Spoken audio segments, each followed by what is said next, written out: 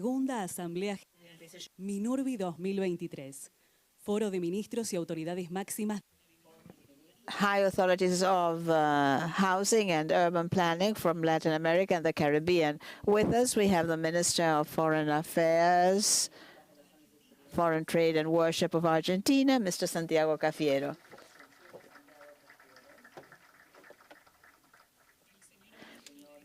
The Minister for Territorial Development and Habitat of Argentina, the Chair of Minurvi, Santiago Maggiotti.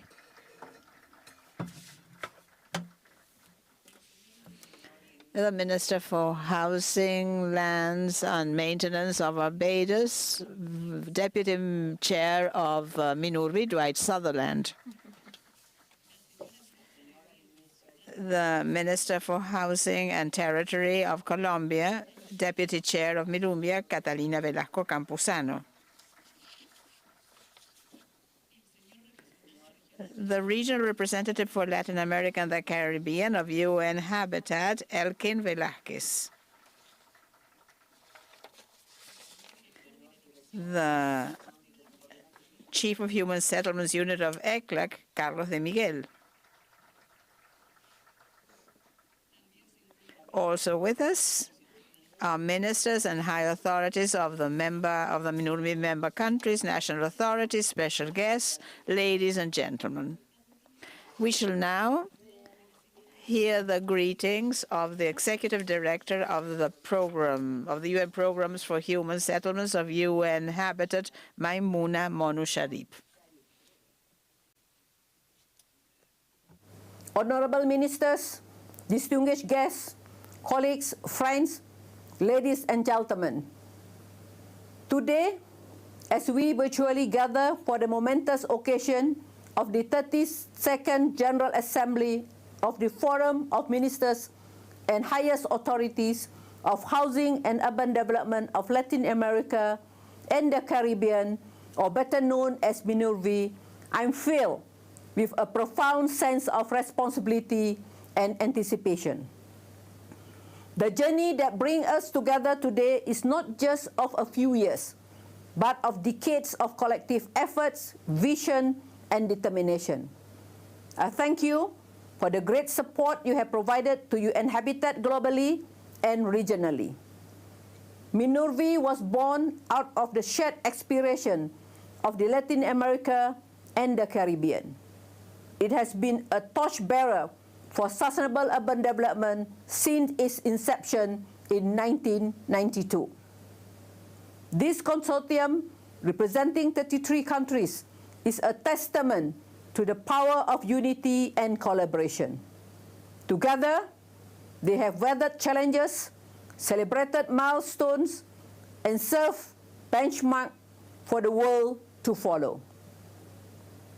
I wish to express my deepest appreciation to our current President, Mr. Santiago Maggiotti, Minister of Territorial Development and Habitat of Argentina. His leadership, characterized by foresight and inclusivity, has been instrumental in guiding the Forum through transformative phases. Alongside the relentless effort of all member nations, have been the bedrock of our achievement. This region, a mosaic of cultures, traditions, and histories, stands at a pivotal juncture. The urban challenges we face are multifaceted, from ensuring affordable housing and infrastructure to addressing the pressing concern of climate change.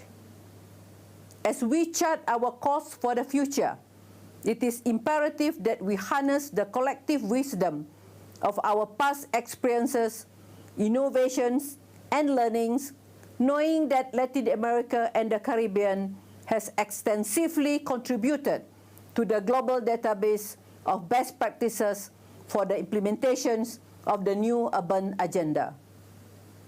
As we set our agenda, let's also take a moment to reflect on our broader mission. Beyond policies and frameworks, we are shaping the future of millions of lives, dreams, and aspirations. Let's pledge to create cities and settlements that are not just structures of bricks and mortar, but vibrant ecosystem of growth, opportunity, and inclusivity. Let us work together on the following key priorities that member states have given to UN Habitat, namely, 1. Housing and neighborhood transformation. 2.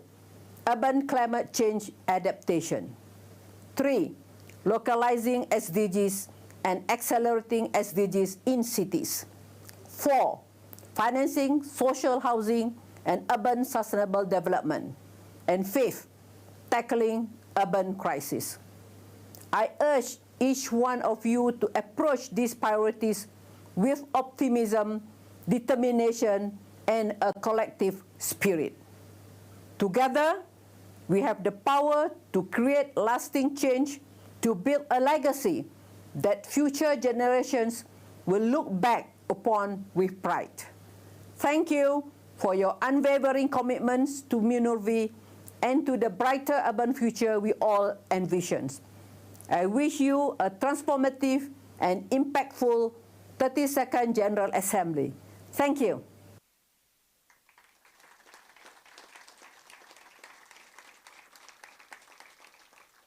Acto seguido, escuchamos las palabras de... And now we shall hear the opening remarks of the Director for Sustainable Development and Human Settlements of ECLAC, Carlos de Miguel. Thank you very much. In the first place, I would like to greet Santiago Maggiotti, the Minister for Territorial Development and Habitat of Argentina, who chairs the Forum of Ministers and High Authorities of Housing and Urban Planning, as well as the Foreign Minister Santiago Cafiero of Argentina, and definitely Minister Campuzano, with whom and Dwight Sutherland, with whom we shared yesterday another forum, and naturally our colleague from Elkin Velázquez, our colleague from UN Habitat, and also representative for Latin America and the Caribbean of the United Nations Human Settlements Program. Greetings to Claudia Mujica, Res Rep, and friends who are with us today. As I see, I am in charge of the opening remarks, but we have with us Minister Maggiotto and Cafiero, and they should pronounce the opening remarks because this is Argentina and you are hosting the event. But I would like to say that the Argentine Republic is the chair, holds the chair of ECLAC, and thus we are at ECLAC's home right now, at ECLAC's venue, and ECLAC is the host here, no problem about protocol. Anyhow, for ECLAC, it's an honor to stand by you here in this 32nd General Assembly of Ministers and High Authorities of Housing and Urban Planning of Latin America and the Caribbean, which coincides with the 75th anniversary of ECLAC. It's 75 years that ECLAC has been in operation, where the objective has always been to promote sustainable development and regional integration and cooperation in Latin America. And our Executive Secretary, Mr. José Manuel Salazar, greets you warmly and is committed to keep on working with all of you. With us here today in this day and a half, we have a challenging agenda, which is the basis of the 2030 agenda and requires us to adapt and cope with climate change, inclusive cities, mobility and financing challenges, need for housing, access to utilities and services, and urban development. This is not the best case scenario. Let me tell you, as I said yesterday, if we analyze the Sustainable Development Goals and the goals in general, a quarter of them shows that we're not only not making progress, we're moving in the opposite direction. In 50% of them, there has been progress, but very, very slow. And among them, all those that are part of SDG 11, no minoration, because by 2030, 80% of the population in Latin America will be living in cities, and most of them, half of that, 86%, in cities of over 1 million inhabitants. This means that the problems and issues we have today, if we don't move forward, they will be even greater. To move on with the 2030 agenda means growth, but not just any growth. Precisely at ECLAC, We're talking about these 10 years growing at less than half what happened in the lost decade, forsaken decade of the 80s. This needs to change. We mustn't forget international factors. The COVID crisis that affected us all, armed conflicts, climate change, but also some elements typical that are our own and that we need to face. The low investment levels, productivity, inequality of all sorts and kinds that we see in the cities, and also the non-regular labor conditions. I mean, people holding informal, non-registered employment in Latin America, and the opportunities lost because 70% of the people that are inactive in Latin America are women, and we're forgetting the talent women bring to the table. And this is a result very often of the inequalities that we see in the cities, because we don't have the capacity of providing efficient mobility, the commuting time, pollution, everything impacting on the mobility and mortality of women and the elderly and the children, and it's all the women have to bear it all. So a lot of changes are needed for the 70% of inactive people to be able to make a contribution with their tasks. And then there's the climate emergency. The climate change is tough on us. I won't tell you what is happening in the region, but given the trends we have currently and the international commitments, it will be over 2 degrees. And the distribution of these 2 degrees is not the same throughout the planet, and is not the same in the cities where we have very strong heat waves with high temperatures affecting the health of the people. And thus, we have the challenge of facing this growth with these impacts that will undermine our own growth. Without growth, without quality jobs, without accessing essential services, losing the means of the household means of people, the people will lose faith in us, in the UN, in governments, in democracy, and it will even be worse. People won't believe. Constructing future in XXXII means a productive future, inclusive and sustainable. That is our motto. And for this, we need transformations that are all interconnected. As I said, we need to go for a different kind of growth. And precisely, given the situation the planet is in and given our own region, this is a wonderful opportunity to make the necessary changes, making the most of certain sectors and certain comparative advantages that for Latin America can be a transforming success. And some of these sectors are precisely in our cities: the energy transition, renewable energy, but also efficient mobility and sustainable mobility services, public transport based on electromobility. This means more efficiency, greater productivity, and the circular economy, sustainable tourism, especially in the Caribbean, hydric efforts, digital government for greater efficiency, and the economy of care. This is all an opportunity. We have the opportunity of making the most of all this, but we need an integral, comprehensive urban development, articulating all these in socioeconomic and environmental components that seek to address the needs of people. The invisible hand of the market won't make it. The market by itself can't cope with all the fabric of interrelationships there are in a city, the externalities, the co-benefits available, the needs for coordination which we need to face a comprehensive urban development. And we need planning, and planning is essential. And for this, we need to integrate agendas, soils, mobility, housing. We need to talk it all together, address them all together. The different efforts, the contributions for the climate emergency, everything has to be in line with urban territorial planning efforts and the articulation between stakeholders. It's not just the public national sector. We need to build on the territories, we need to integrate the private sector, and we need to integrate the different communities that live in our territory, and thus we need big investments, major investments that shape the cities, as we said yesterday, and thus these investments are fundamental. Without thinking of the investments needed to face all the traditional gaps that we have in our cities, we have estimated at XXXII that to commit and comply with and to honor the national commitments for climate change, we would have to invest 3.7 to 4.9 of the annual GDP for our contributions, and there's still so much more to be done, especially in the developed countries.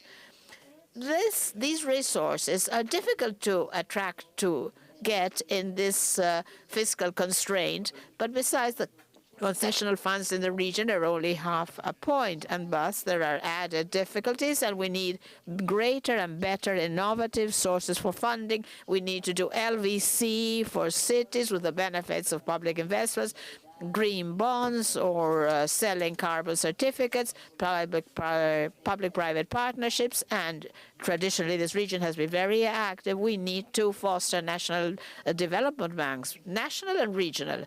Let me conclude with a message. For ECLAC, it is fundamental to have regional cooperation and integration, not just to share good practices, best practices and solutions, that all countries have extraordinary things that they can contribute, but besides, it generates big profits in efficiency. For instance, the integration energy-wise in Latin America would reduce strongly costs and would generate safety and security that we need vis-à-vis the climate emergency and the impacts thereon.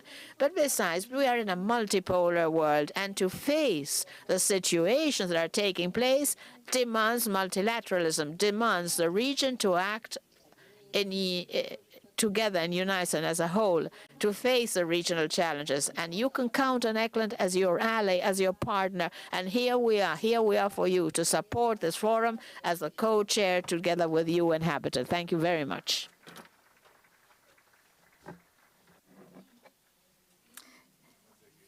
Now we are going to see a video showing the meeting which was held in April by Minurvi.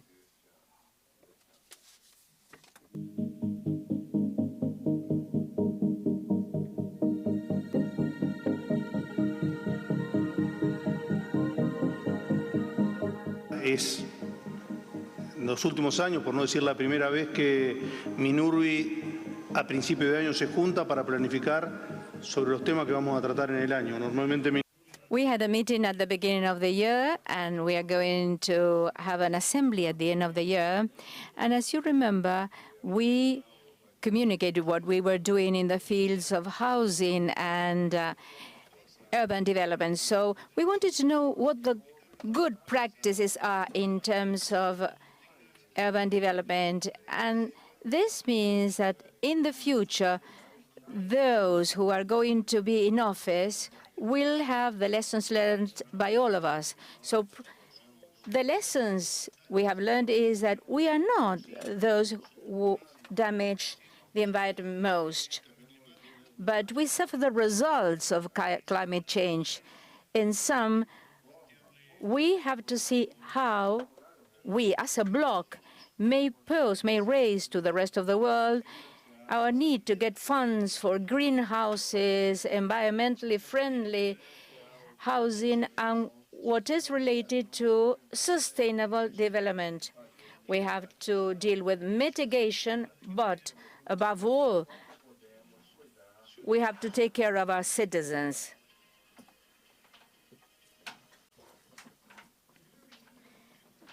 The first thing that we have to remember is that we live in the most unequal continent in the world. That imposes different obligations on us.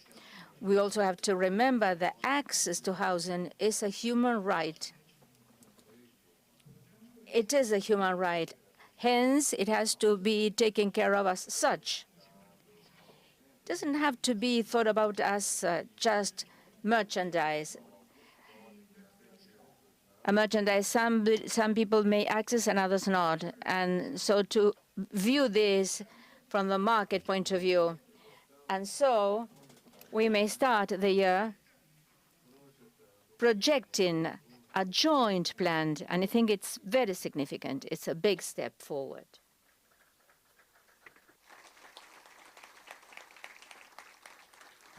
Ahora escuchamos las palabras del... Now we're going to listen to the chair of Minurvi, Santiago Mayotte, Minister of Territorial Development and Habitat of Argentina.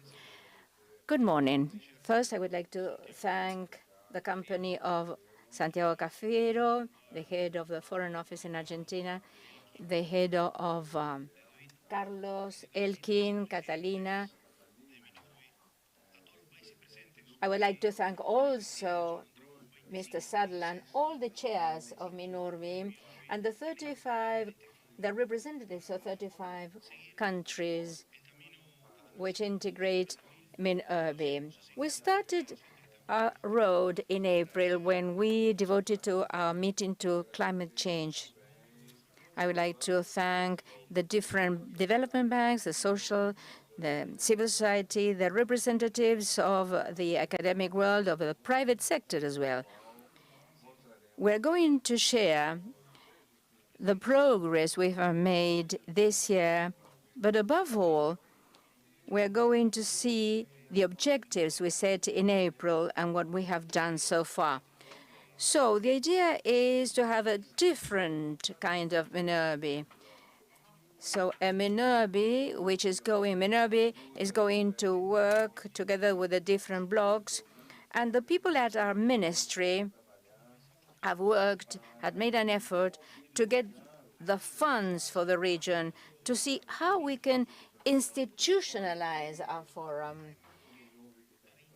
This forum has to work as a block to foster housing and habitat as priorities on the agenda, as energy, health, transport. They have a very robust agenda, and they get funding for the different regions and to our region as well. We, as ministers of housing, we have to act together as a bloc so that housing is a priority on the agendas in the world. As our president said, housing does not have to be associated to revenue. So we don't have to naturalize the fact that there are people who do not have a house. And as Carlos pointed out, we have to work together, the private sector, the public sector, with housing as a priority, equality of opportunity as a priority, having as a priority in this region habitat and housing. Later on, we will speak about the different topics which show how significant institutionalization of Minurvi is. So I want to underscore how significant it's going to be to have a positive result after the work we have done this year, getting acquainted with the programs each country has. Of course, it's a broad agenda. With our work with the 35 countries, we are acquainted with the different programs implemented by the different countries. We know which programs have been successful. We have worked with the banks, and the banks have also communicated the funds given to the different countries. So sharing information is vital because countries will be able to replicate those experiences of those programs which were very good or which were very successful in one country, and they can be replicated in other countries. Why not? As Catalina pointed out, from the chair, the different virtual meetings held by Minurvi, we have worked towards this end. So thank you, Mr. Minister, thank you to all the people who attended the assembly in April and who supported us. Argentina is deeply committed to the Agenda 2030, and that's why we are determined to work to combat climate change, making an effort in order to attain this objective. And last but not least, I believe that Minurvi, as a bloc representing 35 countries, have to work together as a bloc when trying to raise funds. So we have to resort to the multilateral banks according to the needs of our region. so we can spearhead all these projects, which can be even useful for the rest of the world. Welcome to Argentina. Thank you for your company, and let's go on working. I know that the declaration, which is going to be the result of this meeting, is going to include all these ideas. Thank you very much. Ministro de Vivienda. And now the Minister for Housing, Lands and Maintenance of Barbados, the Vice President of Minurvi, Dwight Sutherland, will take the floor. This is just a welcome from me. You will hear from the Caribbean this evening. I must recognize members, my brothers from the Caribbean, and also all those from Latin America. President Maggiati, it's indeed a privilege to be here. In the opening words of Maggiati, we are at the crossroads. I'm not going to use the word climate change. I will use the words climate crisis. We have passed climate change. We are indeed in a climate crisis. We are faced with several things across the globe. The war, Palestinians. I'm sure that will be discussed sometime in the next 2 days. But we, as a Caribbean and Latin America group, we must band together. I'm certain this afternoon you'll hear from the Caribbean with respect to the work we have been doing in terms of trying to divert the much needed funding from the north to the south. This is indeed our priority. We do not have the resources to address the climate crisis on our own. They're the big nations who indeed secure funding. And as a result of the special drawing rights now that have moved from the IMF to the Multilateral Development Bank, we're hoping that at the end of COP28, Latin America and Caribbean would indeed be a richer nation with respect to dealing and addressing the major issues that confront us. So as we sit here for the next 2 days, I'm hoping that our contributions will indeed be tailored towards improving housing as well as making us ready to address some of the major challenges that confront us, the natural disasters. And you'll hear from Barbados, a small country who has really pioneered the Bridgetown Initiative. And this, indeed, as I speak here this morning, I think my Prime Minister, not I think I know, is in Paris, preparing herself for COP28 to address some of these challenges through the G7 countries. So those are my opening remarks, and I'm happy to be here. It's a lovely place. I like the weather, and indeed over the next 2 years I will enjoy what is there to enjoy in Argentina. I thank you.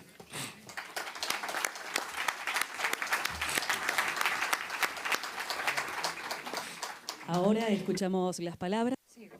Now we listen to Ms. Catalina Velasco Campuzano, Minister of Housing, City and Territory of Colombia, who's the Vice Chair of Minurvi. Thank you, ladies and gentlemen, beloved friends. A year ago, we met in Santiago, and we made the decision to give Minurvi 3 vice chairs. 1, debate. 2, solidarity, headed by Dwight. And we thought that we had an opportunity to work together during the whole year. Let me tell you that we have worked very hard, and I would like to thank all those who have participated. Together with Argentina, the 2 teams together, we designed a survey in order to foster this debate. And we express our interest in 3 virtual fora, one in climate change and risks, another on human settlements in September, and the third in land management. They were moderated by Costa Rica, Belize, and Uruguay, each of the subregions, Central America, Mexico, South America, and Caribbean, the three regions. In these three fora, 150 people attended, and we have this brochure you will receive in which the summaries and the different proposals were put forth. This exercise, which was so interesting, so fruitful, has substance, which is we as Latin Americans and Caribbeans, as this group which we join, this union, has the two needs. One, not only the ministers have to meet twice a year in order to strengthen our relationship and to discuss different topics on the agendas, because behind us in each of these countries there are technical people, civil society, local governments, a lot of people who are capable of contribute towards building upon a debate on Latin America and Caribbean Union. We should stress that it's not only us, but the whole Latin America and the Caribbean have to participate. We have to build our own group of ideas or conceptions in terms of habitat. We have to build thought on habitat. Yesterday we said that there is a forum which is supported by ECLAC, and we presented that we have made mistakes. Of course, we're going to make different mistakes every year, but we cannot keep on doing the same without the capacity of sharing, discussing, and, for example, BTR in Bogota collapsed because there are countries in the region which are contemplating this idea of ERT. So why don't they come to Bogota and see what happened there? This means that that can be translated into our own thought. I believe, Santiago, you have done something which is extremely significant, which is to strengthen the institutionalization of Minurvi. We want Minurvi to be a global voice. We want that voice to be stronger and stronger. That's why we're here. That's why we need an institutional structure. But behind that, we need a regional thought. So 150 people got together in 3 different fora, virtual fora. That has to be kept so as to build our own thought in terms of habitat in Latin America and the Caribbean, and regardless of the decisions made during these days in terms of institutionalization of Minurvi, let me stress that no doubt we have to go on, we have to make progress, but we have to go beyond the level of the ministries. We have to encompass the local governments, civil society, all the stakeholders. There is no doubt that Latin America and Caribbean thinking in terms of habitat does exist. It is around, and it has to be put on the table globally in order to contribute, but to have a more active participation. So let me support and applaud what Santiago has done so far. Thank you for this convention, and I do urge you to go on building these thoughts of habitat of Latin America and the Caribbean. Thank you very much. And now we shall hear the opening remarks of the Minister for Foreign Affairs, International Trade and Worship of Argentina, Mr. Santiago Cafiero. Thank you very much, all of you, and thank you, Minister Maggiotti, for committing Argentina and getting us all to commit in this vision of strengthening Minurvi, strengthening multilateralism and the institutions under multilateralism. When we defend the system, we have to defend if there is an attack or there is a thought to deny, reduce our efforts. As we heard, no more climate change, now it's a climate crisis that we need to address. And that way of denying the existence of denying a debate on a climate crisis, on how effective or not institutions under multilateralism efforts of the UN are or are not, on the whole multilateralism that we have stood by throughout years. Democratic governments and countries have done this. What we find is a fundamental, a substantive discussion. It's not just the dynamics of what is disruptive or what it means to having hate speech or hatred speech to attract followers.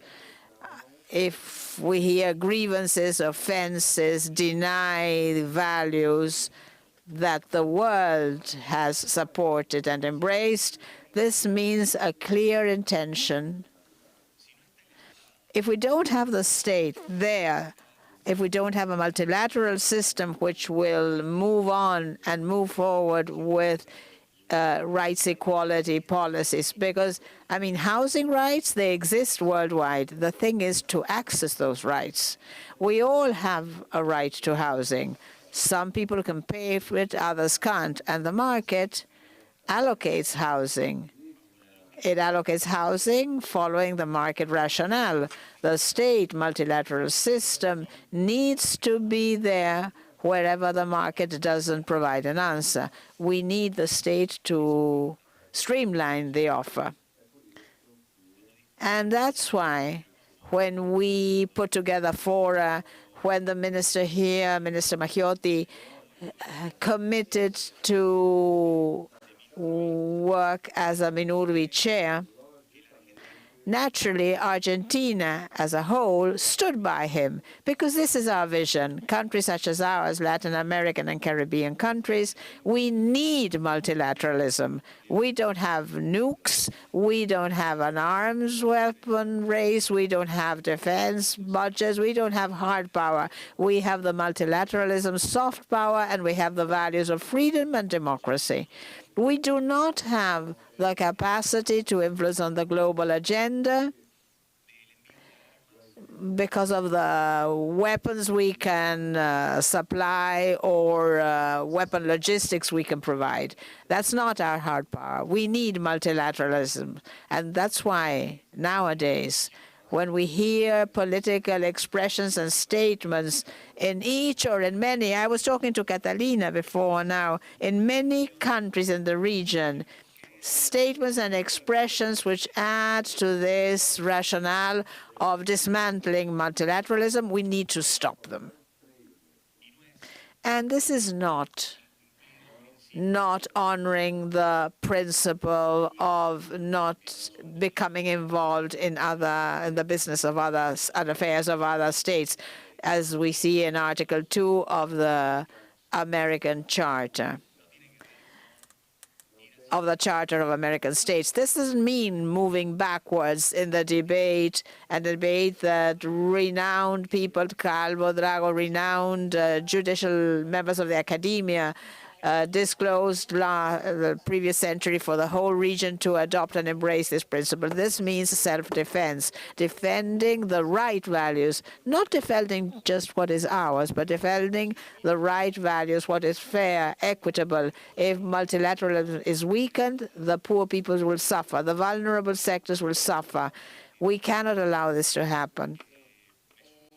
I embrace the opening remarks of the table as a whole. I wish to thank you all for being here, and I want to thank in particular Santiago Maggiotti, not just for the job done here in our country at the time of moving forward for territorial equity in our territory, which is the 8th country territory-wise globally. Imagine the kilometers this means working at, but to pose this and move this forward as a banner in the region. Thank you, Santiago, for your commitment, and here we are to support you from now on. Thank you very much.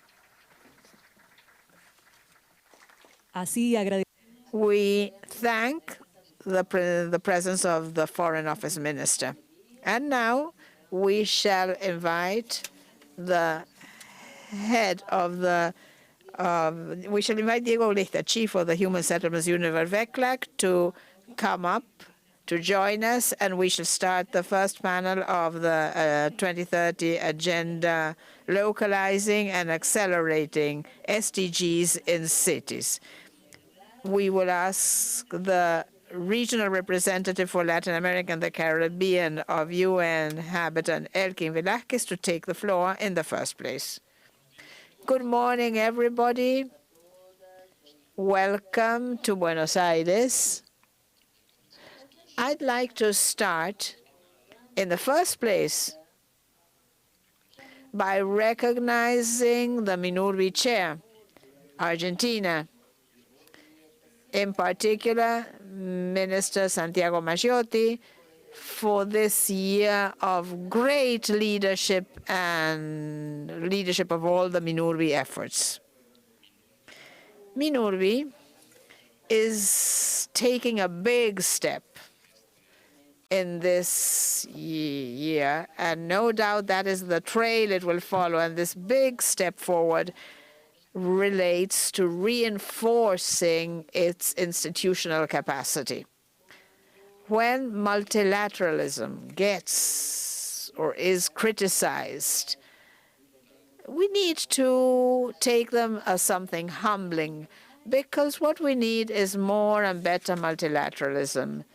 And we need to find the right expression of this multilateralism. And when you hear at UN Habitat, at the UN, we hear about the plans to strengthen institutionality, to strengthen and adopt and get more tools, instruments to serve Latin American people better, people that are seeking access to housing. This cannot be anything else but good news, and that's how we take it at UN Habitat, at the UN.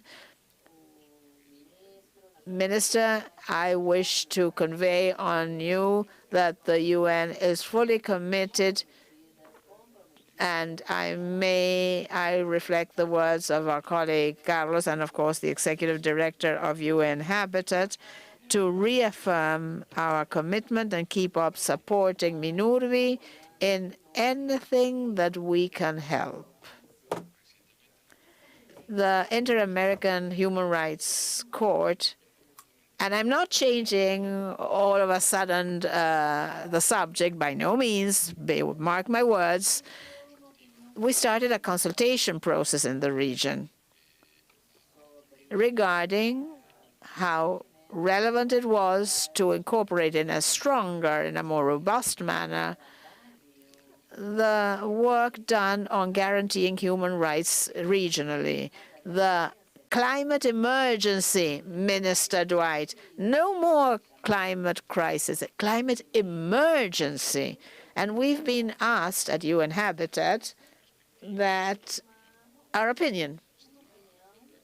And I wanted to share with all the ministers, the Minurvi ministers, and all the attendants, the fact that the UN Habitat opinion, informed and evidence-based, is that it is very important currently to move towards greater multilateral institutions in the regional context. And this is precisely, and that's why I'm making a point of it, what Minurvi is doing. This means that regionally, there is a convergence regarding the line of thought and the actions taken to consolidate such multilateralism regionally, which is fundamental.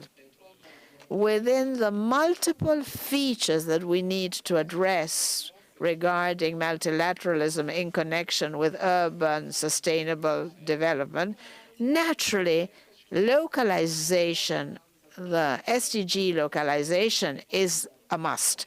And I need to focus here by conveying three specific messages. Localizing SDGs, that has been in the high-level political forum meeting we had. This was the forum, the meeting. I'm sorry, I can't think of the words. I can't think of the right words. The high-level forum, you know, SDGs, July, New York. One of the fundamental issues that cropped up to bring about conveying a way to speed up the implementation of SDGs was precisely localizing SDGs. And if we say localizing the SDGs, this means going territorial. And if we say going territorial, that means integrated comprehensive action. This means an integral design for interventions and operations in the territory, so that we find a way to come close to communities, families, neighborhoods by increasing one-to-one the impact, community by community. Let me say, this is still one of the key issues in the work of stakeholders, different diverse stakeholders, presence, institutions, that we're all here, and it means moving on in an integral action territory-wise. Minurvi has posed this in its strategic messages. The area of opportunity needs to be augmented by scaling up operations, strategies, integral efforts in all the territories.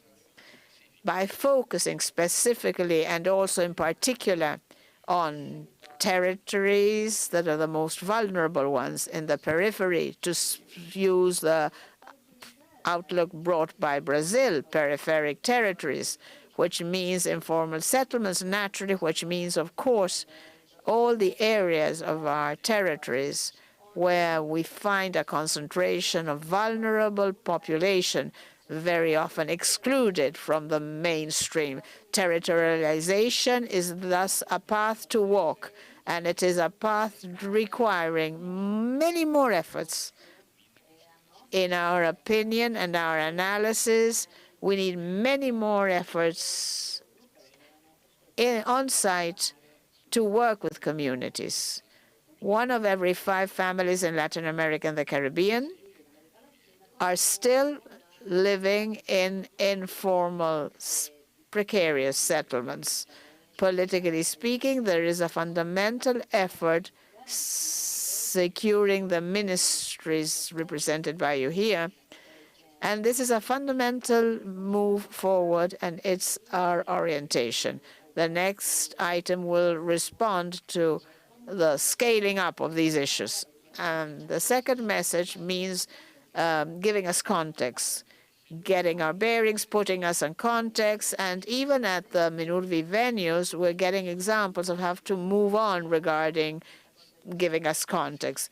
The SICA, CISC, the Central America Social Integration System, including the Dominican Republic, how to land the global agendas, localizing, territorializing, regarding the specific issues regarding human settlements in Central America. This has become institutional by means of the work done by Minister Michel of the Central American Council for Housing and Human Settlements, that you as a minister today and holding the pro tempore chair of the Central American system are leading.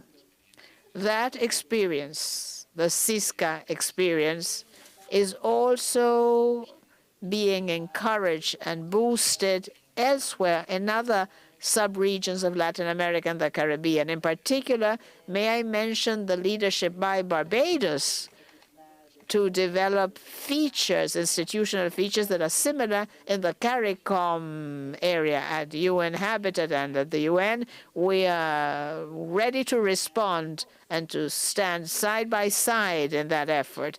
And there's also all these areas, particular areas, not just the Caribbean and the states, island states, small island states, developing states, what we call SIDS, SIDS, the work being done in the Amazons. I'm pretty sure the Minister Yader Filho has a lot to say about that outlook, that going territorial in global agendas, in particular combined global agendas, climate change, the climate agenda, and also the territorial, the new urban agenda. It's very important. It is actually fundamental to move on there, to provide context, given the differences and the diversities of our geographies. The fact that a new Amazon Cities Forum has begun, that would be about 45 million inhabitants all in all, or a bit over that. So if we take Amazon as a country, that would be the third or fourth country in size in Latin America and the Caribbean. And you see there are certain specific issues there and certain certain urgencies to provide context and to work in context for the Amazon cities and region. Finally, the last message I wanted to convey. This is about all these agendas converging on localizing in all territories in our diversities throughout Latin America. And there's a possibility of being supplemented by much more painstaking work at checking out, establishing the evidence of this impact brought on by all these integral interventions providing context in the territory. So from the bottom of my heart, this is an area of opportunities for all of us. How to do better, dear Carlos, dear Diego, how to develop better methodologies to measure the impact of all these operations and see this as part of the SDGs. At the time we are now knowing that there are complexities that are technical, scientific, when it comes to measuring because of the complexity of the data, which traditionally there are asymmetries when you look at the information in all the region. This is precisely the challenge, and this is where we need to move on, among other things, because this is the way to find new incentives to invite or attract greater quality investments regionally, and not just what Minister Santiago mentioned, more than that, more than the public, national, and subnational and local budgets, besides what is made available to the region, thanks to the work of great work done by the IDB, CAF, the World Bank, the Caribbean Development Bank, and BESI, and all these institutions. And we're capable of moving forward in this respect and taking this step, and there are initiatives in this sense to provide the means to work and model and analyze in order to comprehend better the specific impacts that we could have by means of localized interventions and urban interventions. As an example, we can boost the process to speed up actions and achieve sustainable development goals. Localizing means going territorial, integration, providing context, and this is always fundamental. What is fundamental is to move forward, to get new means to get more robust at the work of measuring impact. That is the process that we have committed to at UN Habitat. What we envisage and what we consider will be a contribution as far as we can to strengthen our multilateral agencies regionally under the Minurvi figure as an institution. So thank you very much. Muchas gracias, Elkin Velázquez, representante. Thank you, Mr. Velázquez, representative of UN Habitat. Now, We listened to the intervention of Diego Aulestia, Chief of the Human Settlements Unit, ECLAC, Urban Sustainability in Latin America and the Caribbean. Thank you, Mr. Velasquez, thank you, ambassadors, high-level authorities, thank you, everybody. I would like to speak about responsive context and challenges. Context has already been commented upon because we have an urban context, 74 cities with more than 1 million inhabitants. We have to preach. That is what we have to do. We have to preach that the solutions in our region cross-cut the situation in the different cities. Productivity, as Mr. Miguel said, at ECLAC, we believe that these elements are fundamental because they are a key to foster urban development in the region. It is 6 decades in Latin America and 5 decades in Latin America in terms of socio-economic and demographic transformation, perhaps the most significant in this century, with more than 50% of its inhabitants in cities. And this past, no doubt, impacts the present and the future. Why? Because you have 200 million of people below the poverty line in the region.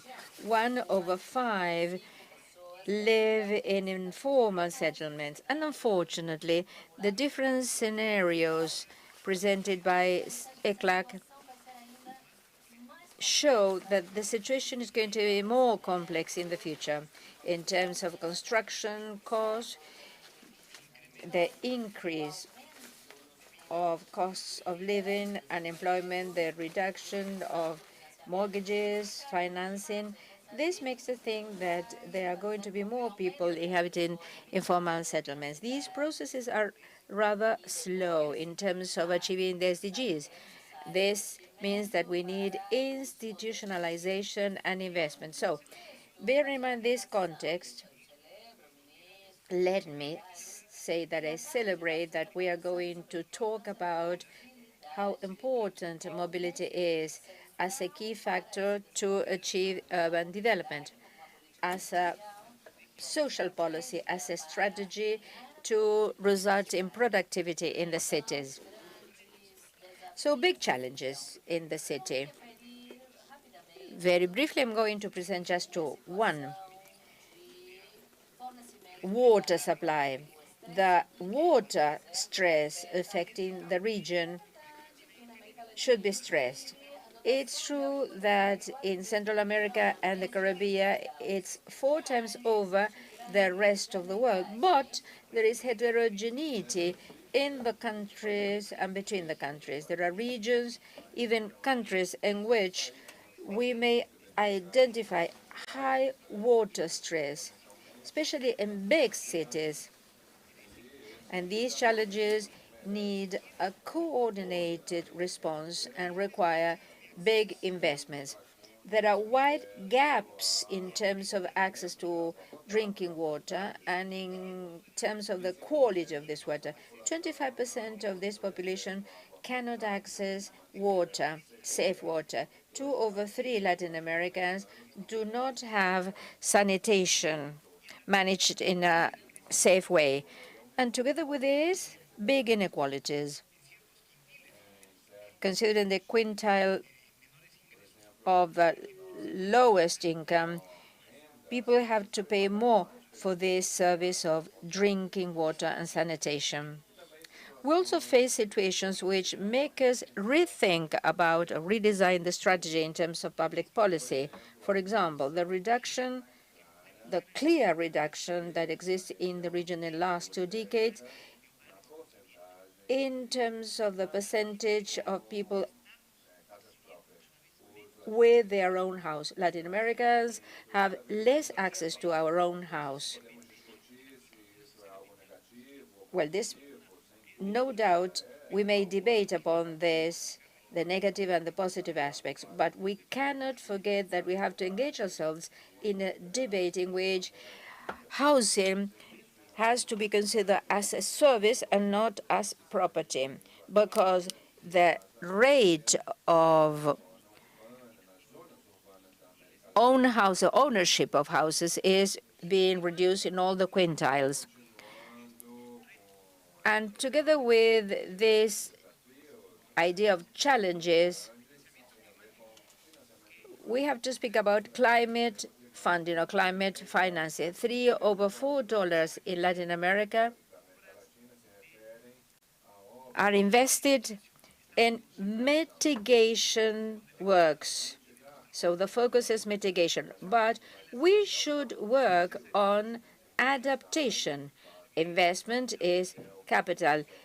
4% of GDP have to be destined to creative measures and to considering public policies in a comprehensive manner. When we speak about the national contributions, which are indispensable tools to face climate change, this shows that there is some room so that in the mobility field, we may leave behind the bias in terms of supply. We should consider the demand as well. And this takes us to housing policies, land policies, and urban planning. And let me conclude with a summary, a brief presentation of the responses we highlight. One is the need for articulation of public policies. We have to identify urban public policies as one element which integrates the action by the state. Of course, it has to be achieved by means of consensus at local, subnational, and national levels. In sum, we have an enormous challenge. 29 over 32 countries in the region have a ministry devoted to housing and urban development. In 4, we have water and sanitation reporting to the ministry, and three of these 4 deal with mobility and transport. This means that we have big challenges in the future, to new topics to be incorporated into our agenda. Human rights. Well, we have to remember that accessing a good environment is a human right. Remember the XXXII agreement, and remember ECLAC has the secretary of that agreement. We have to commit ourselves to move towards a healthy environment for all of us. So in sum, we have 21st challenges with tools which were designed for the 20th century. So refurbishing those tools is capital. Refurbishing the way we understand these problems is absolutely necessary. Let me finish by congratulating the ministry, Minister Maggiotti, the ministry, and all those teams under your guidance. I know that there are many public officials who have worked very hard during this year. Thank you very much. Gracias, Diego Ulestia, jefe de la Unidad de Thank you, Diego Lestia, Chief of the Human Settlements Unit of ECLAC. We shall now ask you all to join us for a coffee break, and we'll resume presently. Thank you.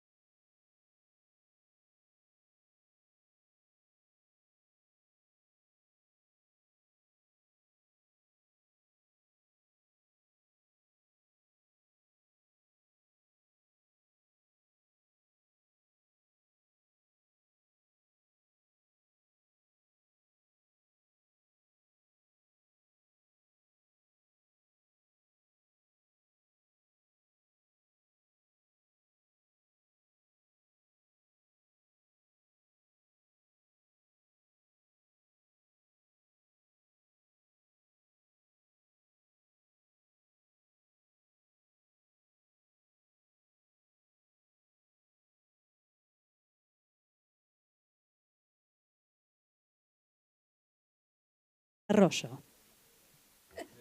The Inter-American Development Bank.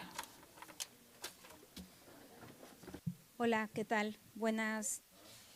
Good afternoon. Is it the afternoon already, or is it good morning? In the first place, I'd like to thank Minurvi for the invitation, having invited the IDB, and in particular, Santiago. I want to thank you and all the ministers that are part of this assembly.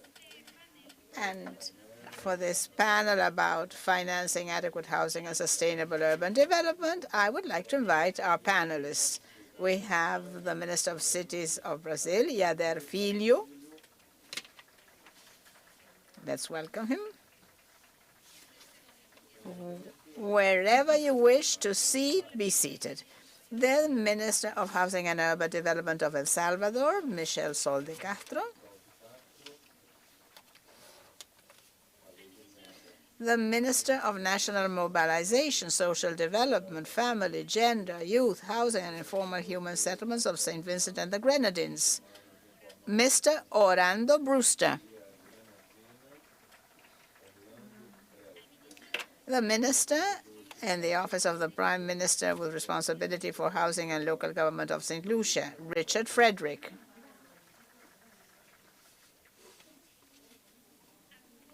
Hugo Cabral, Secretary for Territorial Development of the Ministry of Territorial Development and Habitat of Argentina. He will talk to us about a special program called Habitar Comunidad, or Community Dwelling.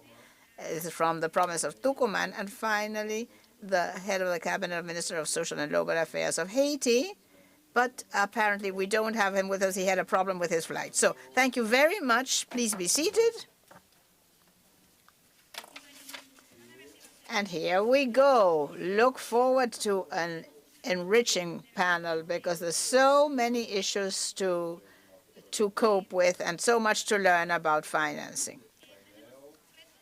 There are important challenges in the region, challenges that we need to cope with in different countries. One of them is that 21% of the population, the urban population in Latin America and the Caribbean, lives in informal settlements. And this coincides with Diego Aulestia's data. 1 of every 5 people live in informal settlements. Traditionally, as we all know, the housing shortage, 90% of the investment has been in new houses and at subsidized rates. And on occasions, the middle classes is the basis of that pyramid, and there is not great desire in the banks to cope with these or cater for these population. 53% of the population in Latin America and the Caribbean are part of the informal sector. To think that the commercial bank could cater for them is quite a complex issue. So this is what's happening. We also see lack of articulation between the financing, as we were saying with Michel, the minister from El Salvador, that not always do the national housing agencies or the development banks, not always do they cater to the public policy that you as ministries want to encourage. And you're doing a lot, right, with local authorities and subnational authorities. You're really working painstakingly with them, as we were talking a moment ago. But to boost that public policy that you want to and need to boost at the ministry, there are fiscal situations to take into consideration because we don't have enough money to cope or cater for all these needs. So the objective of this panel will be to talk and debate about promoting financing for urban housing in a sustainable urban way, because in the previous panels we heard about the importance of housing being resilient and sustainable for vulnerable population with the involvement of the private sector. In this sense, you've been developing and working at different pillars, right, that we've seen in your countries, and it would be good to hear you about that. One is in the interior of your ministries, or what you do in Brazil with private entities. And you calculate shortages and deficits to understand where this population that needs to be catered to it can be found. We also have value chains with all of you and with all the stakeholders to understand these challenges and as you design your products. We do have a network of the public-private partnership and in the field of housing with 174 institutions. That network has a close connection with Minurvi, and you have new institutional arrangements in place. You're strengthening your ministries. You're working with JTS, with CASHA, with the Center for Social Housing, different agencies, different platforms, and that's why we've supported you at the from the IDB. Now, the first question. How are your ministries, what support do you get when it comes to housing and urban development policy with these development banks, say Caixa in Brazil, or Caixa, or Banco do Brasil, or BTS, or the Housing Fund in the Dominican Republic, in the case of St. Grenadines and St. Vincent, and also St. Lucia? You're using development banks, right? So could you talk to us about how you're managing? How are you working with them to be able to pay proper attention to housing shortage? So why don't we begin with Brazil? And subsequently, we'll go one by one. So go ahead, Mr. Minister of Cities from Brazil. Many thanks to Brazil. Participating at this Minurvi forum is so significant. We are following instructions of President Lula. Brazil hasn't participated at international level in the previous years, but now the instruction is that we have to participate. So we have to be here because this forum is so important. When we speak about financing, the program we have is one of the main ones, the housing program. Minha Casa, Minha Vida, My House, My Life, is one of the pillars of the public policy in Brazil. This is the third administration by President Lula, and there are many other plans, subvention plans. The plan, my plan, the housing plan, was created in 2009, and it has already delivered 6 million of housing units in its life, considering financing and also the budgeting of the federal government. This year, in the third administration of President Lula, the objective is 2 million of housing units, which are going to be allocated in the next 4 years. 1.5 million comes from a fund, a guarantee fund, that Brazil has for financing housing units and also big public works of infrastructure. This year, in a specific fund for housing, we have 97 million reais, which will mean $20 million only for funding housing. We have also the housing units, which are going to be defrayed by the federal budget of the country. By 2023, in 2023, it's the first part, 188,000 units, which are divided into three. We have the residential fund with proposals which are submitted to the government by the different municipalities and the state governments and companies as well. Then we have a social development fund which attends the needs of those who need housing. Its work is significant because its audience is people who fight for having a house. And sometimes the facilities that come together with these programs, these projects, are many times better than those carried out by municipalities. And then we have another rural program which attends to the needs of rural families. This fund allows for the construction of new houses or, for example, building just a bathroom in a house which lacks those sanitation facilities. And last but not least, there are also changes which are funded by the BTS. This program is fairly successful. It's a program which is advocated by the Ministry of the Cities. The Ministry of the Cities was instituted by President Lula. The program, My House, My Family, had been interrupted in the previous administration. And now all the houses, all the rooms must have a balcony, a porch and a place for books as well.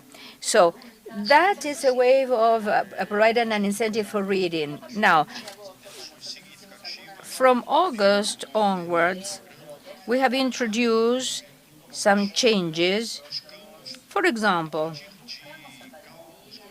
with our calculations, we want the lowest income families to access funding, because so far we have only attended the second and the third layers,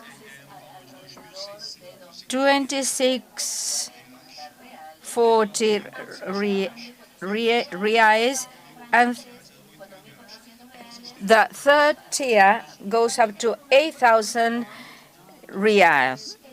So we have three stages or three levels, and before only the first two, number 2 and 3, were attended. For example, now, if a family has 2,000 reales, is going to have 400 as a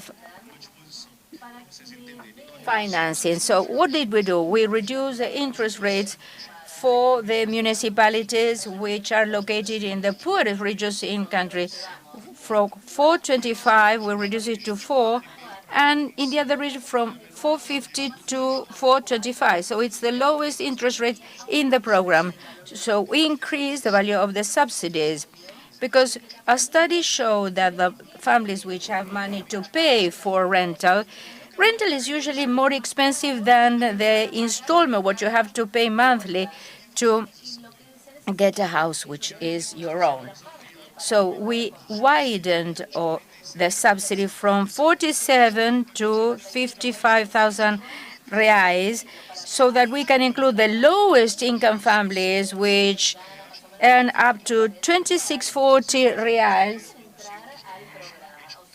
With $400, those families are incorporated. So these are the main changes. We achieved success. And recently, there is another action together with the municipalities and with the provincial states to have just one program for funding, which is a summation of all the public policies of finances, so that we can give more subsidies, and with this, more families are going to be incorporated into the program, which is called My House, My Family, My City. I know that I haven't got any time left. I believe that the case of Brazil is fascinating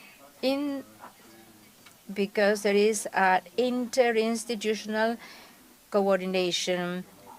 You have different actors like, for example, the federal states, the municipalities, and there is a bank reserves, which are allocated to housing. So this shows us that we have to interact. The ministry has to interact with other agents. And the last thing which was mentioned by the minister is financing for the lowest income families. Usually you assume that they do not have access to financing, but if financing is affordable, they may pay a credit which is lower than what they pay for their rental. So, in the case of El Salvador, there are exercises which are very similar, and they are innovating a lot in terms of financing. So why don't you tell us, Michelle, about your experience in El Salvador?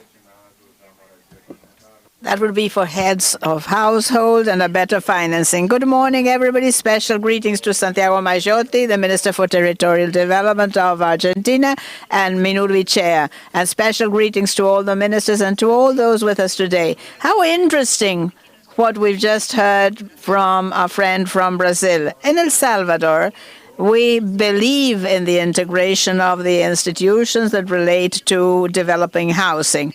President Bukele created the first Ministry for Housing in El Salvador and decided to join 5 important, significant institutions to create this road that would lead to social housing. And that's how he got the Institute for Legal Titling, providing legal titles for the housing and works with extreme poverty families, Bonadipo, a second-tier bank, which also contributes to low-scale or low-income families, the fund, the social fund for funding, which is the National Bank, and BTC, the construction permit agency, because there is the Deputy Ministry for Housing precisely needs to see that the construction permits have to be issued. So now we have one minister, the Ministry for Housing. And that allowed us to understand how urgent it was to help, by means of different programs, to help social housing. We are convinced that we can't give houses a present, that we won't face housing shortage by giving houses a present. No way. There's always a shortage. There's also a shortage of houses and money. We know there's a percentage that we need to help extreme poverty families to acquire their house, but this is by means of loan. We have to make loans affordable, and that will help families to face the shortage of housing. But there's something very important too, the output, the housing unit. I've seen these constructors, they're business people, and they have a margin, and that's valid. I mean, nobody would use their money not to make a profit. Only the state, the governments do that, because our profit is to provide for social well-being for families. But we've created with them, and we've talked things over, instead of buying or building an 100-meter big a flat, let's build a 50-square-meter flat. Let them visualize this as different offices. But we know that our communities need a 50-square-meter housing to live properly, because we have lots of families that in the past settled down or usurped land because they didn't have a proper housing project. The people do criticize us and saying there's no houses. True enough. When I'm criticized in the social media, I say right enough. We don't have social housing projects because we haven't found a way of creating this output for the end business people to have a margin that would allow them to make a profit.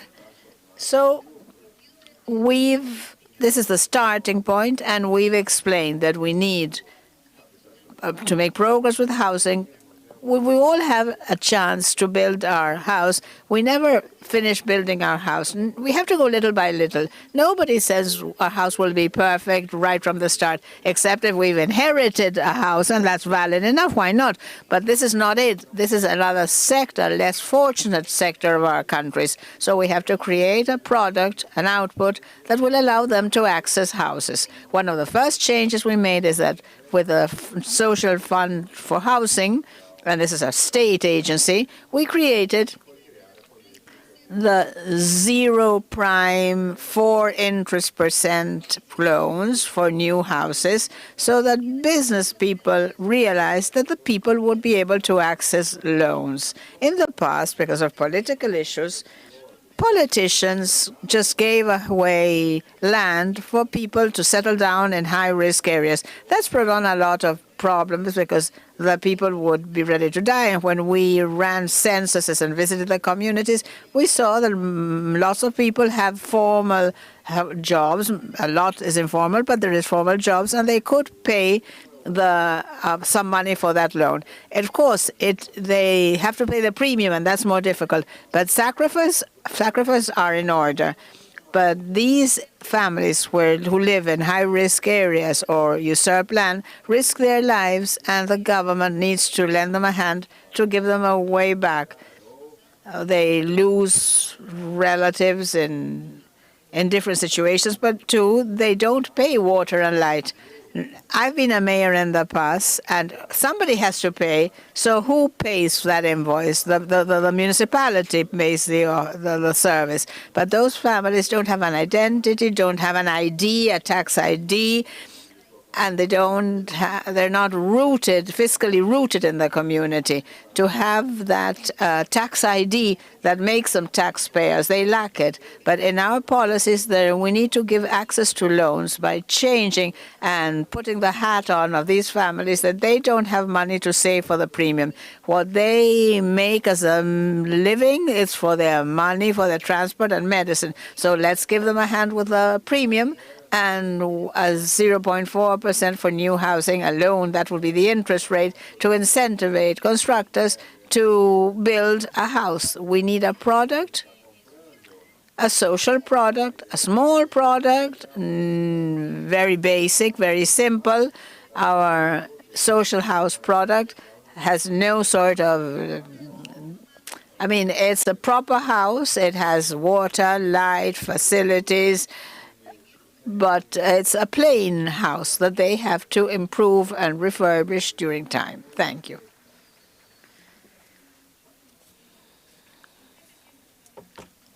When we talk about housing financing, we have to finance the housing offer. In the case of the Caixa provides funding right from the construction of the houses. And what Minister Michel said is very pertinent, because very often we focus on funding demand, and then we get mortgage loans, improvement loans, but it's very important promoting funding, affordable funding and attractive funding for the private sector, because the private sector needs to produce, of course, wants to produce housing for the middle sectors and residential sectors. So what El Salvador and Brazil are doing is very relevant, because this is a way to see the output, the end product out, but also the possibility of providing funding to build houses and resilient houses. Michel mentioned the exercises to walk towards sustainable houses. And Minister Yader too said so too. So now I think it's the turn for Minister Orlando, who comes from St. Vincent and the Grenadines. What are you doing to cope with that need of housing and affordable, accessible funding for families, always in line with climate change? Go ahead, Orlando. Thank you, Madam Chair. Let me first thank the Minister Maggiotti for the invite here to Minurvi and the rest of the panel who spoke before me. It's truly an amazing city, Buenos Aires. I'm happy to be here. And I am happy to be addressing the whole issue of housing as it relates to informal settlement and financing. Now, the government of St. Vincent and the Grenadines, we have been doing a lot of work as it relates to housing, especially transforming our informal human settlement, the different areas in our country where we have that populace. Now, there are many challenges, especially with financing when it comes to informal human settlements, because we have to take into consideration that the persons who settle in the informal human settlements, they are not in the middle class or the upper class. They are deemed as poor, vulnerable, and marginalized. So to approach a financing institution, that within itself will be a challenge. Now, the government has implemented, my government has implemented programs that we can help to alleviate some of the problems that comes from dealing with this whole situation of the informal settlement. For example, there's a program in my country called the Lives to Live program, where we build houses from the government that takes care of persons with disability. That's a right. And if you're over the age of 65 years, however, that within itself is challenging, because building a house, for example, for a 65-year-old, we have to look at the sustainability factor. Because if we are just handing out homes, how are they going to be sustained? Also, another program that we implemented was the 100% mortgage for persons who are under permanent establishment. And that has transformed within itself some sectors of the informal human settlement. This is where you can go to the bank once you're permanent in your employment, and the bank will issue you 0% down. You can get a mortgage where you can build for yourself. But a major challenge, and it's not only for St. Vincent, but across the Caribbean, is bridging the gap with financing as it relates to central government, because I'm sure that across the region, and I know my brothers and sisters are here from the Caribbean, the majority of funding for housing comes from the central government. And we have been battling with this for a long time to get financial institutions to get on board in terms of helping to alleviate the problems we are seeing in our informal human settlements and helping persons to improve their lives and their livelihoods. One program that has been attached to transforming the informal settlement is a program that my Prime Minister announced, where by 2030 we are looking to have one person from every household to be a university graduate. And this within itself will help with the transformation of persons within the informal human settlement. But I must mention that despite all of the programs and despite all of the efforts that we are doing from the central government, there is still room for improvement. We need to see, especially in the Caribbean, we need to have frank and robust discussion with a lot of the lending institutions as to some of the criteria that they look for in terms of accessing financing, because it's very difficult. For example, we had a volcanic eruption, we had Hurricane Elsa, and it was a good thing that we had a contingency fund at the beginning that we could have kind of piggyback off, because when we reach out for funding from these international organizations, for example, it takes time, and persons who are suffering, they do not have that time. So I know that dealing with informal human settlement within St. Vincent, within the Caribbean, it is very challenging, and so is access to financing. And I'm hoping that from this discussion here in Minurvi, we can see some advancement, especially for the region, Latin America and the Caribbean, in terms of bridging financing and opening more doors for us to access financing.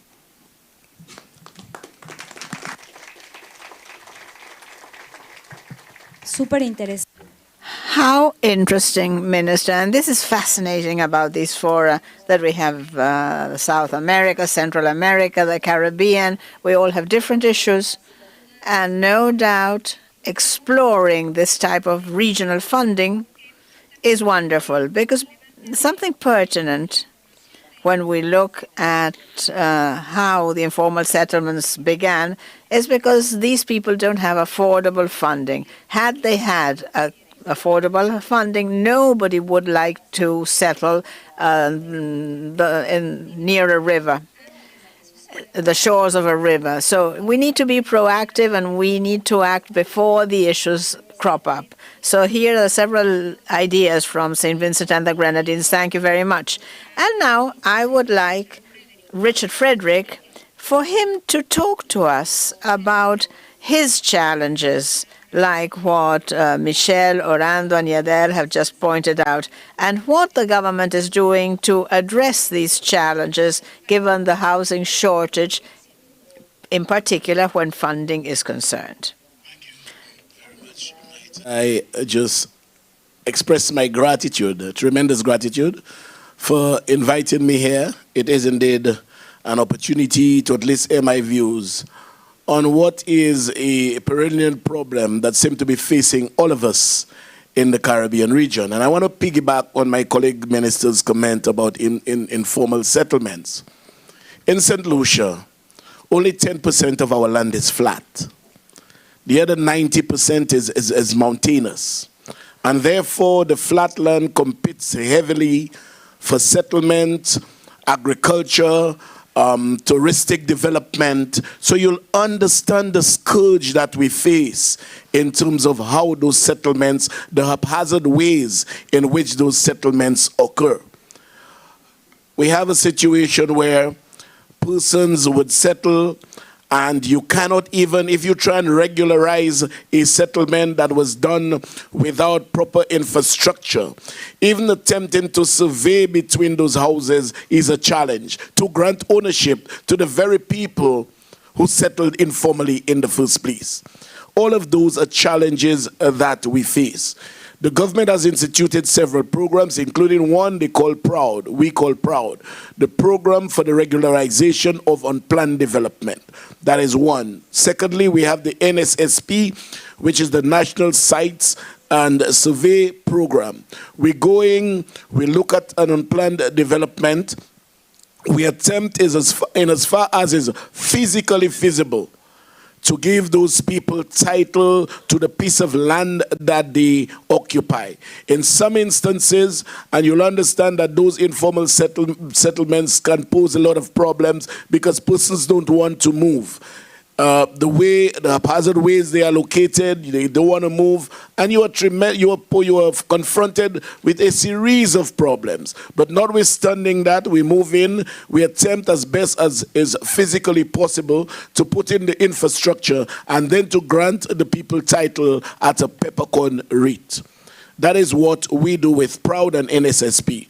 The government also has the National Housing Corporation, which is an establishment that was formed since 1967 or thereabout, basically to give people access in the greater instances to a piece of land.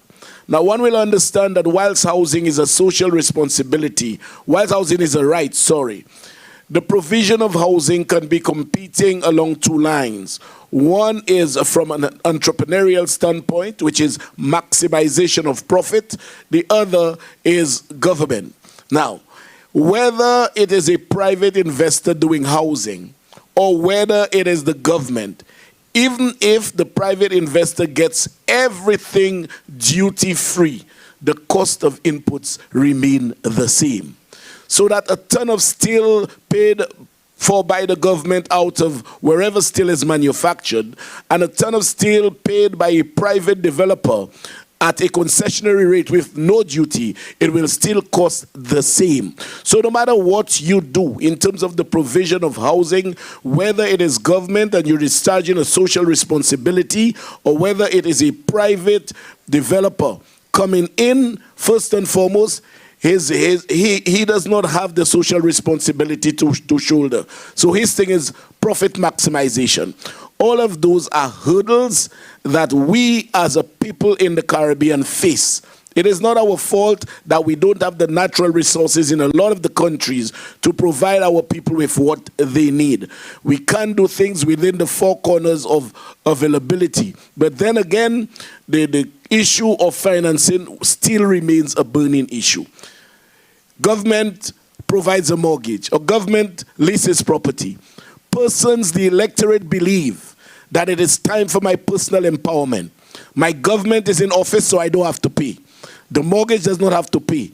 You rent from government, you don't have to pay. Because if you force me to pay, I am not voting for you next elections.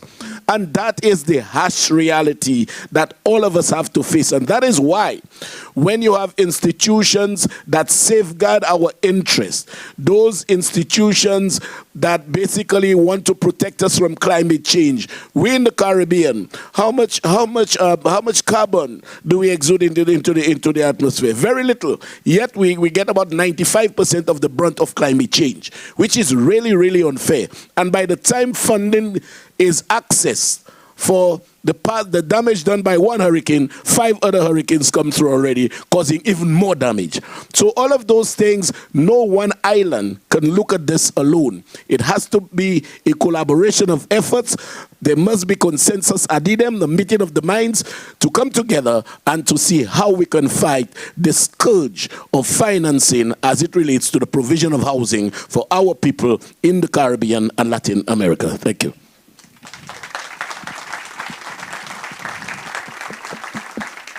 Muchísimas gracias, Richard. Thank you very much, Richard. How interesting, right? So now there's an additional 2 items. One is a good loan origination, and whether a mortgage loan. I mean, it's not just a question of granting funding and developing the funding market, but we need to be sure that that is paid off and that this is a clean loan, because this goes for a long-term market, ongoing market, where resources keep being demanded by families.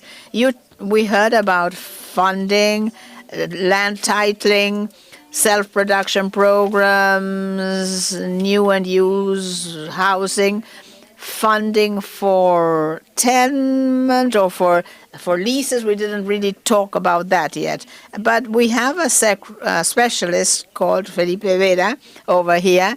He's a specialist, an expert in the South America, and he published the housing, the coming soon housing. And I would like, before Hugo talks to us about what is being done in the community dwelling program as part of the funding program, I would like to hear about Vivienda que Viene housing funding or financing.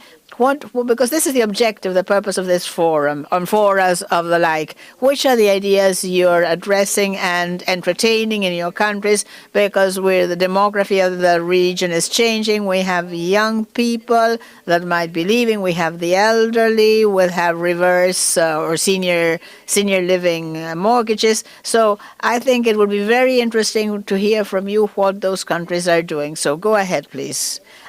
I'm sorry. Yes. Okay. You can.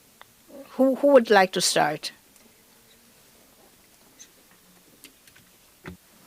Todas as mudanças que nós all the changes we've introduced have been incorporated into the program My House, My Home, My Life. Since 2009, when the program was instituted, when we launched the objective of 2 million housing units in 4 years, we did it because we had assessed the profile of those families which need nowadays a house. So we made some adjustments. Before, we didn't take into account employment. When we selected the land where the new houses were going to be built, we didn't take into account that detail. But nowadays, you cannot build a house which is distant from a school, from a health unit, nursery, shopping centers, because you cannot take families from the place where they live and take them and put them somewhere distant. If you do not create a solution to a city, you create a problem, because infrastructure has to come together with these details. So you have to provide a solution for a specific place. And let me express my gratitude to Minister Majority for the opportunity he's given us to exchange ideas, because I feel I have been enriched by all the exchange of ideas. And I would like to offer what we do in Brazil so that public policies dealing with housing, as our colleague, the minister, has pointed out, which is a right, not only a dream, because the families have a right to have their own house. That is what we are doing in Brazil. All these changes we are implemented are showing results, because now we have 21% more than requests for new houses. So 388, and we're going to reach more than 400,000.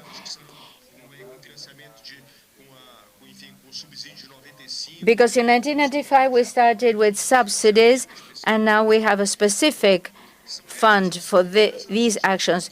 But these actions were feasible. Why? Why, you may ask? Because we speak, we communicate with the mayors, with the governors, with the different associations.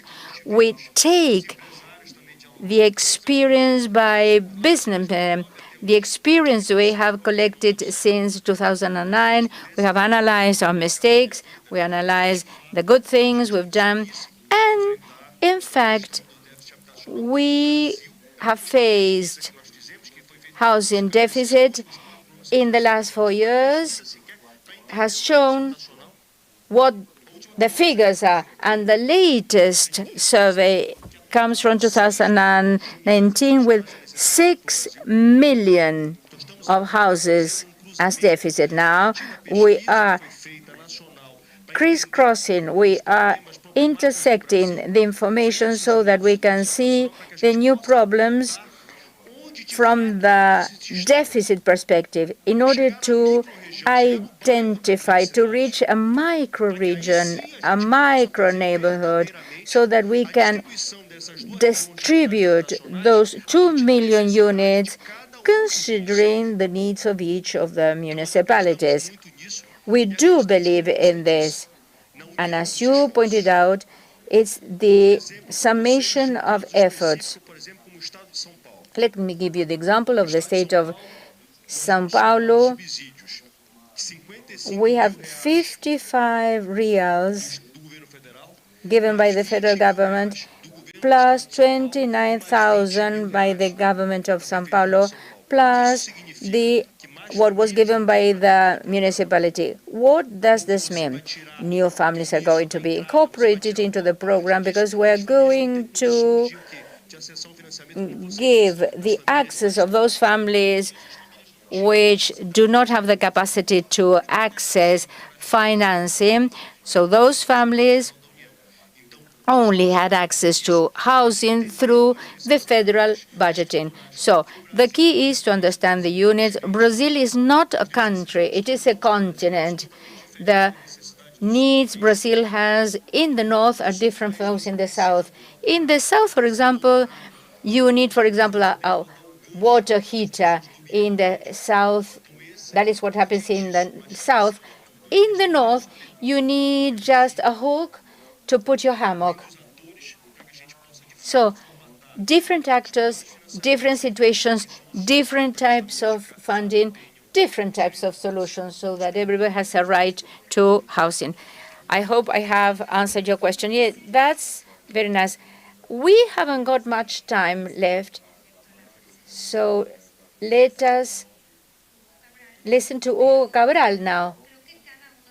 I think that each of you has been quite disrupted in terms of the innovations, and I believe you can exchange your ideas during coffee breaks, lunch, and tomorrow, because there are many things to share. And now I would like to end by telling you that it's worthwhile segmenting reality to reach a good diagnosis, because when you believe that you have eliminated housing deficit, it comes back. because now you have the child who has become a mature person who needs a house. As Richard and Orlando have pointed out, we do need funding from different sources because we don't have enough. It's been really so good. And now, Hugo Cabral, who's the Secretary of Territorial Development of the Ministry of Territorial Development and Habitat of Argentina, is going to present a program which is called Community from Amaicha del Valle Tucumano. Thank you very much. First, let me tell you, I ran into a briefcase here. I found a brief. Yesterday, I ran into a wallet. I gave it back, let me tell you, at lunch. So at the Ministry for Territorial Development and Habitat of Argentina, chaired by Mr. Maggiotti, Santiago Maggiotti, we are happy to share with you a video that talks about a rich architecture and sustainable development program in the framework that our moderator has said. That was the program called Habitar Comunidad, or in English, Community Dwelling. Let me tell you something that supplements the video. And this is, the program is a sub-program of the Casa Propia, or My Own Home program, intended for rural population and indigenous people. The purpose of the program is to allow the communities to take root and contribute to the productive development of the community. It has 4 components: the new houses component, refurbishment or improvement, infrastructure, and access to land. And we do hope to find significant outputs, such as allowing communities to take root in a decent way, generating productive jobs, profitable jobs, and environment-friendly jobs, contributing to food sovereignty by producing agroecological food, and in one way or the other promote deconcentration from a productive and population point of view. Because in most of our countries, in Argentina, for instance, and in most of our countries, it's pretty evident that that is a situation, an issue. And besides, additionally, with this program, we're also trying to get all this to be done in a participatory way, sustainable way, and in an inclusive way. And all this we achieved in a case which we will be showing in the video, thanks to the active involvement of the local stakeholders. Among them, may I highlight the main role played by the actors present here today. One is the Rural Commissioner of Amaicha, Paul Caju, who is with us here today. Let's give him a clap. And then we have Arquitecto Claudio Bombacher, the architect who is the author of the project, who is also with us today, which we consider a wonderful sustainable architecture and urban planning project. The project, as we will be seeing in a moment, has taken into account making use of local resources, because it's something we keep promoting. That is, that each community needs to make the most of the resources the community has. Because we may design a program at the ministry, but the idea is that the country is so heterogeneous. I mean, we even have different provinces, and each one has to take ownership of the tool and make its own contribution. And that's what we've achieved. Clearly, the project has achieved it, where the people have made the most of the stone, the cane. There's a lot of sugar cane in that area in the northwest of Argentina, in the Calchaquí valleys in Tucumán. They've trained 100 young people with a heritage construction technique, and supported by CONICET scientists. They got a wonderful adobe. Adobe is the binding material, and it's a wonderful building technique. We're going to look at that in a moment. They've used biodigesters to recuperate water for irrigation and purposes, thermal heaters. I mean, they've been respectful to nature. They've preserved the forestry heritage, which is not much, but it's very valuable. and they respected topography for irrigation and for water resources. So the project is very important, and we'll be seeing a video about it in a moment. Let's have it, please.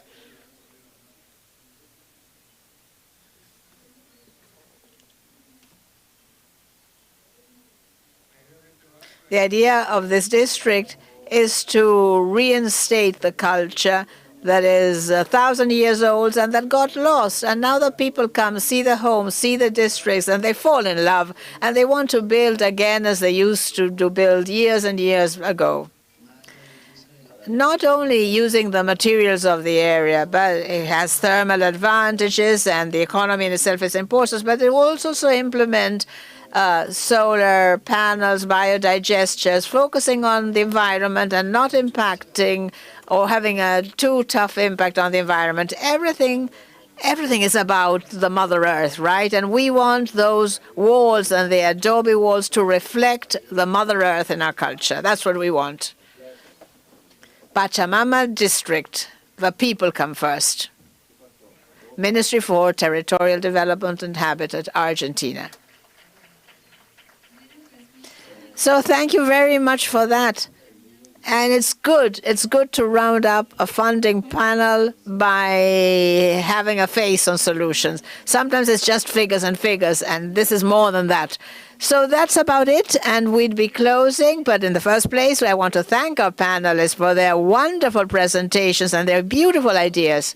And I do have to advertise something, and that is we've just held the Urban and Housing Funding Forum of the IDB, and all these issues that we're covering in 15 minutes time have been dealt in depth in the websites, considering the different solutions for supply and demand and the different institutional alternatives, and I'd really like to deepen our knowledge about that. And I do encourage you all the public here, in the case of Costa Rica, to start working with Bambi, which is what we were saying a moment ago. I mean, with each and every one of you, start working with your national housing agencies, with your housing funds. As you see, there's ever so many things to be done by the ministries. As Minister Sol also said, we need to promote the active participation of the private sector. She'll be calling up lots of business people, not just in El Salvador, but worldwide, bring them to El Salvador. We need to look into resilience. I mean, it's compelling, absolutely compelling. Not too much carbon dioxide to the atmosphere, and however, deeply affected. So we need to be responsive to those issues, and we need to see how to tackle them as a region. And Hugo, thank you very much for these lovely houses you've allowed us to see, which make us smile and have a lovely face on what are our daily efforts. So thank you very much for your attention, for your time, and we'll keep addressing these issues, no doubt. Thank you.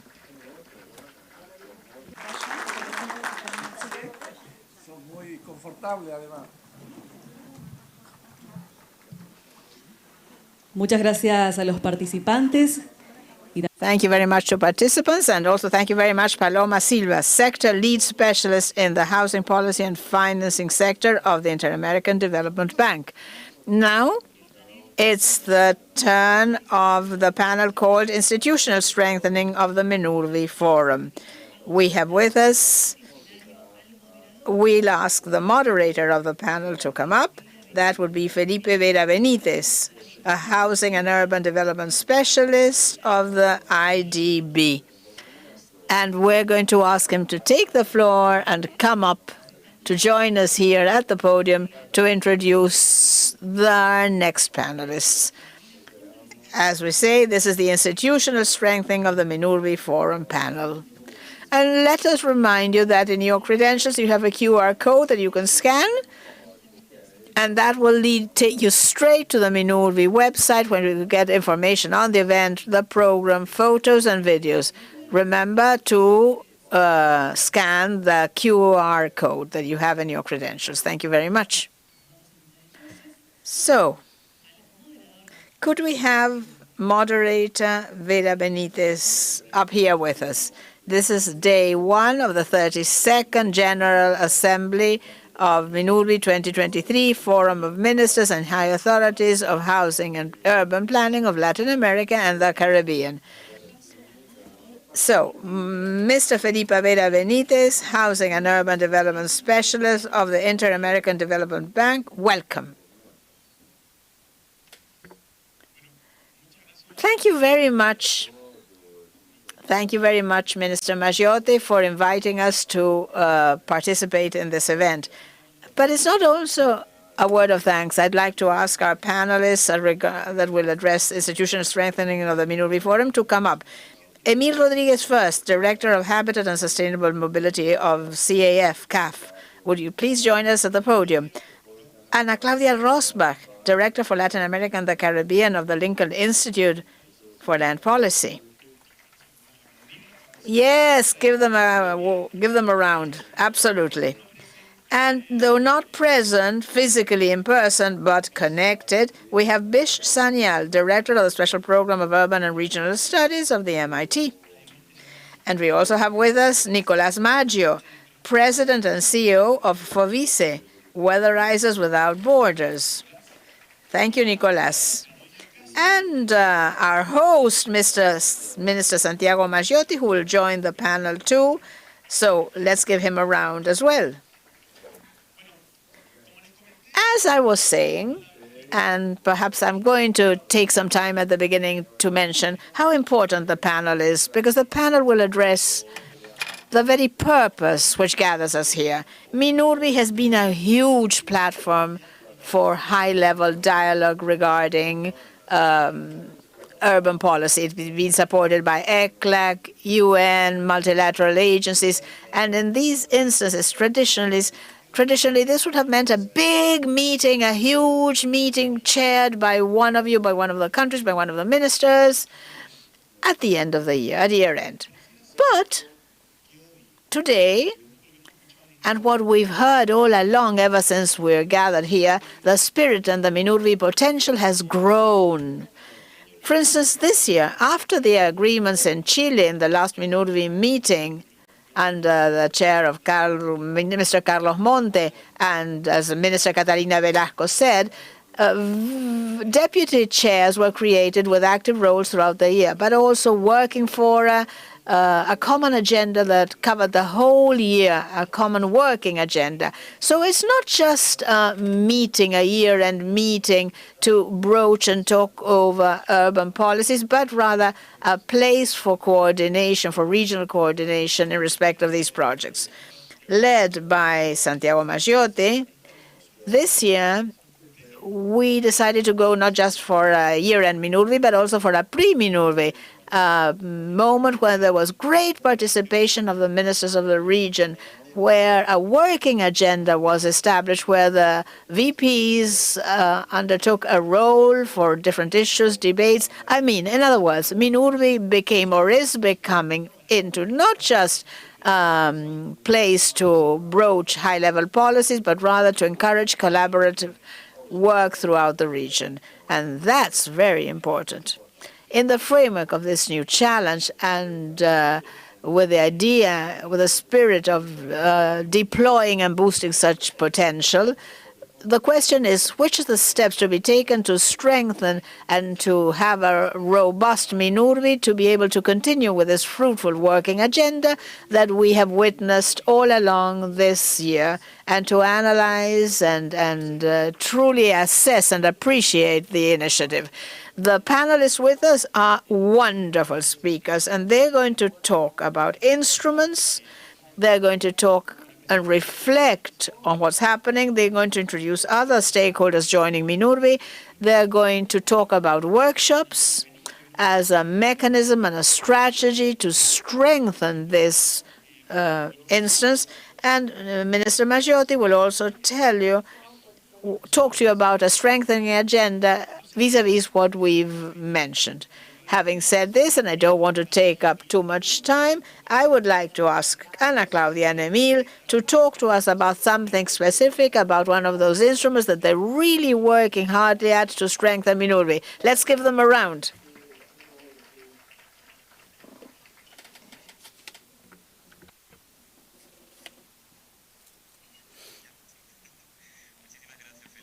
Thank you, Felipe.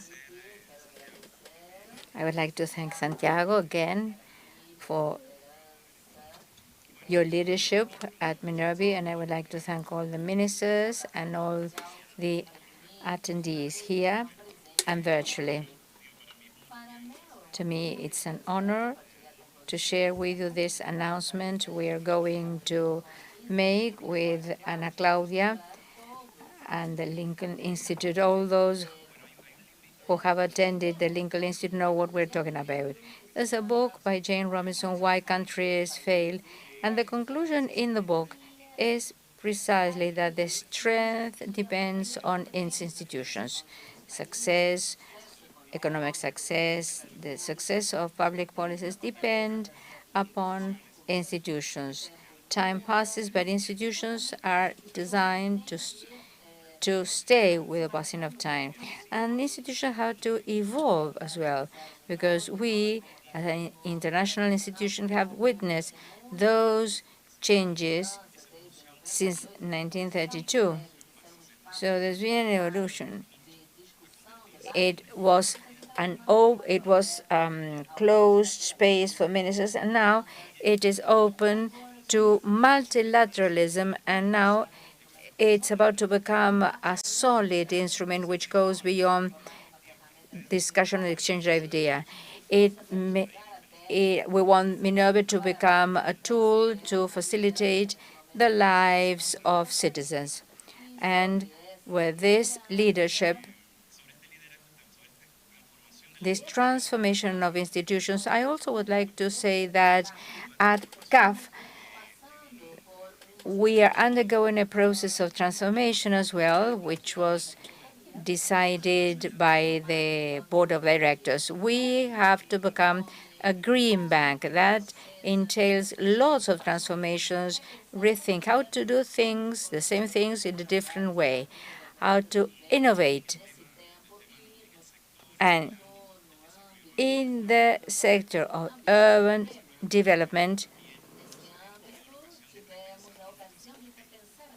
we have to think what the strategy is. One of the main strategies is the housing strategy, but aligned with this process,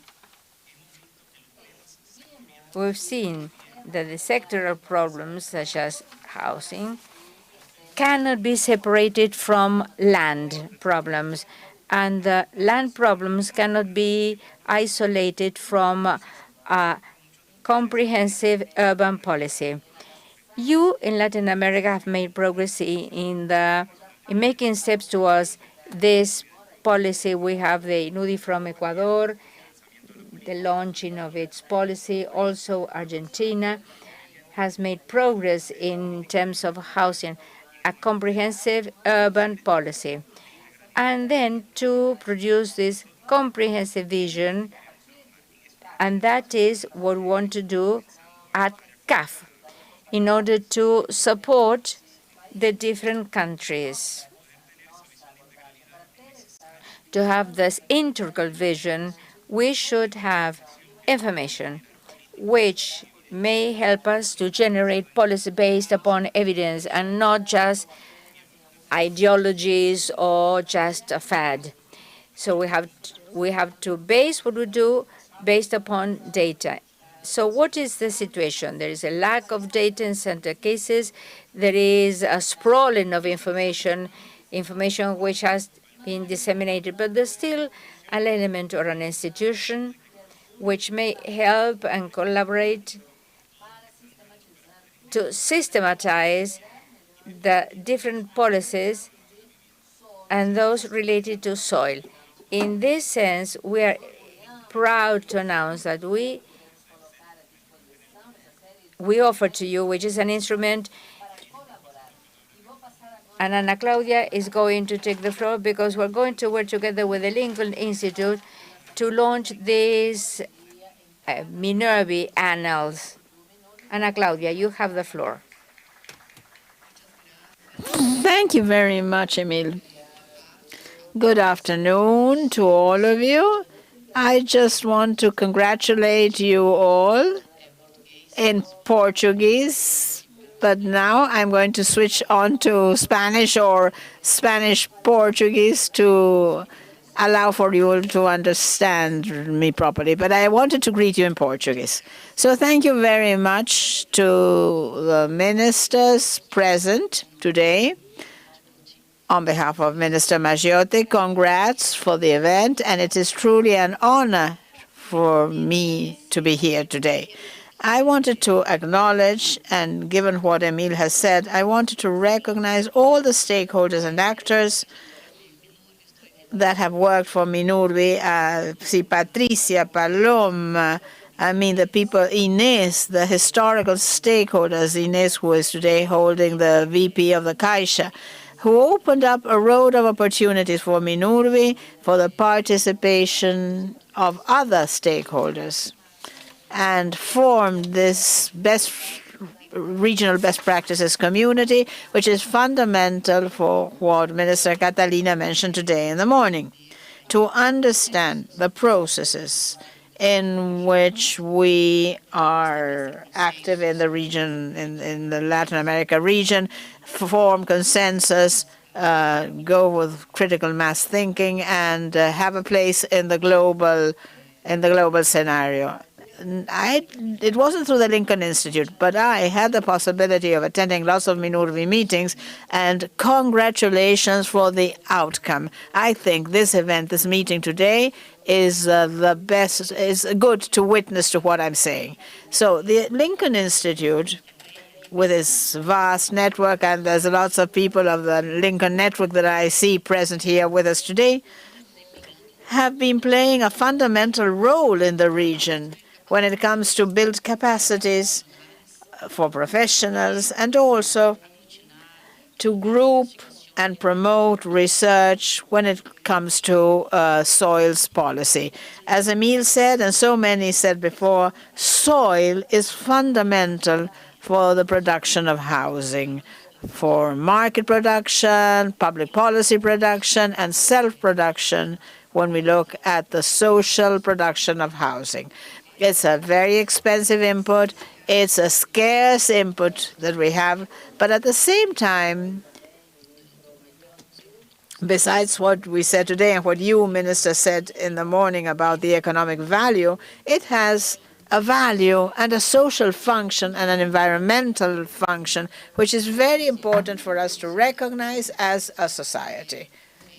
I see soils, I see housing as fundamental parts germane to the national institutions and international institutions.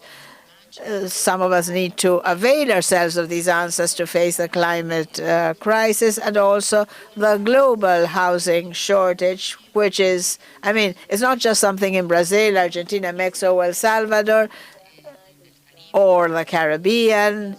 This crisis is a global crisis in Europe, China, Africa, the U.S. So you see, we acknowledge the importance of innovation, of the experiences in the region, and the need of keeping on strengthening the institution. And Minurvi plays a very specific role. We have proposed, and we're only beginning today, but we'll take advantage and invite regional stakeholders and local stakeholders for them to be involved in the process. Our idea is to identify, map, and organize information regarding the housing sector, regarding the supply and the soil market in Latin America, to be able to form a solid support structure supporting public policies and market development in the region. This is something very specific. This is an annual book, a yearbook, devoted to sustainable housing in Africa. They've been doing this over 10 years, over 40 countries in a continent with scarce information. And we've already started compiling information because in Latin America there's an enormous heritage regarding information, though still fragmented, and we need to put our efforts for the consolidation and subsequent dissemination of these efforts. Thank you and that's about it. Stop. Thank you, Emil. Thank you, Ana Claudia. How important it is to have the right instrument to strengthen Minurvi. But the instruments come also from enlarging the contact network and stakeholders network of people that are related to you people ministers. And having said this, I would now like Bish, who is with us, to take the floor. He's going to talk to us. He's going to reflect on the contribution at the MIT regarding the work done with Minurvi. Bish, can you hear us? I can. Wonderful to see all of you. Should I start? Please. Okay. Okay. How do I put it this way? Yes, screen. Host disabled participant screen share. We need to get the screen sharing going. It says host disabled participant screen sharing. Hay que permitirle compartir la pantalla a quien tenga el Zoom abajo. Múltiples pueden compartir pantalla, eso. Trying to get to this. Trying to do. Okay.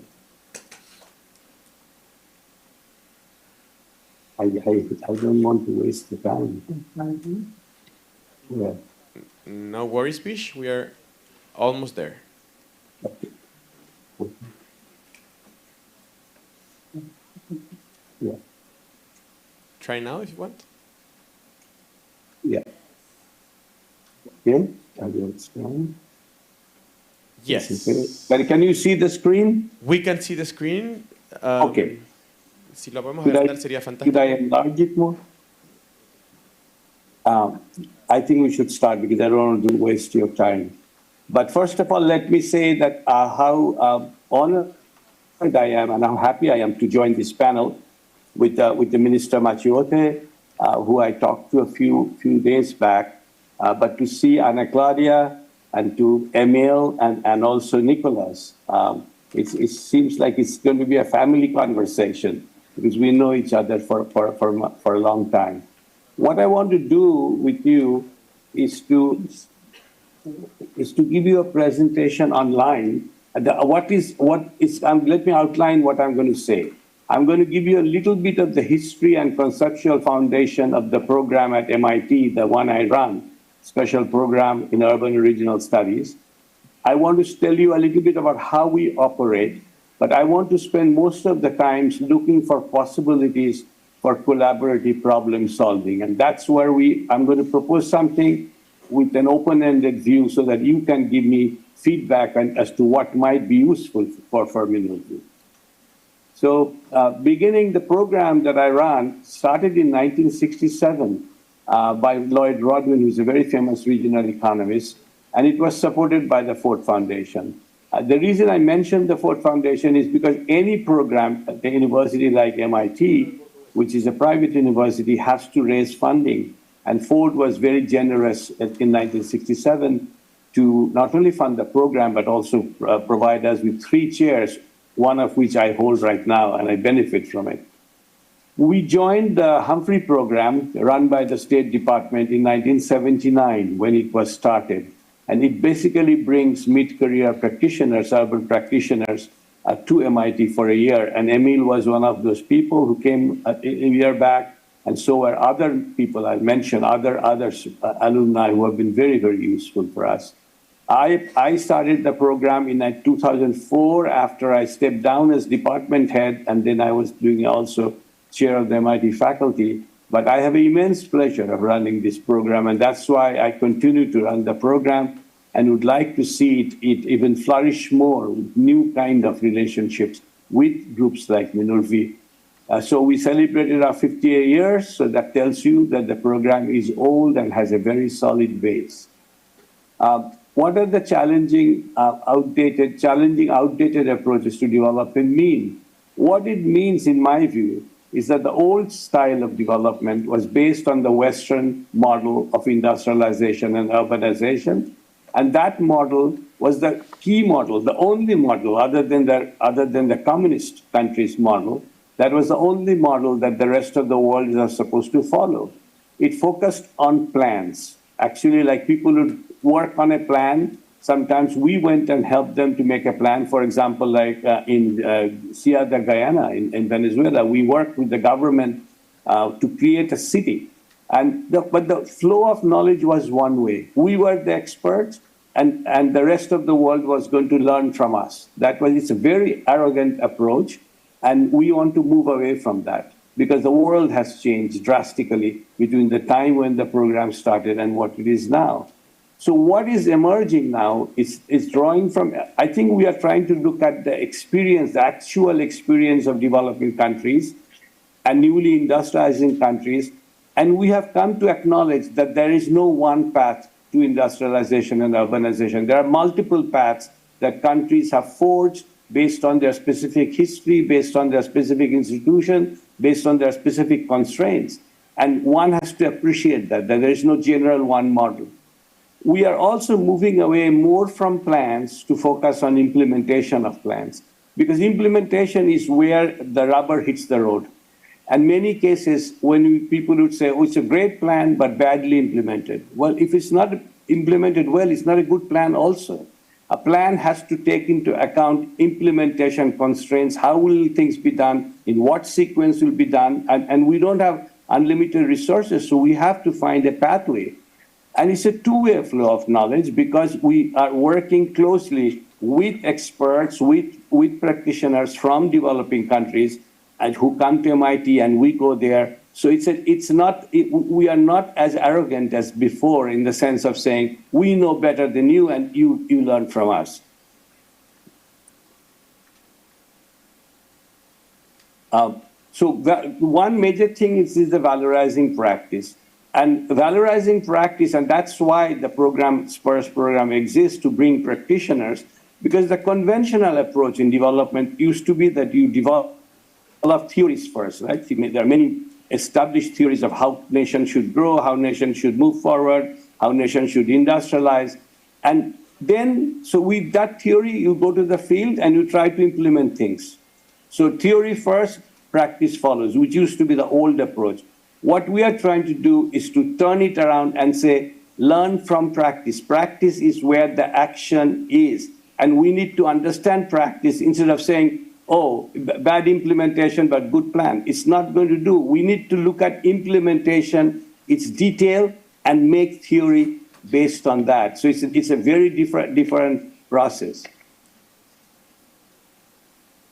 The program is, as I mentioned before, it's an old program, and we have some 750 alumni from 120 countries in the world. And I just want to put a few of them. Emil, I'm sorry I didn't have your photo. I'll put it up also, so don't feel bad. So the main one person we are very proud of is Kristalina Georgieva, who is now the managing director of IMF. She was with us in 1992. Paul Altador, who is former ambassador from Haiti to the United States. Then James Dorber, who actually ran the entire operation for this kind of infectious disease in Liberia. It was a very critical work. Paula Moreno, who is also from Brazil, and Paula was working as she's from Colombia, Colombian Minister of Culture, and of course our Christian Asinelli, who all of you know, who is now the VP for Strategic Programming of CAF, and has been a very, very, very good supporter of our program, and he's in our advisory board. Let me see this. Okay. So what is it that we are trying to do, and where can Minurvi fit with us? So we are trying to create a learning community, not an advising community. We are learning, our students are learning, our faculty are learning, and we want to create an environment in which work abroad will become the basis for our learning. So as I said, it's not this all arrogance approach that we are there to advise you. So SPURS program is housed at MIT Department of Urban Studies and Planning, which is consistently ranked the best planning school in the world. And it's the largest urban planning faculty in the United States. Connections to architecture, engineering, various types of engineering, not just civil. Business schools like our Sloan schools, and other campus-wide cross-cutting initiatives on water, energy. Our last president created this cross-cutting programs where all the different faculty come together to solve certain kinds of problems. So mobility, of course, transport mobility is another group in that, which directly overlaps with planning. Our department is organized in 5 areas: international development, which we are, of course, are part of, environment and climate, urban science, which is basically technology and the city, and this new ICT and artificial intelligence, housing and community development, which is bread and butter of planning American cities, and urban design. And urban design is the father of planning, because that's where planning came from. Now, just because international development is separated from environment and urban sciences, it may look like that, but it's not. International development works with all these different groups. So it's just that the focus is on international countries abroad. That's the focus. Program structure, as many of you know, we have a 1-year non-degree program. We nurture accomplished mid-career planning practitioners. They come there, they have academic enhancement. Some of them take courses, but that's not the main goal.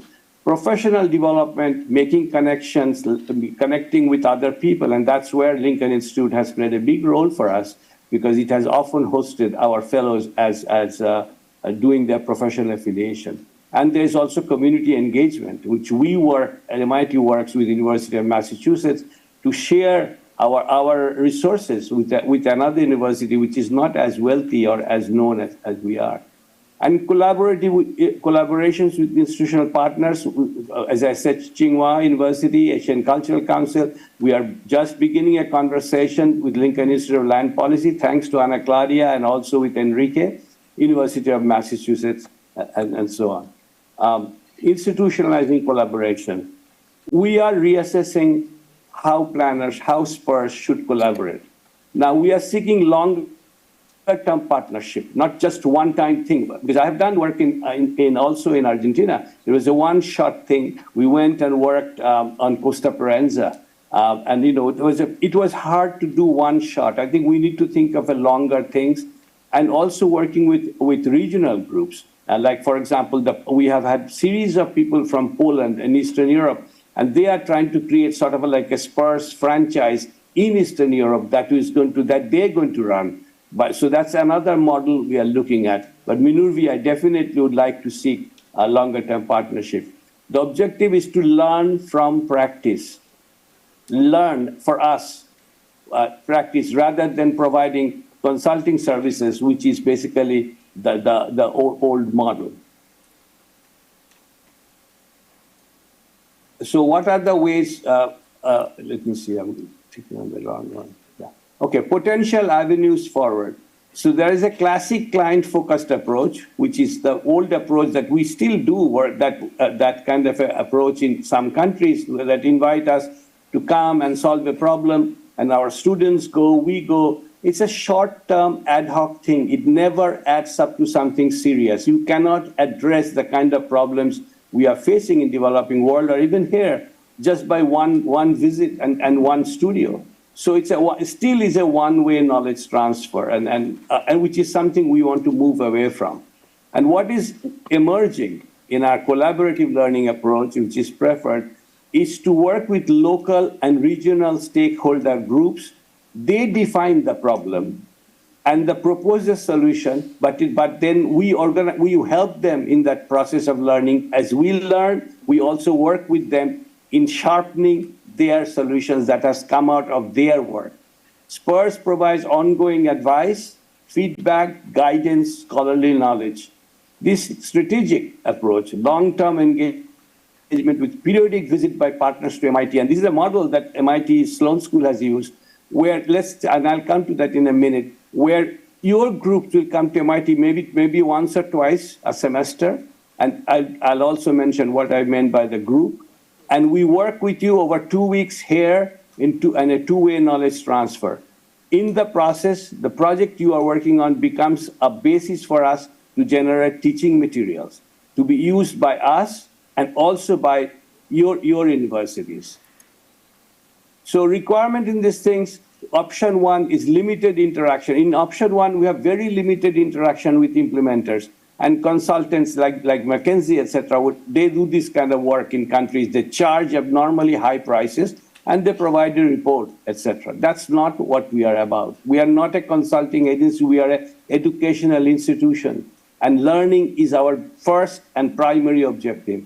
So this option two, what is worked in the Sloan School, and we have to tweak this model to fit urban planning, is you assemble the key stakeholders and decision makers, and you identify a problem. And the stakeholders, as you see in the model here, is not only public sector, that of course the public sector plays a leading role, but also you bring in academia, your local university, you bring in social entrepreneurs, often NGOs, etc. You bring in investors. Now this is interesting because in the business model, investors are people who provide the equity model to invest. Now it depends on the nature of the project. Some projects require that you need private investors. But if they are brought in the picture before, it is more likely that you will have them as stakeholders. And then private sector itself, which will probably do the building, etc., if it's an infrastructure project, for example.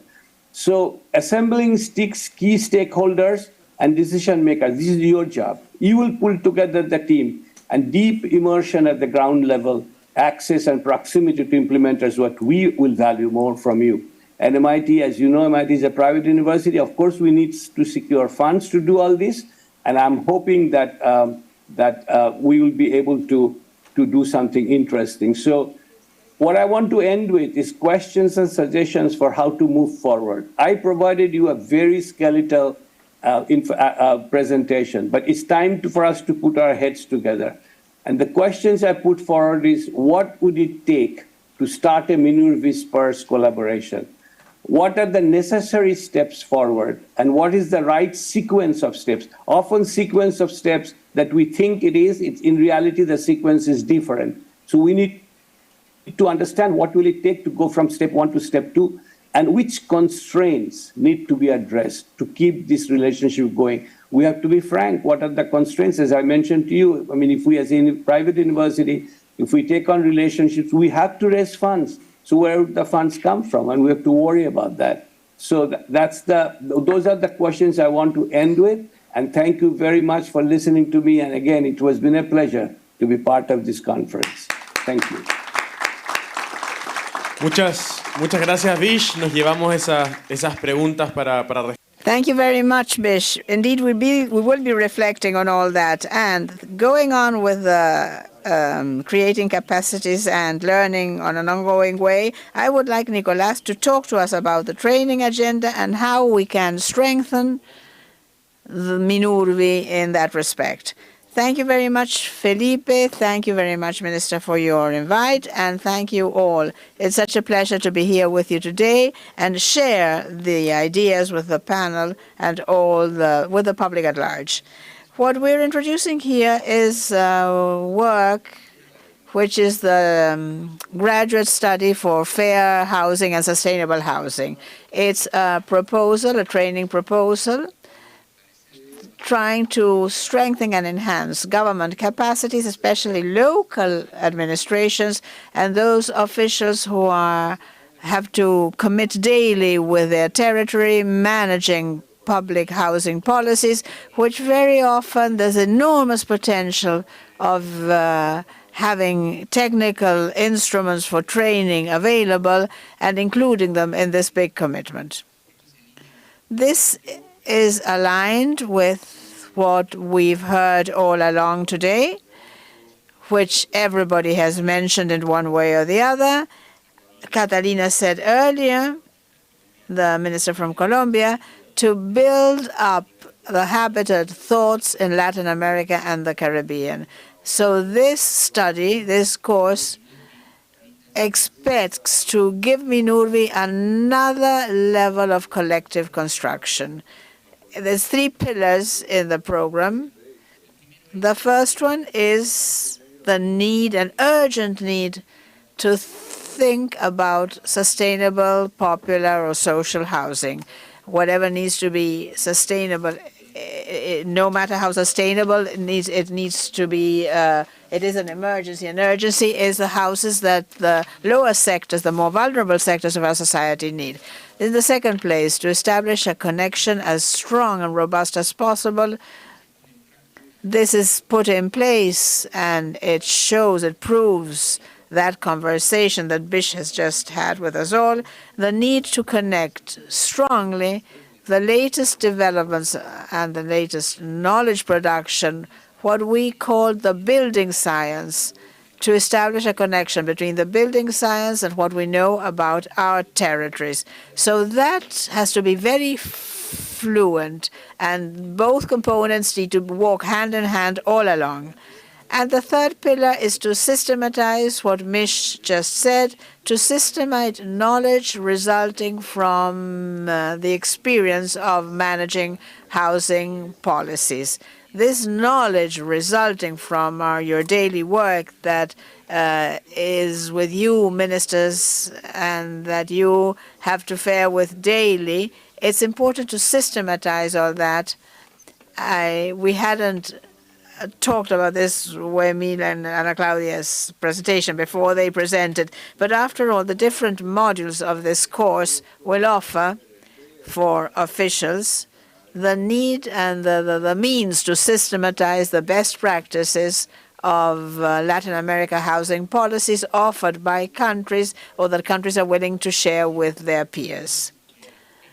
Some pillars or work areas that you see in this course, the housing rights and supplemental housing rights, because housing is a right, it's not a merchandise, and is deeply connected with other fundamental rights such as health, safety, quality of life. The dissatisfaction with housing creates poverty among vulnerable sectors, and also the rights to the environment. If a house does not work properly, is a source of contamination, and that is, after all, easy to solve. Another work line is a diagnosis and characterization of the housing issues in our countries. How is housing as an issue distributed? The quantitative deficit, do we need new houses, or is it qualitative? Or does that refer to existing houses that are not operative and that need to operate much better? So we need to define qualitative housing shortage, how to measure it, how to diagnose it in the more thorough possible way, and how can we improve it? So what does it mean to apply housing science on site, and what does it mean to enhance sustainable houses?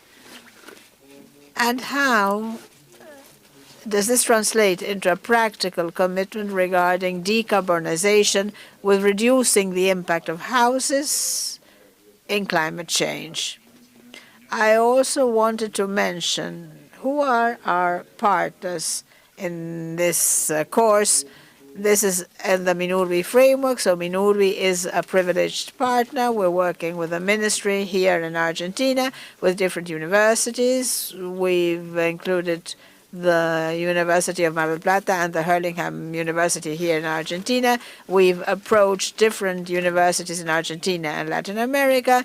And finally, the last notice is about the support, counting on a lot of resources, but economic resources that the City Foundation has just given us for next year for us to be able to provide access to the scores to 250 officials in 250 cities, lots of them in Argentina and 10 in Latin America, so that we can grant scholarships to Latin American officials to train partly online, partly in person via this course, so that they can participate free of charge in both initiatives. Thank you very much. Thank you very much, Nicolas. And now this is a new way of going about things at Minurvi, new instruments, new training.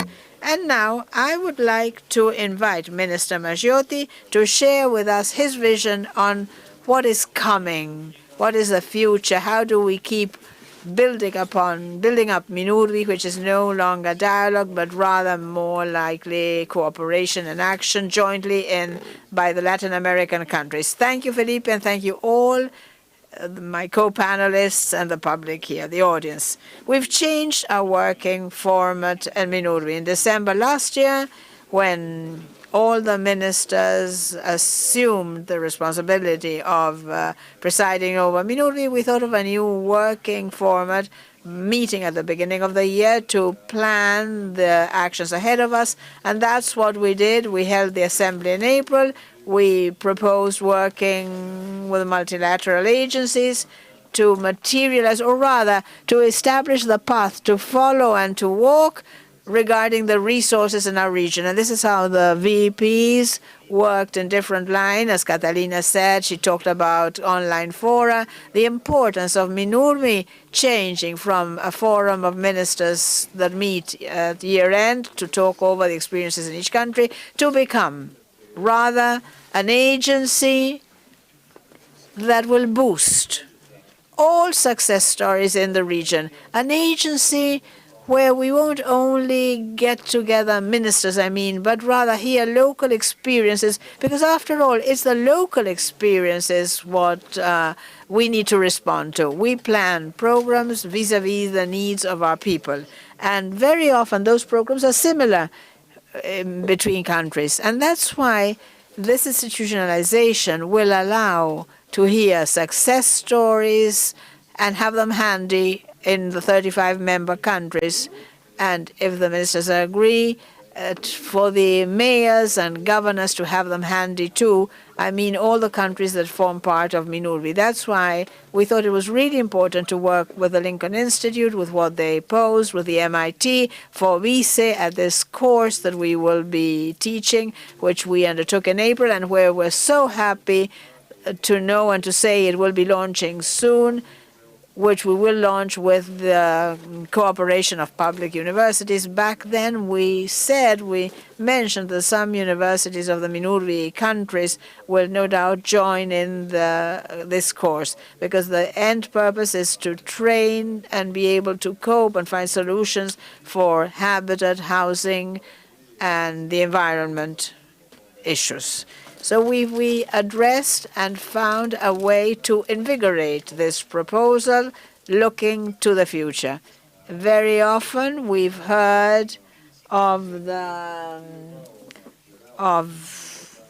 need to go for all this. The important thing is to have the will and the intention of institutionalizing Minurvi, which by year-end will be a day-to-day agency working for the enhancement of the living conditions of our people, and how can we mitigate the climate crisis, which, as Dwight Sutherland said today, is affecting the Caribbean. But it's not just the Caribbean, it's all the world. If we manage to flesh out, if we manage to get together as a 35-country bloc, as Catalina said, posing the needs that our region has and voice them and disseminate them worldwide, perhaps we can reach out in that climate fund agenda so that the habitat and urban planning and housing becomes one of the main issues. That will depend on our capacity, on working, on launching dialogues, on working together, but especially to work all the time, every single day, in an ongoing manner to achieve these opportunities. And why not? We've talked about this with a lot of ministers. Very often funding by multilateral banks don't adjust to the real needs we have as countries or as ministers. So this organization, this institutionalization of Minurvi, will allow us to pose the needs our region has, so the multilateral banks can mobilize resources for what we need and not for what other regions worldwide might need. And perhaps the success the institutionalization of Minurvi can have, the mobilization of Minurvi, the joint work at Minurvi, will be one launching cycle which will allow other organizations worldwide to join in, so that our neighbors can also have a better quality of life, because after all, that's about it. Why the administration, the government is chosen to govern, and we need to provide for equal opportunities, especially considering how we work for this climate change that is affecting us, to affect it as little as possible, and how do we go about it for us to build the houses when we go about urban planning, about habitat thinking. We do so thinking of how we contaminate less to provide a better quality of life to all those coming after us. Thank you very much. Thank you very much, Minister, and thank you very much, all of you. Our working agenda is powerful. Our integrated vision is present, and the expectations we have about the next Minurvi and all the Minurvis to come is a reality. Thank you very much. Agradecemos a todos los integrantes. Thank you very much to all our panelists. Thank you, Felipe Vera Benitez, our moderator, Housing and Urban Development Specialist under the IDB. There's a break now. We would like you to join us for lunch, and then we will be resuming in the afternoon. Thank you very much.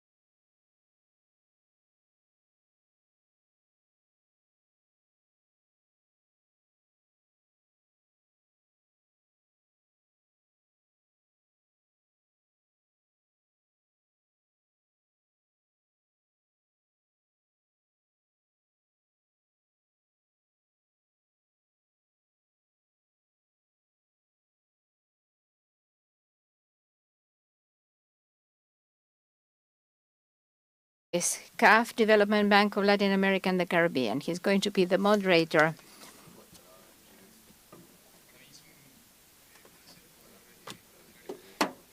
Thank you. It's a pleasure to be moderating this panel, especially because we're going to devote ourselves to a theme which is extremely significant to the region, which provides the title for this panel, The Road to More Inclusive Cities, Housing and Neighborhood Transformation. As I told you, we have the company of prestigious panelists. I'm going to start by telling you that we will listen to Paola Karina Valenzuela Cárdenas, the Undersecretary of Land Use, Land Management and Land Register, Mr. Raúl Lozano Bonet from Uruguay, representing the South American region of Minurvi, Mr. Rolando Chan, who's the Program Coordinator of the Ministry of Infrastructure, Development and Housing of Belize,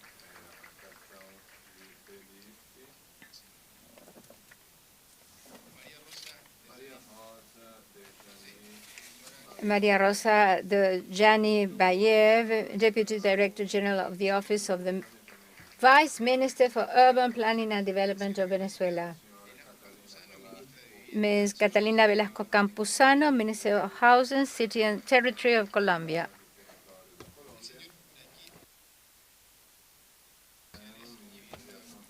Mr. Uraikit Ramsaram, Minister of Social Affairs and Public Housing of Suriname. Well, again, thank you. The topic is top on the agenda, and I believe it's a suitable topic for the nap session because everybody's going to be awake. I'm going to make a question. As you remember, the video at the beginning of this meeting, the president of Argentina underlined inequality and the fact that our continent is highly urbanized. And this inequality is matched in the cities, and it's one of the variables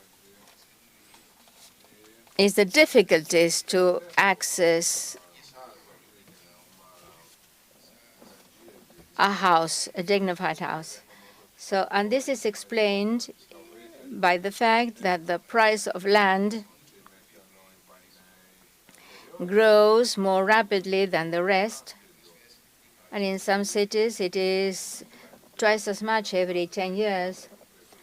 And the income, the average income of citizens in Latin America need at least 80 years to earn twice as much.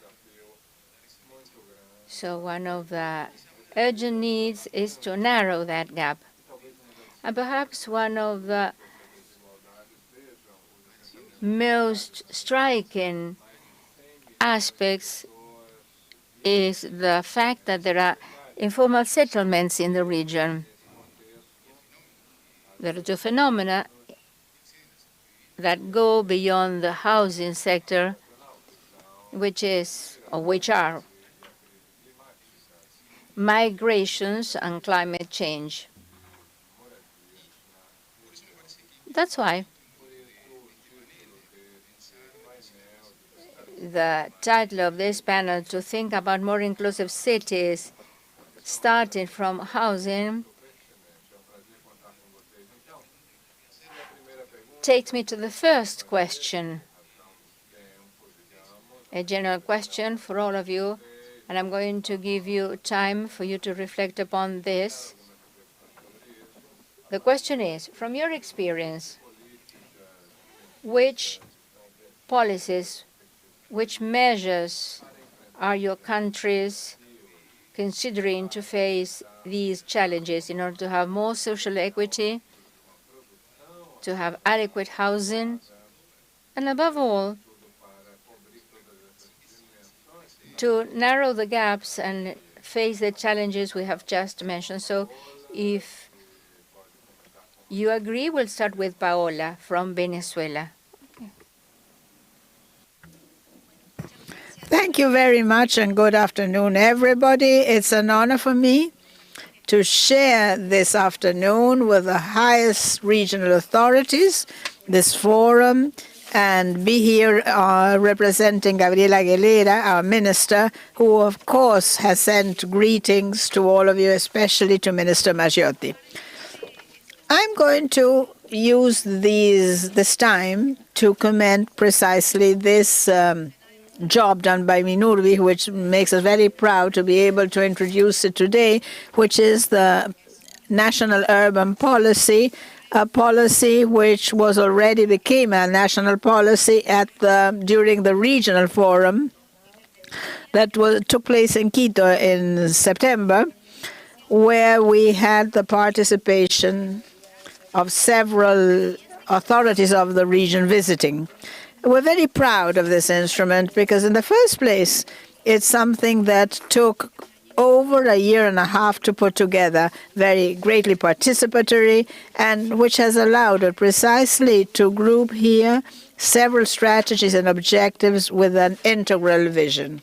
There are three objectives under the policy. The first one is focuses on working on housing shortage, providing different solutions, all of them inclusive, all of them considering diversity that we have at home in our country. And this is why here there are some action lines to work on the quantitative and qualitative deficit, and something very important in Ecuador, which I think we find elsewhere in the region, is to face emergencies. Ecuador is a country with volcanoes, landquakes, and different natural phenomena which take their toll on the country. And this policy allows us to envisage solutions within this perspective.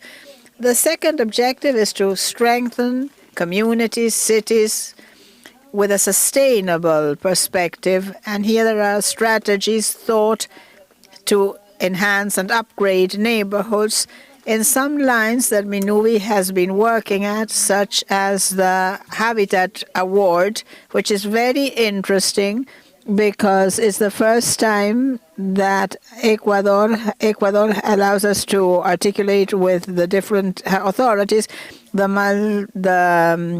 multilateral agencies on the Habitat Award, and this allows us locally to think of these strategies, to think on the upgrading of neighborhoods, and some initiatives which are very important and which are being implemented. In the third place, the policy provides for enhancement of governance. And that's how there are programs, strengthening programs with local authorities, some projects that are being addressed, such as the institutionalization as a catastrophe national system. So this has allowed us to see in an integral way, to analyze all our needs in the country. This policy has also been funded, and this is an important milestone that is our legacy. For some credit lines that did not exist before, so we have several funding lines to be able to make our dream a reality, as it is reflected in the document. I'm also going to use a part of my time to send you a part of the instrument that we would like to share with all of you, because it's a milestone for us. We have been asked to shorten our speeches because we're behind time. We could talk so much about this policy in Ecuador, but right now I'm going to have to ask Mr. Lozano Bonet if he can talk to us about your perspective in Uruguay.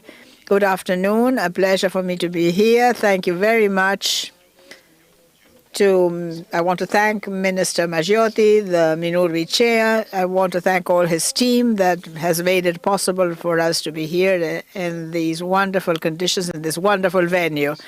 When we talk about inclusive cities, we mean the cities of the future. We're thinking of the new generations, and there are lots of factors that are important in inclusive cities. However, there are three pillars which are fundamental: spatial or space inclusion, that means territory, and all the infrastructure needed, utilities, public services that the city needs. Another pillar is social inclusion, meaning that everybody feels and has equal opportunities. Nobody must feel marginal. Nobody must be left behind. Everybody needs to be able to develop as human beings, as well as their families, their children. People have to be able to provide for their children, build homes, bring their family up. That is the social inclusion. And the third pillar is the economic pillar, where normally, people have a job, and this is providing the necessary tools to manage to do better in life. Any of these three pillars is interrelated with the other pillars.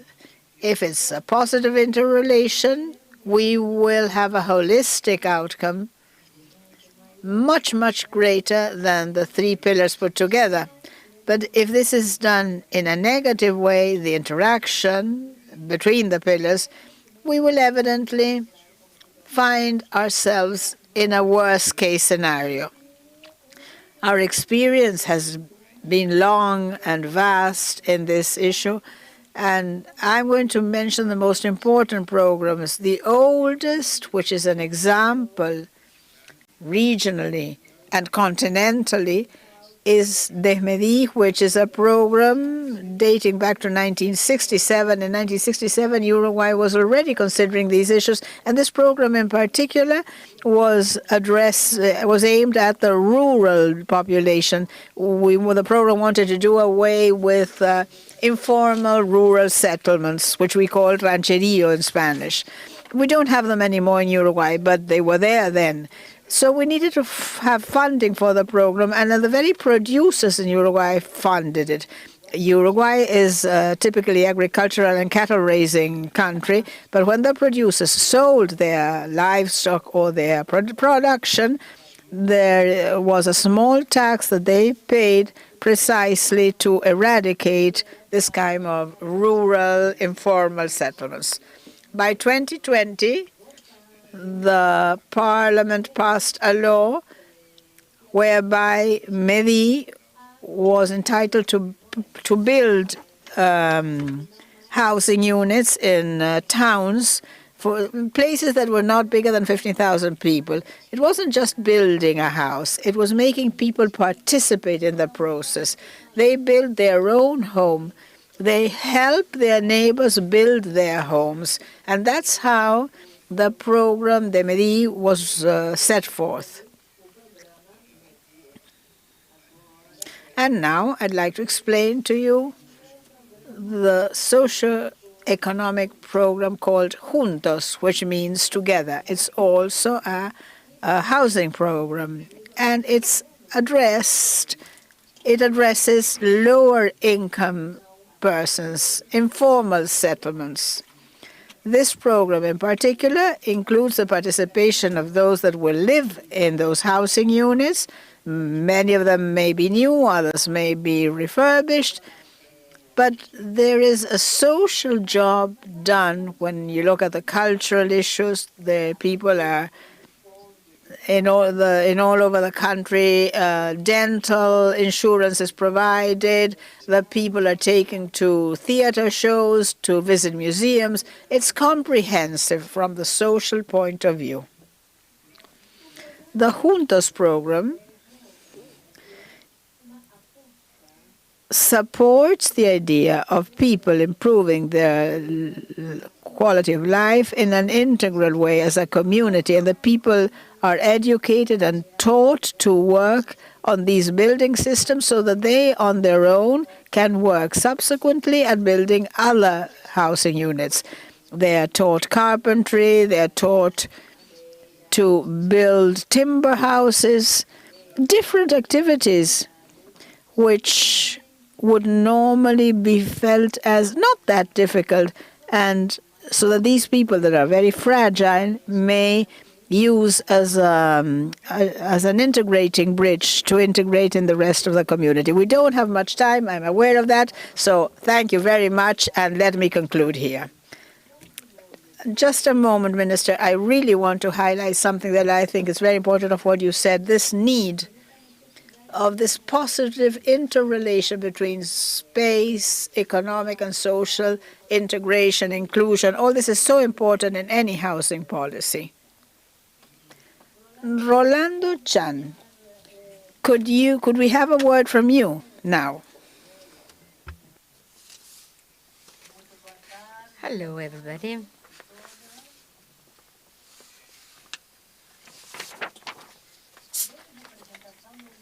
I represent Minister Julius Spat. He sends his greetings, and I represent Belize. Belize is a developing country. Its population is 0.5 million inhabitants. What we want to do is to build houses, and we have identified the need at national level, a problem that has always existed. On many occasions, people go to the most vulnerable areas. Our administration has made the decision to build acceptable houses, dignified houses. That plan was adopted by the Assembly, by the Legislative Assembly, and we have built 380 houses in countries which are developed like Salvador, Colombia, and Brazil. We speak about thousands of units. But let us start by just a grain of sand and help those in need. We performed a study, and single mothers or single fathers are given a house. But we are aware that we need drinking water, power, good roads, good transportation. And we have to provide them with a job so that they may be able to pay for the house. The cost is very low. The person who acquires a house pays only $50 American per month. This is very low, really, and the time is 15 years. The purpose is that these people do not have to pay for rent. So we have to provide support, and the situation may improve. Belize is affected every single year by climate change. Seasons are longer, the rain season is longer, and this affects us seriously. The communities which have been built now have been replaced by houses in higher areas.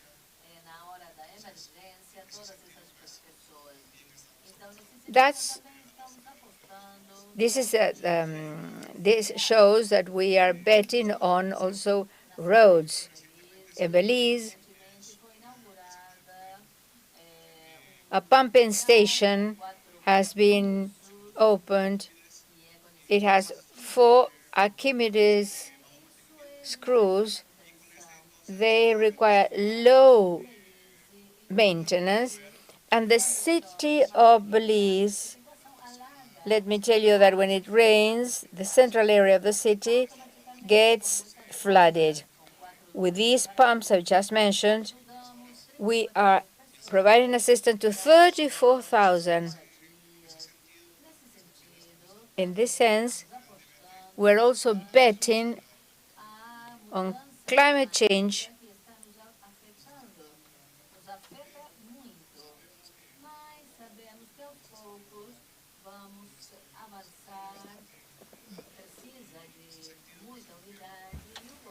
In this sense, the government, as I said before, the government has committed to provide decent housing units and to carry out projects, in this case, major projects, because that's what our country, we have the first system of this type of pumping station that we've built, and the assumption is to build others in other more vulnerable areas to avoid floods.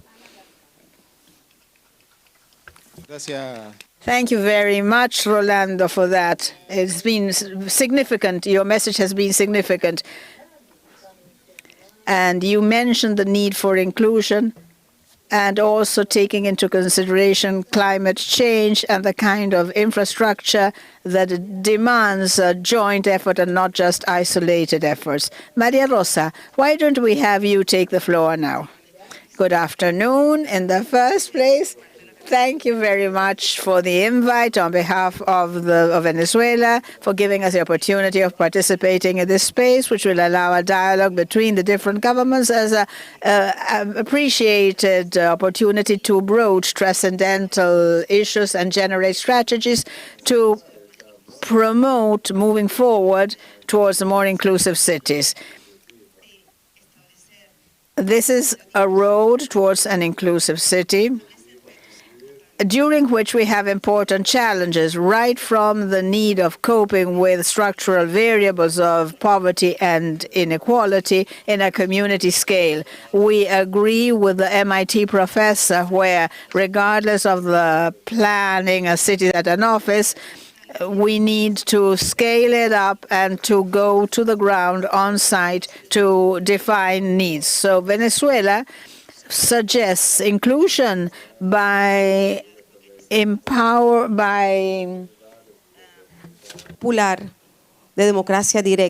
means of empowerment and direct democracy, with epicenters for the dissemination of policies aimed at finding a way so that with the people's power at lower scales, not really municipalities, because municipalities are a small administrative organization, but we also have what we call communities, comunas in Spanish. And in that territorial environment, we can define specific action agendas with territory prioritization to cope with the needs. In the habitat and housing sector, we've had experiences, very positive experiences, since 2010 rather, the Gran Misión Vivienda Venezuela, Great Mission Housing Units Venezuela, has allowed access to decent housing, and this has been allowed to the more vulnerable sectors of the population. This program has gone hand in hand with the Gran Misión Barrio Nuevo Tricolor, Great Mission, the Tricolor neighborhood, in English, allowing for new houses built, whether in an urban setting or individually, allowing the peasants, the indigenous people, Afro-descendants to access this program, as well as other sectors, right from the workers, the working sector, safety sector, the women who have become main characters in this program and leads all the organization efforts. We try to include all those in need, and we adapt the type of housing unit to the different needs. That also has to do with inclusion. We also like to point out that to achieve inclusive cities, it's not just housing units that allows inclusion. Our system has allowed the creation of different missions supplementing, for instance, the transport mission for encouraging mobility and access to services as well as culture. We have education, we have health. Everything is supplemented to guarantee an inclusive city. We've also detected how important it is at defining features and characteristics, 4 criteria which are very important: going territorial regarding diagnosis. Each territory environment has its own characteristics, whereby solutions can't be the same ones. And this characteristic and diagnosis is a result from the community itself. We've detected also something important: the creation of community environments. The organization during the Bolivarian Revolution, the strength we have come from the people. As a habitat and housing system, we've detected that communities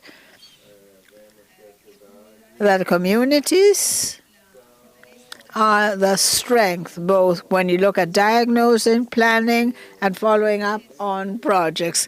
But besides, if you look at coexistence, after getting the housing project going, the role is also important at coexisting and keeping that habitat. So these are all important opportunities, mainstreaming, cross-cutting through the whole project.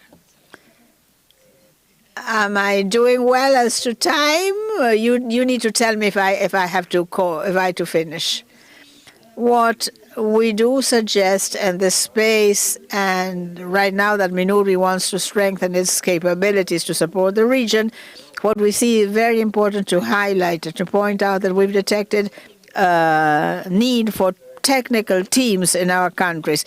This is an important challenge: training for planning and developing capacities for timely response when it comes to planning. And strategic planning in each circumstance or situation is also very relevant, as the professor here has pointed out. It's not a question of what I want, but what is needed and what has to be done. And a plan is not stringent. It has to be adequate if it's customized to needs and subsequent needs as they may be. Thank you very much. Thank you, Maria Rosa. Yours is a fundamental point that has to do with planning and the fact that the members of society have to participate in policy making. I'm going to give the floor to Minister Catalina Velasco Campuzano, who's a referee to many countries. She's the Minister of Housing, City, and Territory of Colombia. Good afternoon, ladies and gentlemen, dear friends. I believe that in order to analyze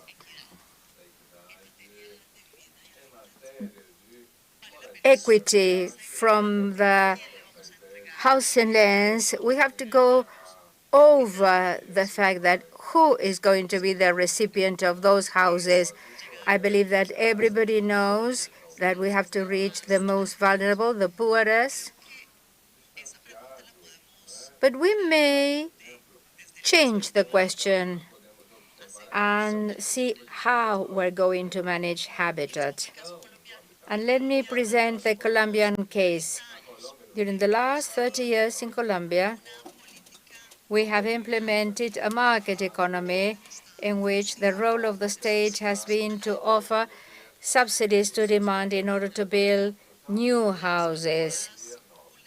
Vulnerable families have made a saving effort. They wanted to ask for a loan, and the construction sector develops the housing projects.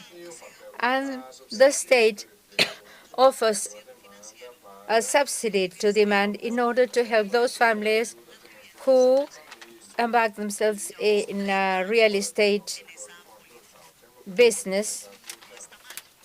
So 30 years have elapsed. It's not so bad. We have already granted 300,000 subsidies, and the program is called My Home Now, right now. We have reached the number of 50,000 subsidies per year. But an aspect of reality is disregarded because an aspect of Latin America, Colombia, Asia, the whole South, the reality has been built in different ways. So the families which are qualified as middle class, which may engage in a mortgage, they save, they ask for a loan, they buy a house, and these are the families who live in a house, for example, a flat in a 5-story building. They live in communities, and these are families which have constant income, so they have access to credit. They are urban and small families because these flats are 48 square meters. But Colombia, most families cannot access because they don't have the access to credit, because the financial system does not offer this kind of loans to informal workers. And they live in precarious situations. They are called ranchos. That is to say, they don't have, for example, a toilet, no tiling. So how is habitat produced? And we understand there are two different ways. The formal way in which the state, the Colombia state, has given contributions in the shape of subsidies, and the informal building. They invade a lot, they settle there for 10, 20, 30 years. So there is a piece of plastic, two pieces of wood, and then what does the state have to do? They have to, for example, offer an aqueduct, sanitation, social facilities, and we do know that those plots have to be legal. What I mean is that we have to be ownership to those people. And the first option is boosted by industrial building sector. The other has been fed by communities. In order to value, to appraise, or to give, or to respond to the needs of that population, we have decided that we're going to execute some ways of production. What is the instrument we're going to use? We're going to resort to the community organizations, which traditionally have built communities in Colombia and South America, Asia, Africa, the whole South. So that is a community tool, because what is the main tool that the state has? Public investment. And $1 million through one of these choices has an economic effect, and through the other, or by choosing the other choice, has different effects. So we have decided in Colombia to resort to a dual system of habitat and to provide resources, public resources, to both choices. In this way, we're going to reach most vulnerable people, and the state is now building habitat with communities. And let me tell you that success has been attained, and that entails production of habitat and equity. Thank you, Minister. The topic is so interesting, how we manage habitat. So it is interesting to see how we have had the chance to see how the communities, the organizations in habitat work, and it's a sort of balance with the market. It's a very interesting model in the region. And last but not least, we're going to listen to Mr. Yurekit Ramsaran, Minister of Social Affairs and Public Housing. Santiago Maggiotti, Honorable Vice Presidents, colleagues, representatives from distinguished countries and organizations, ladies and gentlemen, I greet you in compliance with all protocols. Firstly, I would like to thank the organization for the invitation that the Republic of Suriname can take part in this panel regarding the road towards more inclusive cities, transformation of homes and neighborhoods. The Ministry of Social Affairs and Public Housing in the Republic of Suriname is responsible for the general well-being of every citizen in Suriname. We are also responsible for the social housing policy, promoting financial support, financial options for social housing, and the allocation of homes to specific target groups that are eligible for social housing, for example, the vulnerable groups. Suriname is making all efforts to meet the needs of society through a holistic social policy. In that context, the government implemented an integrated policy that looks at the part of housing to help ensure that every citizen has a good roof above their head, but also that the support is also given to the various families, especially the vulnerable families, in the form of social benefits, with a focus on family coaching. I repeat that part of family coaching. We try to tackle matters integrally through the approach. Families are not only helped with housing, but also with the necessary financial support. Guidance and education is one part of that, as these are the most important pillars for developing strong citizens. The Ministry of Social Affairs and Public Houses pushes forward to feed the social demand and the need of adequate and affordable housing through a policy approach. Together with its working arm, the Housing Foundation Suriname, known as SVS, more than 1,600 houses are being rented according to the subsidized affordable price to vulnerable families. The houses that have been built and rented are located in various neighborhoods throughout Suriname. We focus on inclusivity of every citizen from the coastal area to the far interior of Suriname. And I would like to emphasize the interior of Suriname because Suriname is one of the most forested countries in the world with 93% forestation, one of them. To further implement Suriname is aiming to provide everyone with a good roof above their head. The Affordable Housing Project has been initiated together with the Islamic Development Bank, in which houses are being built in the coastal plain inland of Suriname. Also, from the Ministry of Social Affairs and Public Housing, subsidy is given to the families who want to renovate, rebuild, or finish their houses. We are currently implementing the Kula 2.0 housing project. The last time when we were in Argentina, we went and looked at some of the projects within Argentina, and Suriname has started with that project also for a multifunctional location in this part. This project includes the redesign of the site of the former Kula shelter for boys in one part of the city of Paramaribo. By implementing this project, an attempt is made to bring development to the neighborhood. The Kula project involves the construction of homes, living spaces, and the spatial layout of the site. In Suriname, it is known to build traditionally by building individual houses with cement blocks and wood. This project will deviate from traditional construction. There will not only be low-rise homes, but terraced and stacked or high-rise homes. In the Kula project, a multifunctional center will also be set up for the children, which will include a library so the children can study there after school, enjoy after-school training, sports and games, including a soccer field and a playground for the children. The necessary training and guidance will also be available from the Ministry of Social Affairs and Public Housing. We can see Kula as a multifunctional location instead of a multifunctional building. In addition to renting out affordable homes, there will also be intensive housing assistance for the tenants.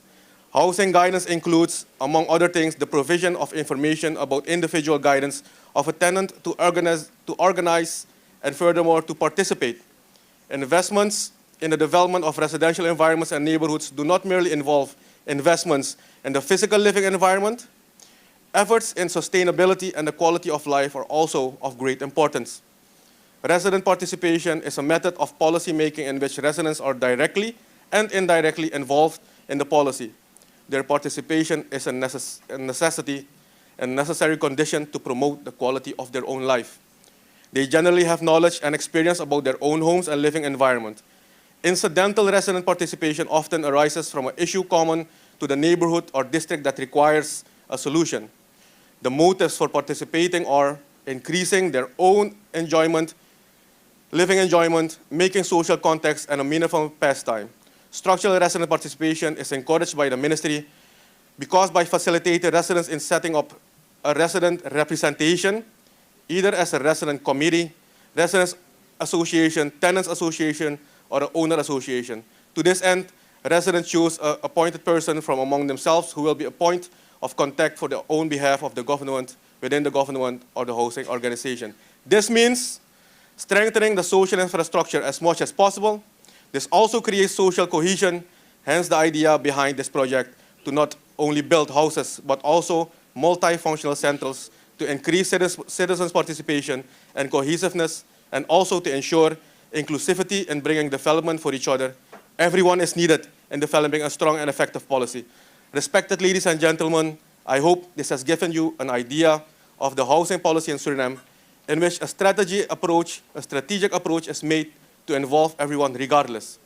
A well-known saying is that alone you can go far, but together you can go much further and achieve more. Together we stand strong and firm. Thank you. Muchas gracias.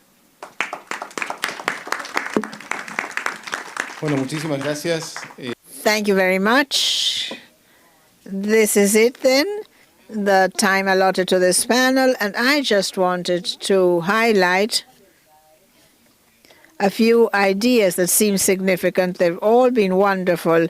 We've talked about the need to consider housing from the habitat point of view. Lots of you pointed out that to solve inclusion as an issue is much more than providing a roof, but rather a roof meeting the conditions that are necessary. There are different aspects: economic, space, social, the idea of governance as a key aspect, demanding citizen involvement as something necessary to draw up policies, considering all the actors, because we heard about the importance of the grassroots organizations. I mean, it's all very important elements and comments pursuant to attaining more inclusive cities. I thank you very, very much for your contributions on habitat and housing. And let's give our panelists a round.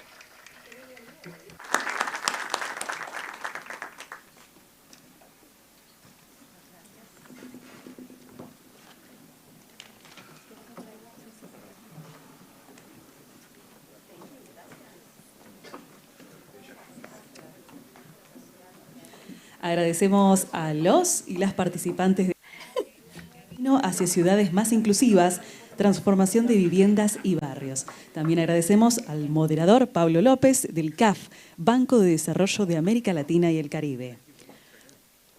Continuamos con el siguiente panel, Ciudades bioclimáticas, adaptación al cambio climático urbano. Por eso invitamos al moderador Santiago Arias del Banco Mundial a que tome la palabra.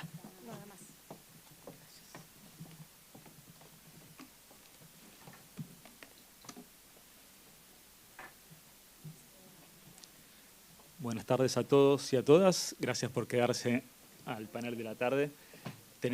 Thank you very much, all of you, for being here. Now we're addressing something very interesting, and given the fact that we don't have much time but are rather behind, I want to be very quick. This is José David Rodríguez Moreira, the Vice Minister of Housing and Human Settlements of Costa Rica, representative of the Central American Mexico region of Minurvi. Thank you, José David. Gabriela Palacios Vidaurre, Coordinator of the Urban and Rural Housing Institute of Nicaragua. Cristina Lemus Alvarado, Deputy Minister of Urban Development and Housing from Guatemala. Dwight Sutherland, Minister of Housing, Lands and Maintenance of Barbados. Raúl Omar Acosta Gregorich, President of the Instituto Nacional of the National Institute for Land Management and Planning and Urban Development of Cuba, and Philip Telesford, Minister of Social and Community Development, Housing and Gender Affairs of Grenada. Thank you for being here. The session now addresses the need to adapt to urban climate change. This is something which is key for Minurvi, the issues add up to the historical issues of cities in Central America and the Caribbean, where we have old issues, and now we have social inclusion, territorial needs, planning, lack of funding. All these are historical, and now we have to add climate change, the big challenge of this century. We know that the Latin American cities don't contribute that much to greenhouse gases, but we are the ones that have to endure the effects more. The calculation is that 80% of the damage from the deaths and disasters resulting from climate change affect the cities in the region. So 80% of the damage is in the cities, and a big part of this problem will be the cities, and that's why we need to think of finding a solution at city scale. There's something specific for Latin America when we analyze the risks of the region, otherwise and other than those in the rest of the world, especially considering this panel focusing on Central America and the Caribbean, such as climate stress, high temperatures, floods, hurricanes. All these are the very important climate situations that we suffer in this region. So this has to do, we want to address what you've done as a government to face climate changes, both when we look at mitigation and adaptation. How do cities manage to prevent and face what is coming to build more resilient cities? And once the phenomena have taken place, how do we build better and quicker? So thank you very much. We will go by order. So, Jose David, if you want to make your 5 minutes, use of your 5 minutes, please go ahead. Thank you very much. Good afternoon. Thank you to our hosts. We've had a wonderful event. I took office not even a month ago, so this has been a magnificent way of beginning to be a deputy minister at Minurvi. I am very thankful to all of you. It's a paradox, quite a paradox, to think that recreation and public spaces where we use for recreation purposes and have all the benefits of transport and mobility might become spaces that could be harmful to our health. And this we see in this race for development, prosperity, efficiency that societies undergo nowadays. And in the long run, this may have and has had, in some aspects, combined with the climate change effects, environmental costs that could be very high. So we need to face this paradox as to noise, air pollution risks when we have to face natural phenomena. But unfortunately, this place for questioning and these trends which have allowed us to analyze things from different points of view, this change will allow us to move back into rescuing capacities that we had in the past, capacities to dwell in areas by making the most of the available resources, to be ready in a more resilient way to face the challenges that might crop up. Of course, it's not easy. A lot has to be done against the market forces, trends, and standardization affecting all industries, and building is certainly not an exception. For instance, there's a hyper-standardization when you look at materials and criteria. In the very aesthetics, if I want to describe a restaurant with wicker lamps, rattan chairs, everybody will imagine a restaurant such as that one in that person's cities. But we have them all over the place, and this has to do with a big trend we have to break through when we're thinking of adaptation and regulations. It's very important to achieve the change and public policies.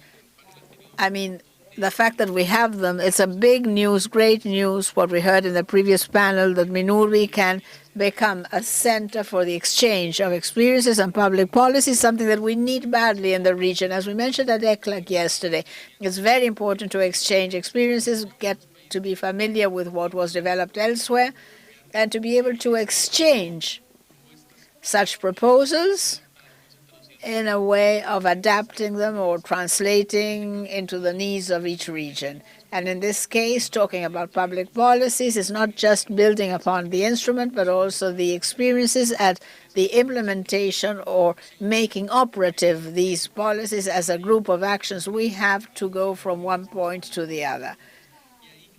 This is a very basic definition, and thus incorporate like design factors in a building or things about climate or biologic aspects.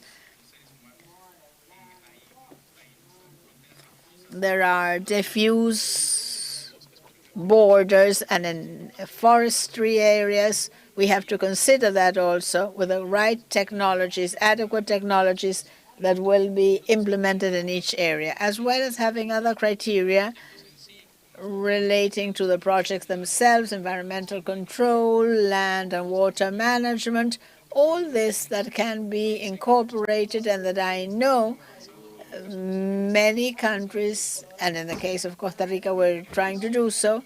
As to the cities themselves, it is necessary to use resources in the area as to climate technology, heat management, thinking of managing shadow as another service, which means that the investments in public spaces and in transport means may become more effective and more efficient by increasing their use. And the concept of sponge cities, too, providing for a comprehensive approach when we go at making the soils of our cities waterproof.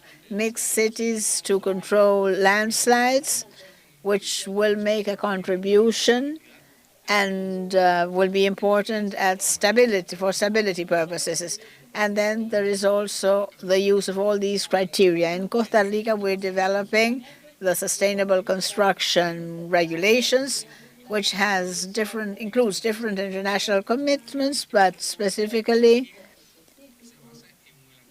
the Article 50 is based on the political constitution, very important constitution, and it's been used to reach great decisions, and which mentions the fact that providing citizens with a balanced and healthy environment is mandatory without affecting people's health. 5 minutes exact. Wow, thank you very much for that, Jose David. And besides, you also addressed one of the key issues, which can be something that Minurvi may use, thinking of the regulations which can be worked at by the different countries, looking for the convergence of standards.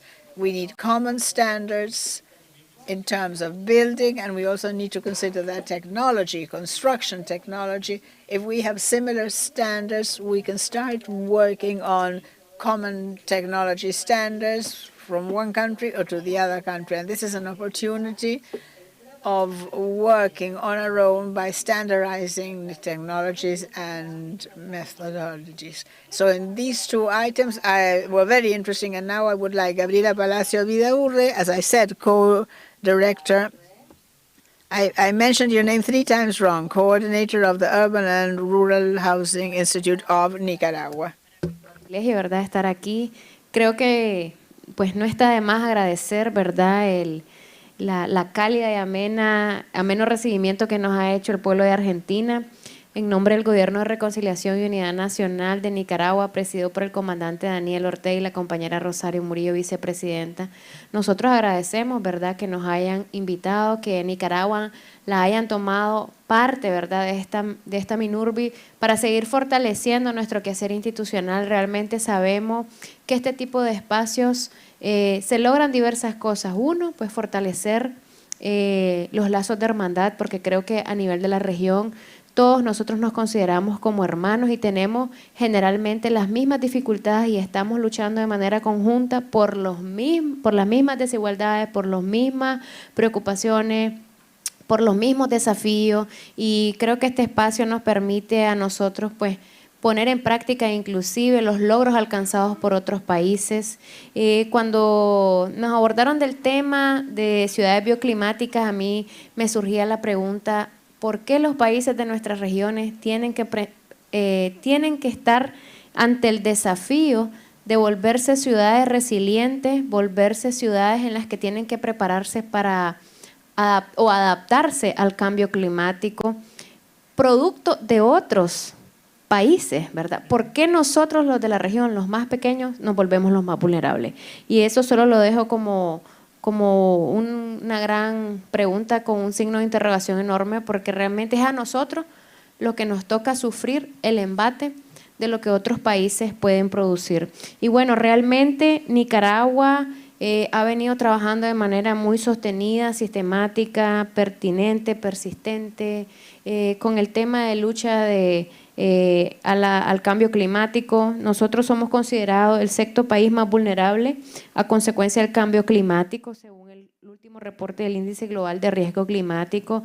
Realmente somos un país pequeño, ¿verdad?, dentro de la región centroamericana, pero con un gran desafío, ¿verdad?, porque no solo tenemos vulnerabilidad por el cambio climático, sino que también tenemos otras condiciones, pues estamos en una zona altamente sísmica, tenemos volcanes activos con sus propias erupciones, ¿verdad?, que pueden causar cualquier riesgo, y todos esos temas, ¿verdad?, en donde nos ponen ahí en el sexto país más vulnerable, es lo que ha trastocado al Estado de Nicaragua a través del gobierno del Frente Sandinista, de que en nuestra constitución política el Estado de Nicaragua haya asumido y haya reconocido en nuestra constitución el texto íntegro de la Declaración Universal del Bien Común de la Madre Tierra. Ya desde ahí nosotros podemos hacer énfasis en que existe una voluntad política para garantizar de que Nicaragua tenga las mejores condiciones o tome los elementos necesarios para la protección de la vida de las familias nicaragüenses, pero también para la protección del medio. Y es ahí donde ha venido impulsando un sinnúmero de iniciativas y de normativa que tienen que ver con el cambio climático, que tienen que ver con un sistema de prevención y reducción de riesgo, que tienen que ver con una política de adaptación al cambio climático. Hemos venido sosteniendo avances significativos en el tema específicamente de la reducción de emisiones, porque nosotros nos hemos adherido al Acuerdo de París, ¿verdad? Hemos venido trabajando para contribuir a que no haya un crecimiento o no se incremente la temperatura. Hemos venido trabajando también en la iniciativa 3030 para adaptarnos y mitigar el cambio climático y restaurar 2.8 hectáreas climática. Hemos venido trabajando en una política enorme de reforestación, y todo esto contribuye al tema de la biodiversidad, al tema del hábitat, al tema del cuidado del suelo. Hemos venido trabajando también en políticas en tema meramente ambiental para identificar zonas específicamente por regiones de riesgo. Hemos venido identificando la región del Pacífico, la región central, la región del Caribe, y cada región con su diversa o enriquecedora situación que pueden tener es propicia para que nosotros podamos adaptar y tomamos como relevancia específica, ¿verdad?, cada zona para hacer un análisis o un desarrollo de un proyecto habitacional que no afecte la zona, sino que el proyecto se adapte a las familias. Yo quisiera destacar también que hemos venido trabajando a nivel general en la transformación de la matriz energética. Nicaragua antes tenía una estructura de generación de energía casi el 90% de combustible fósil. Actualmente tenemos una matriz de más del 90%, una matriz instalada de más del 90% de generación de energía limpia, pero actualmente inclusive por el niño, ¿verdad? Esto nos ha obligado pues a tener que lastimosamente hacer consumo de energía fósil, pero en generación como tal, estamos ahorita en este momento generando el 74% de energía a base de energía limpia, a base de energía eólica, a base de energía hidro, a base de energía geotérmica, y eso es un esfuerzo, ¿verdad?, también para Nicaragua. Estamos trabajando y motivando. This also entails electric mobility. We're a small country with limited resources, and multilateralism is crucial to the countries in our region, especially. I would like to deepen some of these aspects, but in a few words, let me tell you that Nicaragua has taken big steps. Our country, remember, is a small country, but for Nicaraguans, these have been big steps to protect Mother Earth.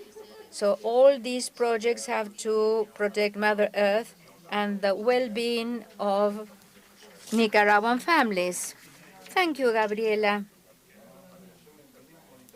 Let me stress that problems are multifaceted. You have inequality, lack of infrastructure, and now climate change. And the response, the solution has to be also multifaceted, especially considering those countries which are located in seismic regions and which face very aggravated circumstances. Now, Cristina Lemus Alvarado is going to take the floor. She's the Vice Minister of Urban Development and Housing of Guatemala. Thank you very much, everybody. As representing Guatemala, we're so happy and thankful for having been made a part of this event, such a significant event. And I would like to thank the Santiago Maggiotti, the chair of Minurvi, for the warm welcome and for the activities that has even been greater. It was significant. It's even more significant because of the wonderful welcome. I know we don't have too much time, but I'd like to tell you what the Vice Ministry of Housing and Human and Urban Development does. We've been working with the National Council for Housing, formed by NGOs, private sector and public sector.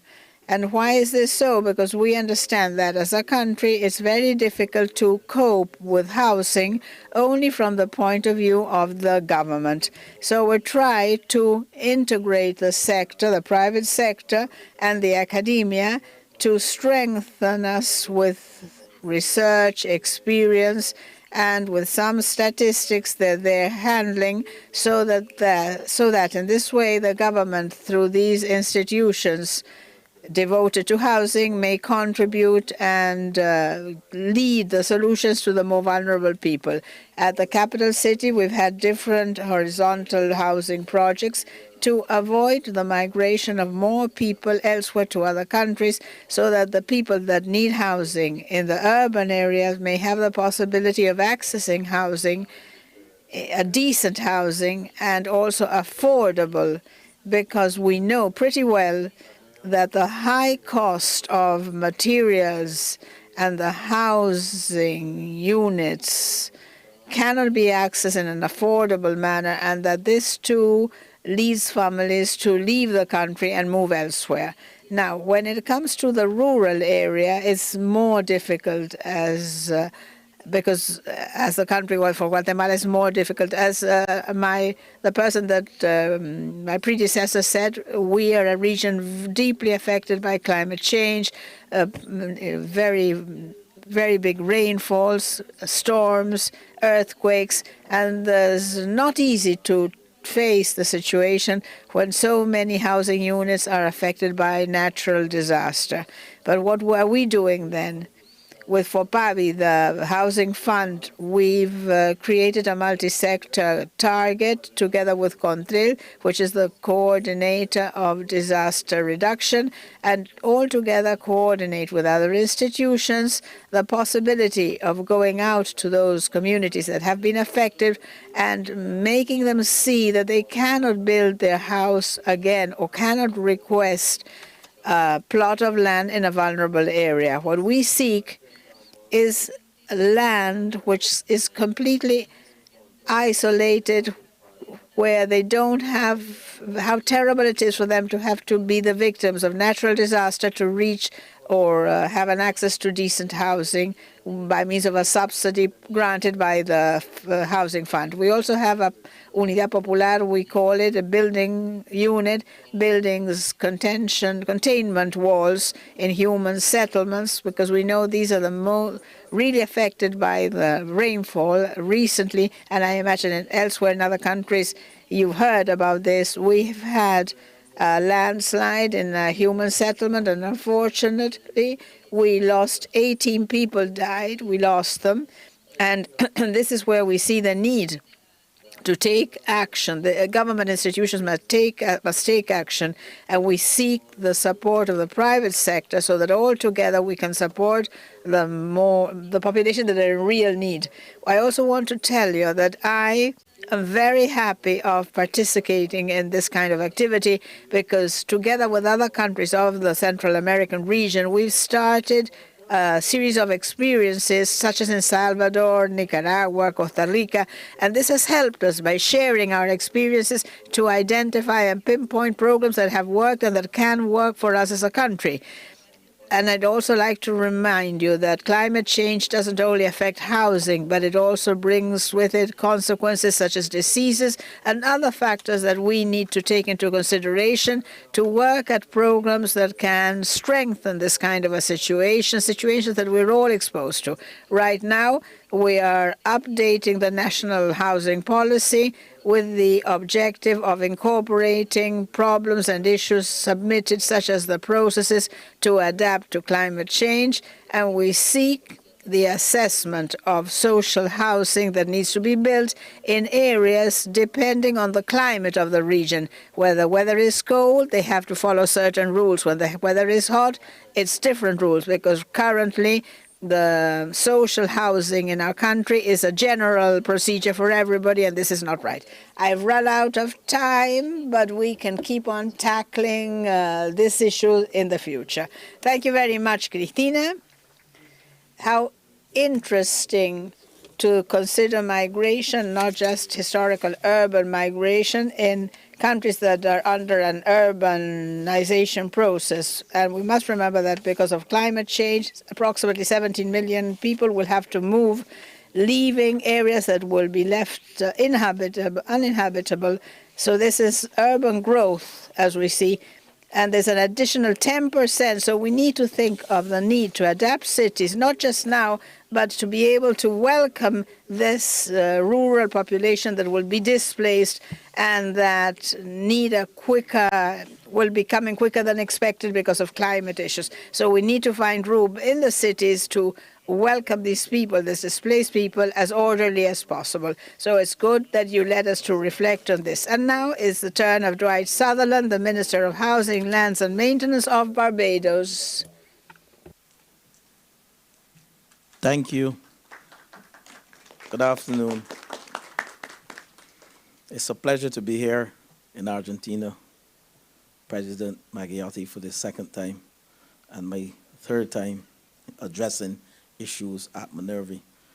And permit me to bring greetings on behalf of Prime Minister Motley, because my next 4.5 minutes, would be focused on how are we treating with the climate crisis and the adaptation to climate change requires climate financing and building resilience, and how we're doing that in Barbados.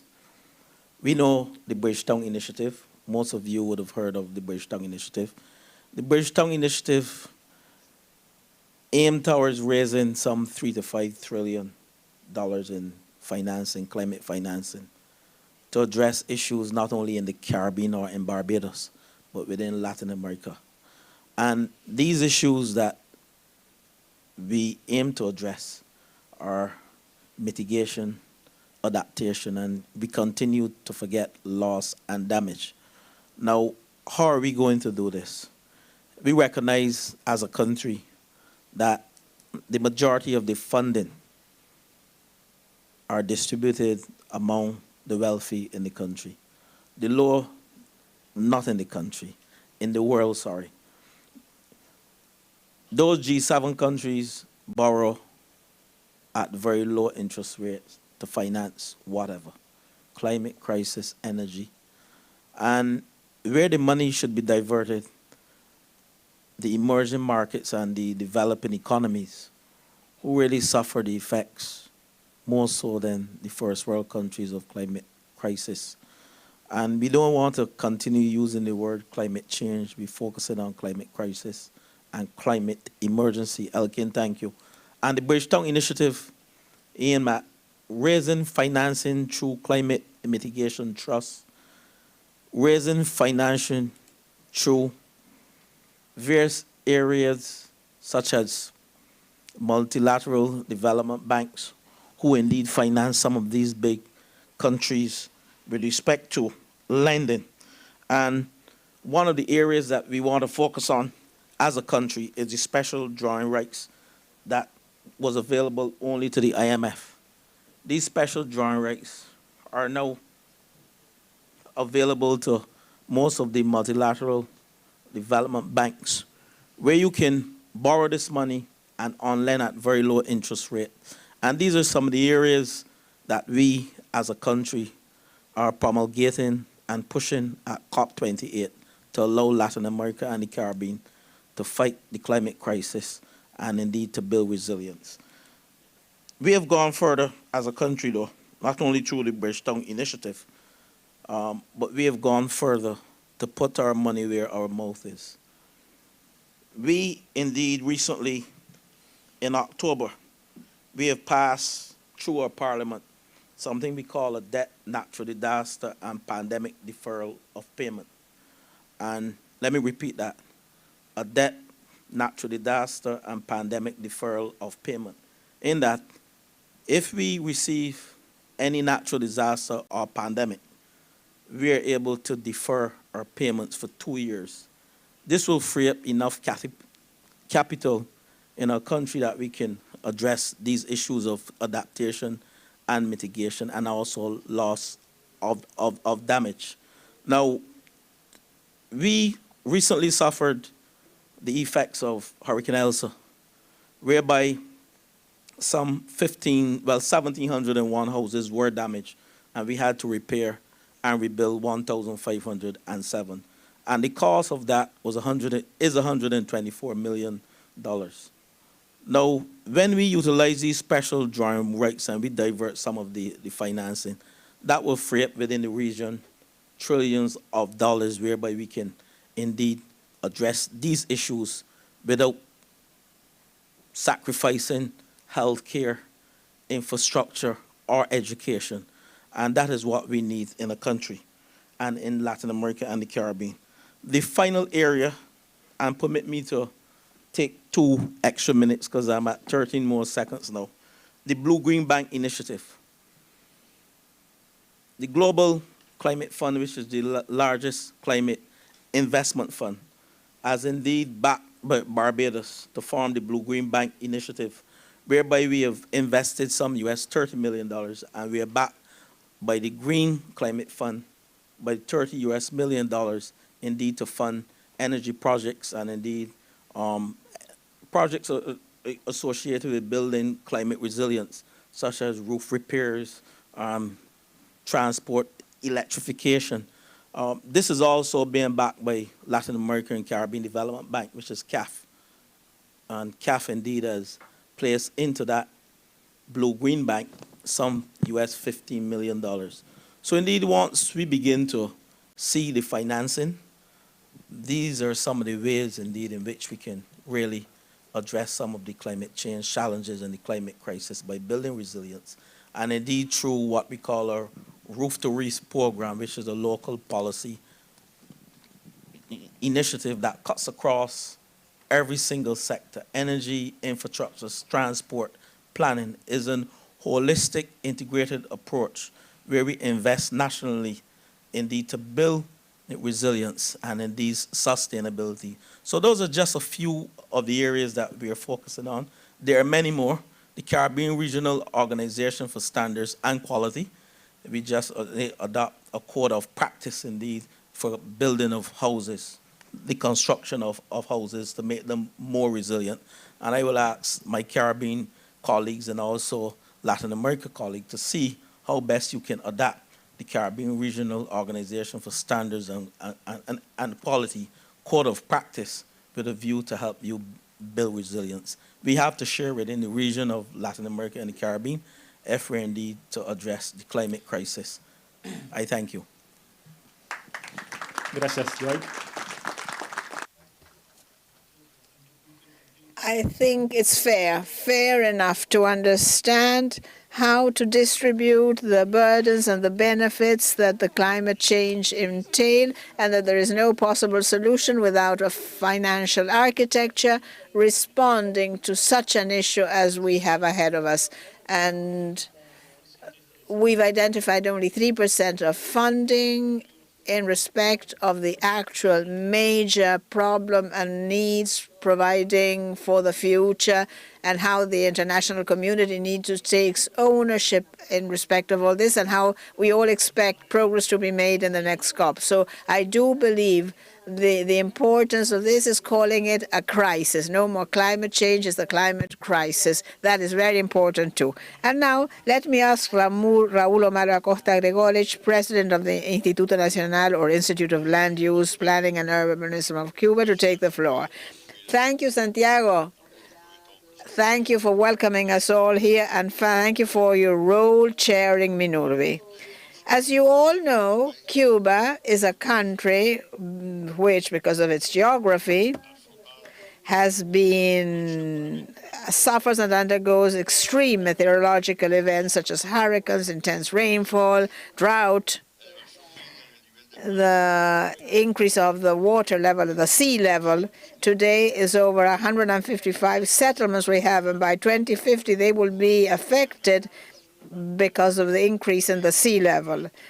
At an extreme drought moment, we've been affected by forestry fires. As you know, last year there was this major fire in the western provinces or eastern provinces. The unfair blockade by the U.S., economic, social, financial, is the main hurdle we face to foster policies to mitigate and face everything connected with climate change. Nevertheless, the Cuban government is making a tremendous effort for its people to move forward in this direction.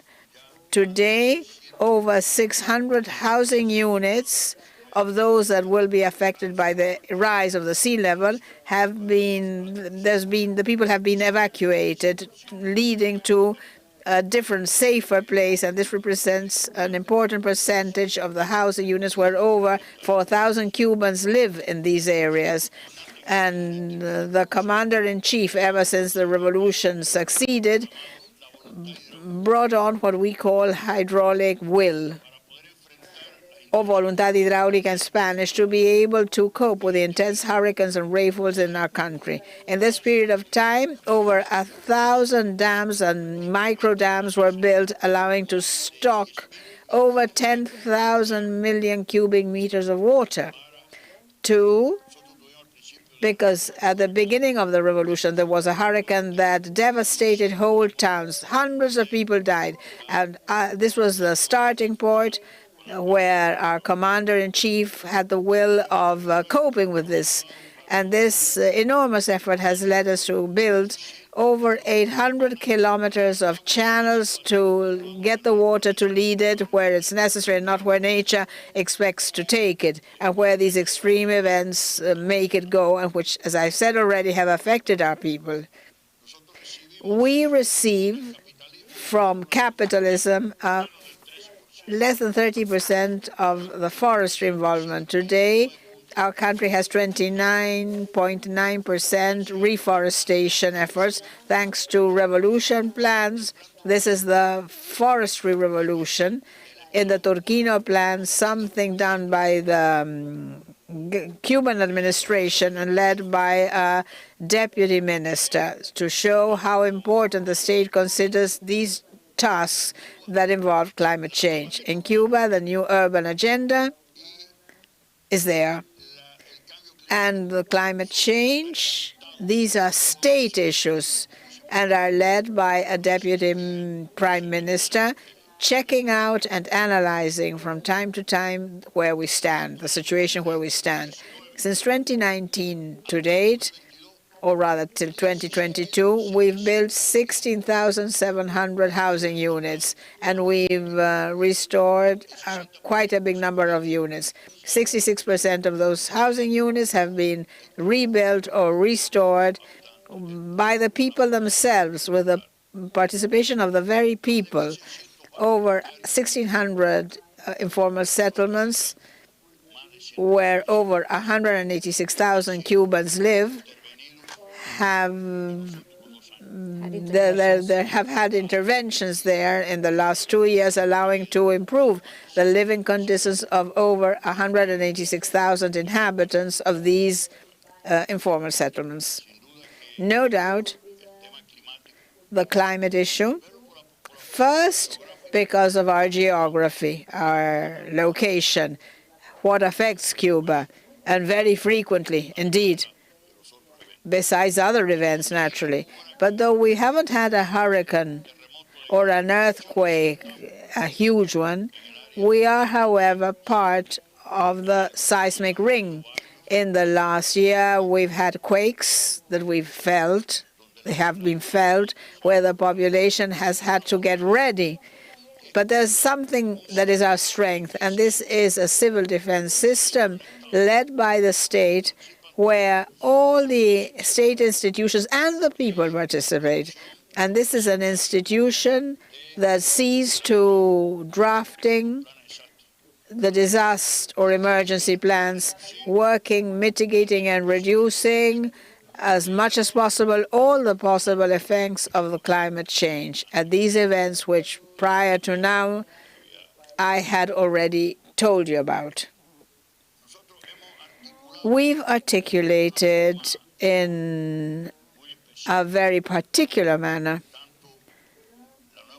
both the new urban agenda as well as the climate change effects, as the VIDA task led by Deputy Prime Minister, articulated with a plan to develop the economy and in deep connection with the plan for the country's development, as well as with the urban development plan we have in the country. So all this together is an element that we've put in place so that it has become a state policy where, although it is the state that leads the policy, the people are deeply involved. For instance, to face the hurricanes that Cuba is affected by every year, we train the people a whole day. We call it the Meteor Day, where the people get ready to face a big event that the country will have to suffer. And this is how, when we went to Rio last year, we were affected by a hurricane, and with UN Habitat, we've intervened in Viñales, the town of Viñales. I could keep on telling you about all the experience we have upon the need to mitigate and adapt to climate change, but unfortunately, I've run out of time. Thank you very much, Raúl, and once more, I'd like to highlight the importance of seeing the new urban agenda as a state policy. And this is very, very important when we think of getting ready to face emergency. And the involvement of the community is very important because the efforts are very big indeed, and it is the community that needs to be ready to cope with this type of emergency. And now we have our last panelist, Philip Telesford, Minister of Social and Community Development, Housing and Gender Affairs of Grenada. Philip, would you like to take the floor, please? Muchísimas gracias. Yo quiero expresar the Minurvi president and the rest of the organizing committee for this wonderful opportunity to join you here in this conference. I believe this conference provides a wonderful atmosphere for the cross-fertilization of ideas to really tackle the climate crisis that confronts us as a region. I also embrace this opportunity to sit next to my Cuban comrade, because as a Grenadian, we share an unbroken bond with the government and people of Cuba. We fought, bled, and built together. Now, Grenada, as a small island state, is no stranger to this climate crisis that confronts us. Back in the year 2004, which is 19 years or so ago, our country was devastated by Hurricane Ivan. We lost 90% of our housing stock. Today, many houses are still under reconstruction because a lot of these, especially low-income earners, did not have insurance to protect themselves against the ravages of the hurricane. Presently, we have seen some improvement in the housing stock in Grenada over the last few years. But as it stands, approximately 43% of the housing stock in Grenada are built by wall structures. And the rest of it is either in timber or less robust material. So that in itself is a problem. Now, as we confront this crisis that looms, as a new and incoming government, as you all may know, our government has been elected just about 16 or so months ago. And we are faced with this situation where about 34% of the population needs urgent housing. And for you to understand the gravity of the situation, we had 600 housing units to be distributed amongst the population. Only 600. But we had 6,000 applicants, which meant 90% of the people who apply will not succeed. And that is the gravity of the situation. Our problem is the same as what was said, the access to affordable financing. And also that of access to cheaper but more robust and innovative building material to be able to tackle this problem that we are faced with. We've undertaken a project as a new government called Project 500, where we, as a government, seek to build 500 new Grenadian-style, climate-smart houses for the population. The challenge that we face is how do we finance these homes? We are a small population, and as a result of that, we do not have the resources to be able to readily build these houses. What do? We seek in private-public partnership as we speak. But that is only part of the challenge. The other challenge is there is a large cross-section of the population that use pit latrines. That is toilet facilities that are outdoors and does not cater for proper disposal of human waste. And so we need to be able to tackle these problems. But the challenge always defaults to the access to adequate low-cost financing. So these are some of the challenges. We as a government is also seeking to build out a proper housing policy But we have to, all of these things, all of these grandiose plans that we have as a government, it has to be financed.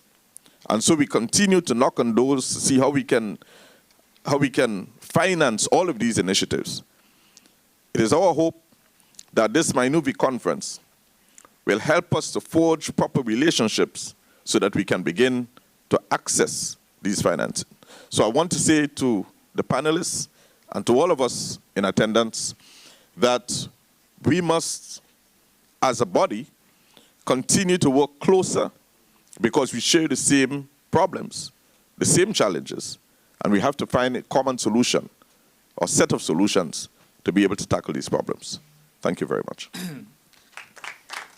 Thanks, Philip. Gracias.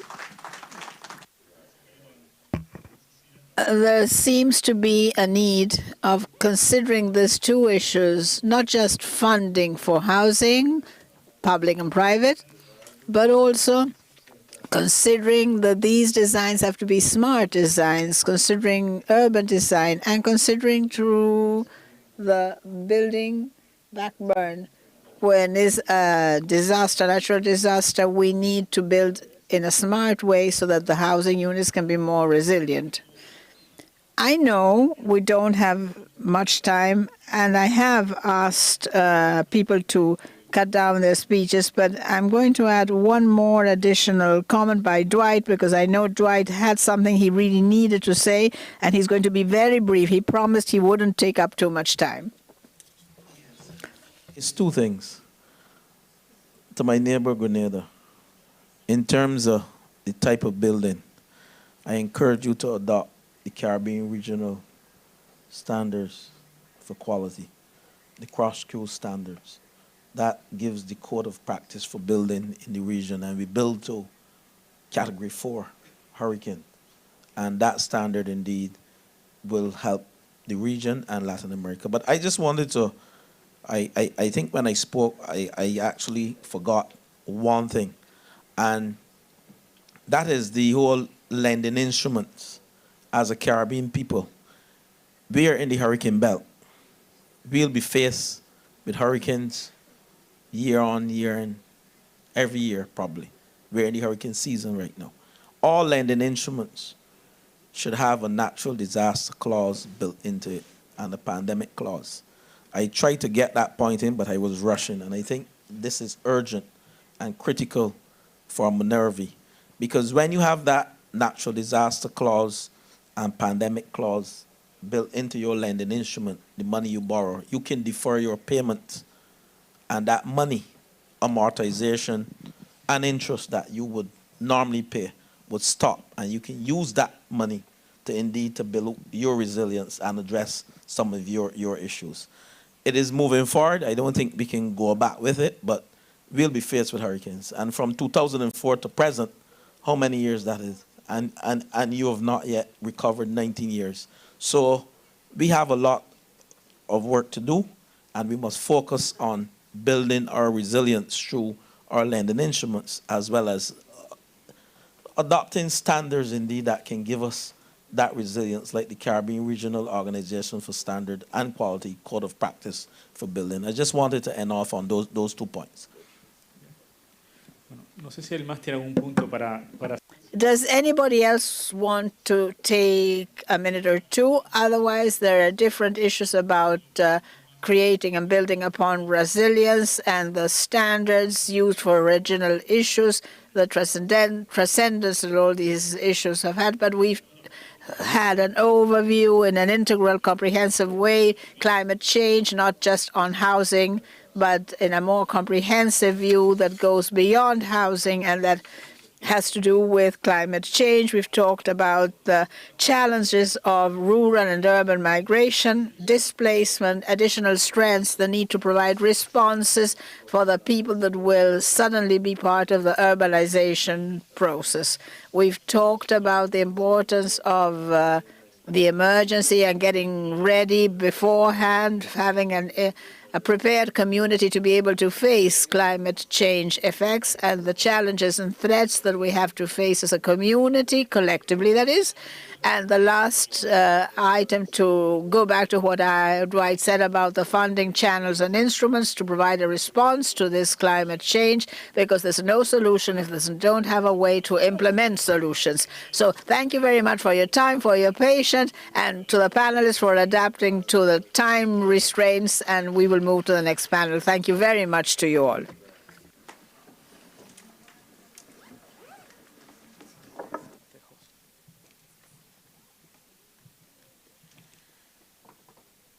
Agradecemos a los y las integrantes del panel. We wish to thank the panelists on bioclimatic cities adapting to urban climate change, and we also thank Santiago Arias, moderator representing the World Bank.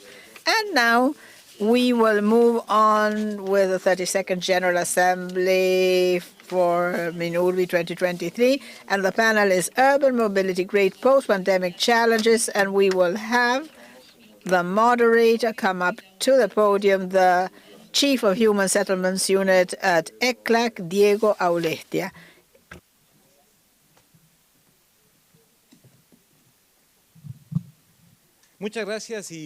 Thank you very much, and good afternoon, everybody, those that are with us in the room and those that are following the streaming procedures. Once again, a pleasure for me to be the moderator of a panel focusing on something fundamental in the Latin American cities and Caribbean cities, and that is mobility. The title indeed is The Great Challenges That Mobility Faces After the Pandemic. And I'd say we have a wonderful panel in this respect. With us is Gaynell Roll, Permanent Secretary of the Ministry for Energy and Transport of the Bahamas. Welcome, Gaynell. Sean White, President of the National Housing Committee of St. Kitts and Nevis. Welcome. Juan Carlos Baruja Fernandez, Minister of Urban Planning, Housing and Habitat of Paraguay. Welcome, Minister. Héctor Estrada, Executive Director of the Housing and Human Settlements Program of Honduras. And Antonio Clement Marley Mandela, Senator and Parliamentary Secretary at the Ministry of Housing, Works, Lands and Urban Renewal of Antigua and Barbuda. And as I said, the presence of these officials is absolutely important because they're all involved, not just in housing projects, but also in the connection between housing and other sectors. So here we have with us authorities, ministry authorities in the case of Paraguay, somebody who took office very, very recently, a few months ago, facing great challenges and full of energy to launch new projects. And then we have officials representing institutions that are involved in institutional transformations that are being modified, such as Bahamas and Honduras, in the sense that they already have their own ministries focusing on housing and urban settlements, ministries or institutions that have been mainstreamed, as in the case of St. Kitts and Nevis, and situations where the entities that are responsible for these issues, such as Antigua and Barbuda, necessarily, because of their own formation, need to look into soils issue and urban renewal, as I say, once again, Antigua and Barbuda.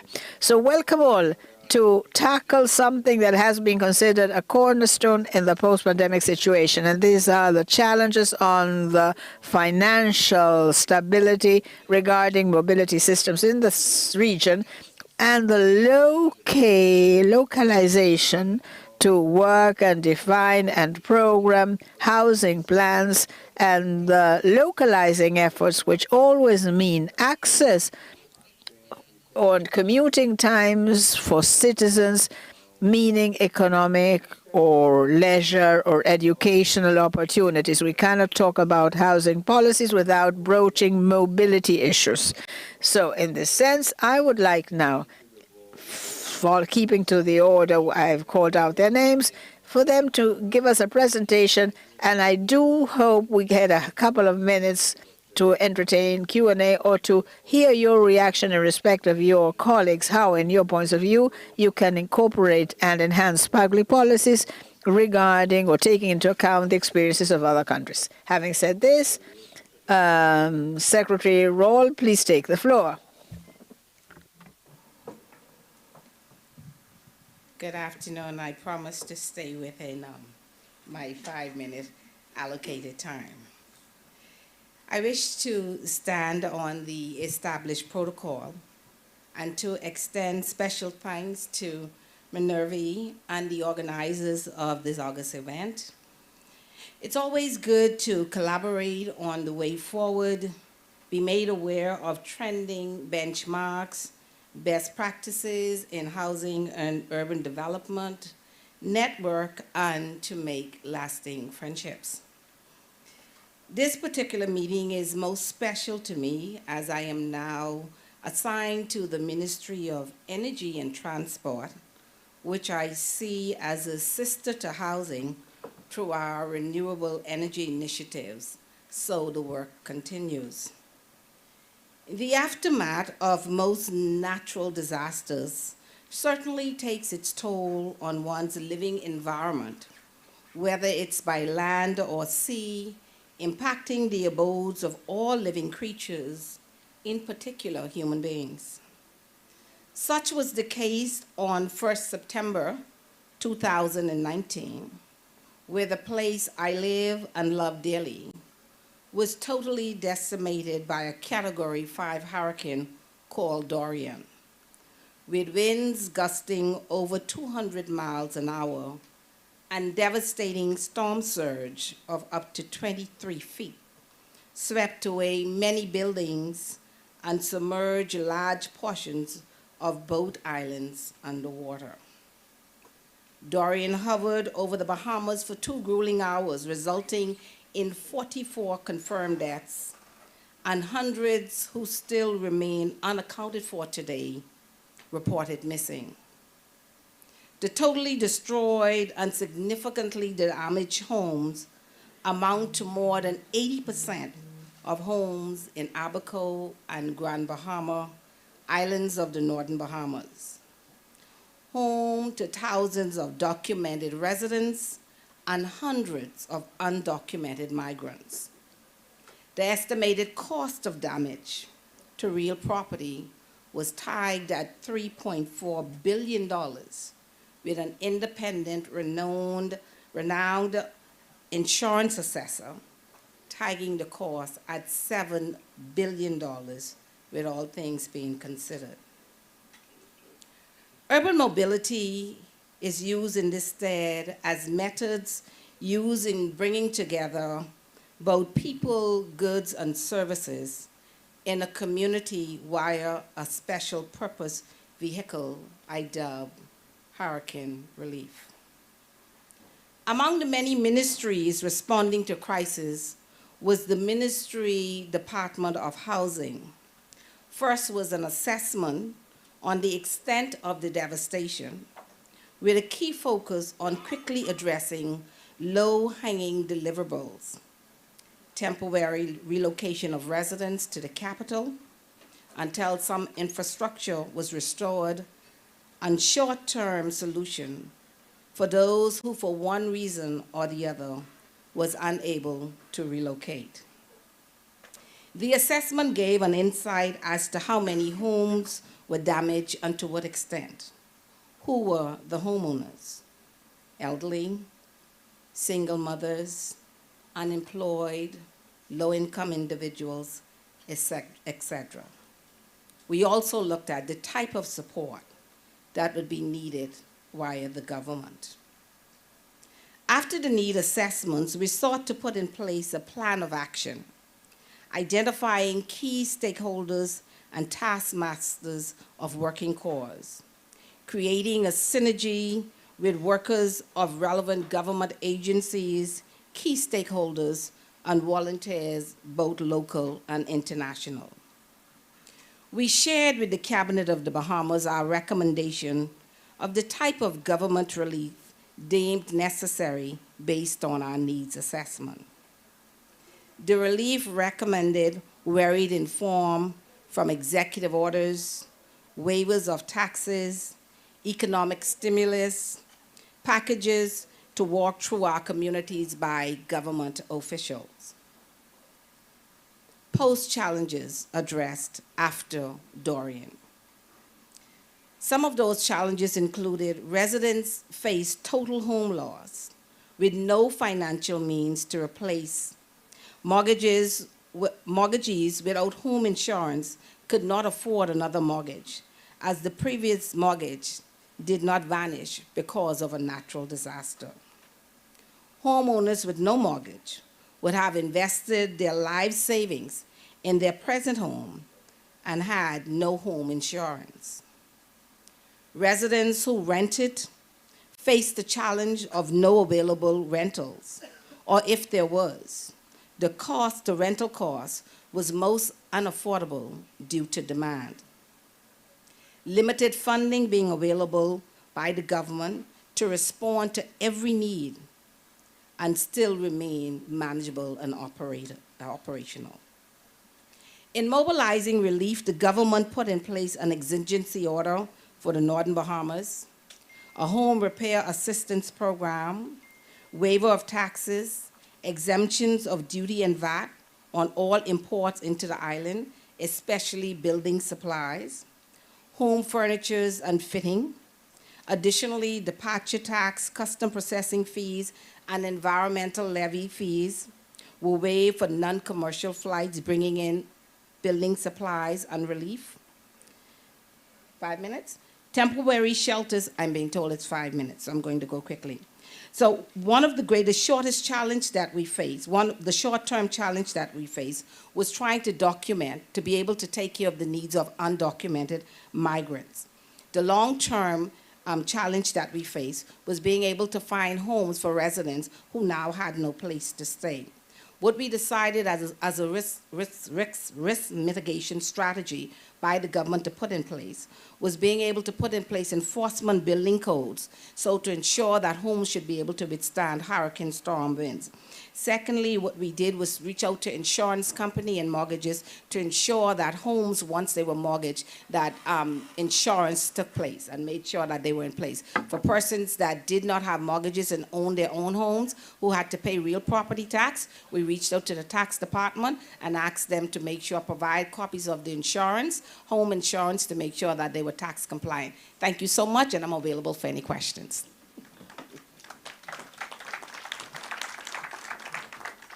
Thank you very much. Y muy importante es. It's very important. It's amazing the magnitude of the impact of hurricanes, not just when you look at the economy, but also at human lives. And I think there are elements there of what adapting public policies mean given these circumstances. And now, Mr. Sean White from St. Kitts and Nevis. President of Minurvi, President McNaughty. I want to bring greetings from St. Kitts and Nevis and the Minister of Housing, the Honorable Dr. Jeffrey Hanley, who is unable to be here as he's in Paris on a UNICEF meeting. I'm going to be very short in my engagement. I want to focus mainly on the heading, the importance of the importance of urban mobility. And for us, urban mobility means making sure that persons have accessibility to some of the major resources in our country. And as we build new urban settlements, we are designing cities with the following in mind. Persons need to be close as possible to key services, with the reduction of emissions in our cities, reducing traffic congestion, providing alternative options for transport, providing quality services close to urban settlements. Now, St. Kitts and Nevis has identified social mobility as one of the 7 pillars of our island developing state, small island developing state. Number 5, it's number 5 in one of those pillars, and one of the key functions of sustainable settlements for our federation would be the pedestrianizing our urban city. Now, in our city, it's very small, and what we're looking at is being able to provide a more access for pedestrians, because one of the things that the G7 countries are facing is heavy congestion in traffic. And if we are saying to them that we want to limit carbon emissions, then for us, one of the things we have to do is lead by example, and that is to encourage more pedestrians to be able to move freely across our cities. 1 second. Another one is the post-pandemic needs and urban mobility need to provide safety and health for urban residents. Considerations for undocumented and migrant persons who will put existing strain on medical systems. Allowing for home construction, which facilitates mobility and safety of security response. And allowing cities to function during medical emergencies where the most vulnerable are not sacrificed during crisis situations. Now, just to give my take, one of the major projects that we're working on now. Oh, sorry. Oh, you can translate? Okay. One of the major projects that we are doing now in St. Kitts is the eradication of temporary settlements. We have just moved to eradicate one of the last government-owned illegal temporary settlements in our country, where 30 families were removed, relocated, and their rent for an entire year was taken on by the government. It was an unprecedented move by the government to show to the public that we want to get rid of these illegal temporary settlements. We want people to move into home ownership and empowerment, which is one of the cornerstones of our government. And the government of St. Kitts and Nevis is very, very serious about that. Another one of those projects is water, which I'll touch on briefly. Because of the effects of the climate crisis, we have very, very high levels of droughts in our country. And the government of St. Kitts and Nevis has moved to seek concessionary funding to implement desalination and other water drilling exercises so that our people can have access to clean water. So that is just some of the areas that our government is working on to try to enhance the social mobility of our citizens in St. Kitts and Nevis.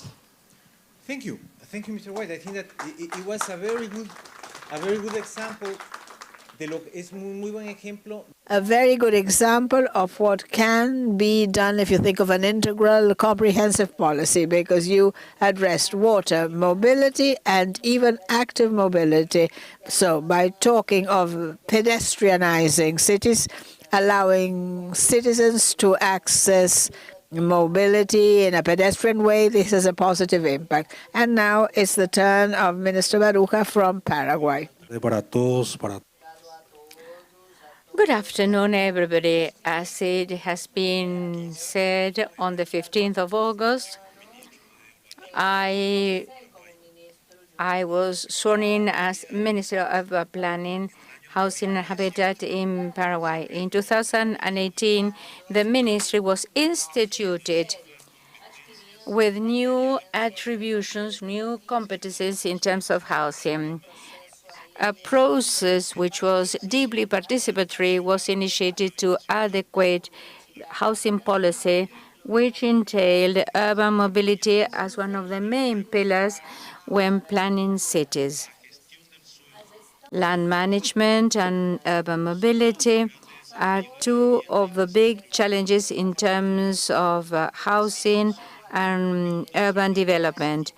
There are few roads and means of transport, and the metropolitan areas have services which are low quality and that they do not cover a big surface. So that has to be corrected by a correct use of land and with mobility plans and legislative tools aiming at improving upon the connectivity between the municipalities.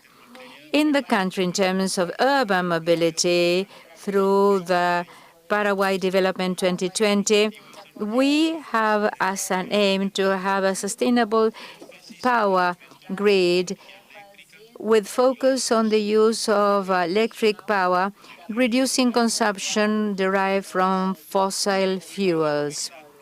We reinforce that electricity is a priority to reach that aim. In the same fashion, the Power Strategy 2040 promotes the change in favor of electric mobility, which means that power is going to be incorporated into the consumption and increase efficiency. All this responding to the different international agreements to which Paraguay has accessed or acceded. And that is in conjunction with the philosophy of the Paris Agreement. My ministry integrates the strategy of electric mobility with the support and the coordination of other ministries in order to promote the transition towards electric mobility, aiming at electric safety, social progress, and environmental sustainability, together with a comprehensive vision which wants Paraguay to be a reference in terms of electric mobility in certain fields so as to contribute significantly to achieving sustainable development of the country. Last, I would like to mention the Green Road, Ruta Verde, which aims at having power stations for electric cars along route number 2, and in this way facilitating the purchase of electricity in order to reach the city of Hernandarias. Now, there are only 5 posts. And with this project, Paraguay shows its commitment to electric mobility with the conception of a sustainable transport system, the efficient use of energy with a reduced level of sound emissions, respecting the environment and our commitments to gradually reduce CO2 in the air and the atmosphere. Thank you very much for your attention. Thank you very much, Minister. And clearly, the importance that Paraguay assigns on electric mobility is something that is being viewed regionally with great interest. Abundant resource as electric and the electricity is in Paraguay, the development of electromobility and how this has an impact on the price of the land, and how we have to rethink the same urban development policies and housing policies, etc. So thank you very much for that. And now, Mr. Héctor Estrada, Executive Director of the Housing and Human Settlements Program of Honduras. Mr. Estrada, good afternoon. Greetings from President Xiomara Castro from Honduras. It's a pleasure to be here today, thanking you all for the enormous work of putting together this meeting that our sister country, Argentina, has engaged in. And I also wish to greet the Minurvi colleagues and all of those who are following us in one way or the other. To talk about urban mobility in post-pandemic times makes us wonder, how ready were we to cope with a disaster such as this in Central America and the Caribbean? We know what it is to face natural resources, what climate change means. But to understand how our cities were tested, not just regarding their health systems, but also to question the very design of our cities, where we find the residential housing areas, where the recreation spaces were distributed, and where the place to work. How much does it take to move from one from one place to another, and how the local policies and national policies sometimes end up by being fragmented and disarticulated, and how when these crises take place, it's so difficult to rearticulate immediately all of a sudden. This means quarantine faces us with the difficulties of going to shop at a market, going to provide for our homes. And the question is, how can we go back at articulating all these elements together, all of which consist in the urbanization? And this is where we have public policies. In the case of Honduras, the process is a rearticulation of a national urban territorial policy and a housing policy to guarantee the impact or the overlap of these two policies will have an impact on the way we move in the city and how we can respond vis-à-vis different circumstances.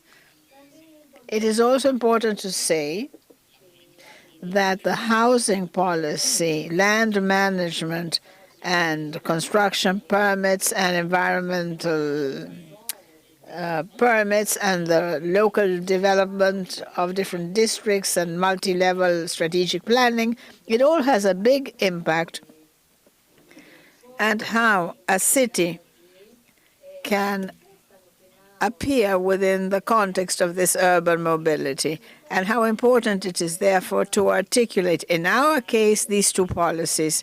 And this makes a note about that player, that non-institutional, non-government player, which is the population, meaning the value of political involvement of the citizens upon designing cities.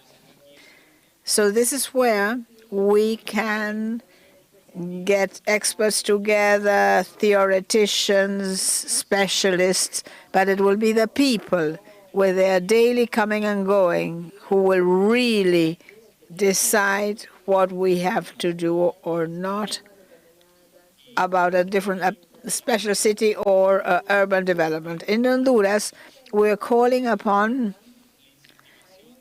the need for incentivizing the rural housing and urban housing committees to serve as the local authorities despite the municipality and providing the necessary information to make more effective calls. And here it would be good to remember that the housing shortage isn't just, was there all along, and this needs to be paired up with the basic needs availability. In our case, we are working at recovering public institutions to guarantee the provision of electricity as well as drinking water, sewage, and roads that become functional in these urban spaces. This being it, I consider my time made use of.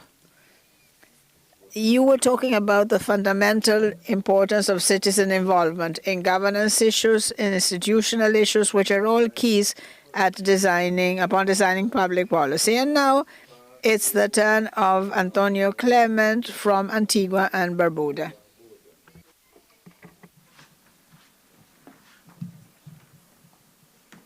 Good afternoon. Permit me to adopt the protocols already established. And I bring you greetings from Antigua and Barbuda. The post-pandemic challenged Antigua and Barbuda to reset, recover, and revitalize. The topic of urban mobility and the great post-pandemic challenges are against the backdrop that in the area of housing, small island developing countries, such as mine, lack technological innovation within the construction sector.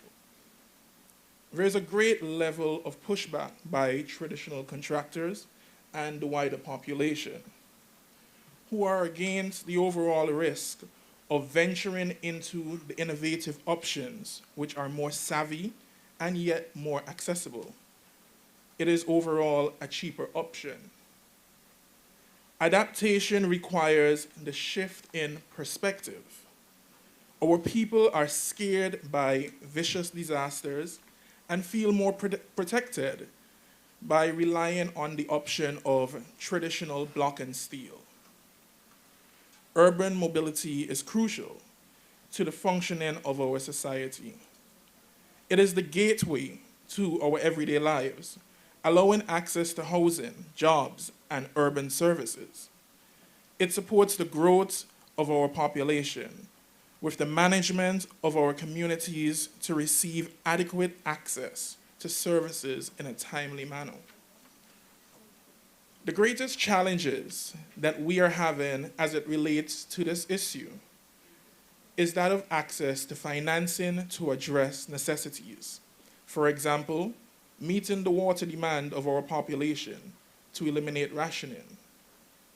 The pandemic taught us that we ought to mandate the implementation of strategic plans designed to satisfy the mobility needs of people and businesses for better quality of life. The advancement of technology has made people's lives easier. There's no questions about that. Through our very own smartphones, we can do it all. Smart technology enhances the standard of living through innovative products and services. It is as simple as tapping into an app. Smart technology allowed us to exist when the world came to a standstill and our borders were closed with limited mobility. It is a fact that we have faced various challenges that hampered our development. However, it is evident that infrastructural development and housing played a crucial role in fostering our economic development, our economic recovery post-COVID. My government commits to fostering the empowerment of our people through ownership. The government of Antigua and Barbuda maintains its mandate by offering the opportunity of ownership under a land and housing empowerment program, where ownership is afforded through major government subsidies. Post-pandemic, the government of Antigua and Barbuda is doing what is necessary to restore the sort of pride and dignity a government should want from its people. The pandemic shifted the attitudes of our people in a sense where our people has developed a sense of hate towards the political system. As we navigate our transformation, we need to engineer an environment of mobility to enrich the lives of all citizens, to serve our communities well into the future. Our ability to achieve the vision of urban mobility is within reach, once we get the adequate support from our friendly countries, which won't tax our already burdened economies. Remember, what we build, after all, ends up building us. Our economies, our communities, our families, our future. Thank you.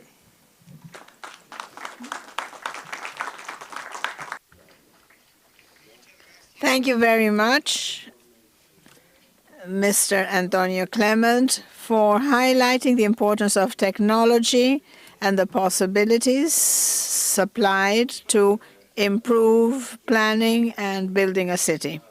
We've addressed several issues: technology, the importance of building codes, the impact of hurricanes, mobility as one of the pillars of public policies, the importance of electromobility, the involvement, governance, institutions, and technology.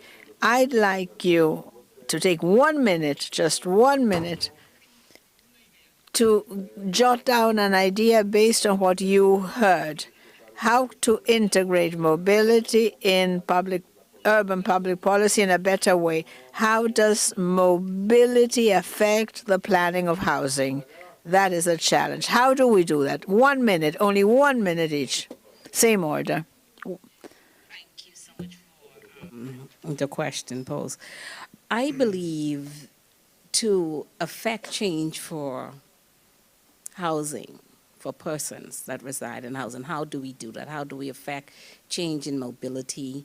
Mobility for me it's a movement. It's being able to have things accessible, is being able to make things accessible. And I think one of the key things that we do is we collaborate. We collaborate with the receivers who are going to receive the benefits from whatever we put in place. So once we have greater collaboration on the needs of persons, we're able to bring those together with government who will understand what it is they need and how best we put that into practice. Thank you. Thank you. Por favor, Mr. White. One of the things that the government of St. Kitts and Nevis is planning to do over the next few years for the 2030 agenda is to implement an urban resilience plan, which is working closely with the recommendation of the National Physical Development Planning Board and sticking close to the guidelines for zoning, protecting biodiversity, and residential and commercial, the separation of residential and commercial zones. Yeah. So it's very important that the government outlines to the residents exactly what can be done, because then, when you don't know, then it's very difficult for you to plan and forecast. So one of the key things we want to do is to work closely with the Development and Planning Control Board to make sure that residents know exactly what they can and can't do in upward mobility. Muchas gracias. Ministro Baruja. Sí. Indeed. Mobility for us, the government, for the President Santiago Peña, means being closely connected with localization. We'll be presently launching a new program for housing addressed at the working class with a 30-year term funding and the lowest or really a subsidized rate, which will allow families who are living in rented facilities with that same amount may acquire their own housing unit. This program that we will be launching has a component, and that is that the project has to be adopted by the Ministry for Urban Development, Housing and Habitat, and localization will be key. It has to be really close to services and utilities and making the most of other experiences of other countries. I'm thinking of Yardel, the Brazilian minister, which 45 days ago when I visited Brasilia, he guided me and gave me some key points, and I want to publicly acknowledge what you told us, what you taught us, and we're trying to enter into an agreement precisely to share and integrate greater experience. I think this kind of a meeting, this kind of forum allows us to learn from lessons learned or not lessons learned, but things that are not positive, but that are good to know because that keeps us from making mistakes. And the intention of our government is to cut down on deficit that would be approximately 1 million units quantitatively and qualitatively, very high for the population we have. So that's our vision. Thank you. Thank you. Director Estrada. One of the key issues that I heard our colleagues mention was the use of technology.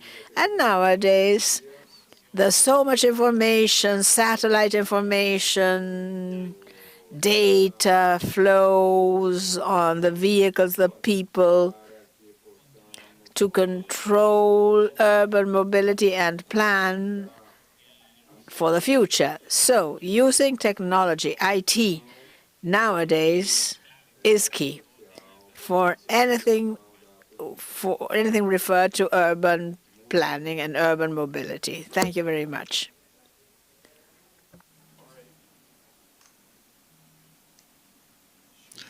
Okay, for me, it is simply put, we need to, well, as small island states, in my case, we need to bridge the gap between our people and the innovative technologies.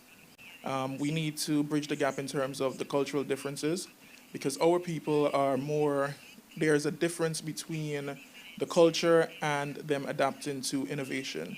And whereas innovation brings a more cheaper option in terms of housing and mobility, we need to work on that, or else we're going to end up in an even more major crisis when it comes to affordability and the availability of funding and access to funding by our people. Muchas gracias. Un gran reto. Thank you. What a challenge, my friend. What a challenge. So it's just a word of thanks to all of you and reiterate that how wonderful it has seemed to us, the fact to include a reflection on mobility in Minurvi, because this only highlights the importance of the issue, which is growing and increasing and increasing. Thank you very much to you in the room, and thank you for those who have streamed this meeting. Thank you very much.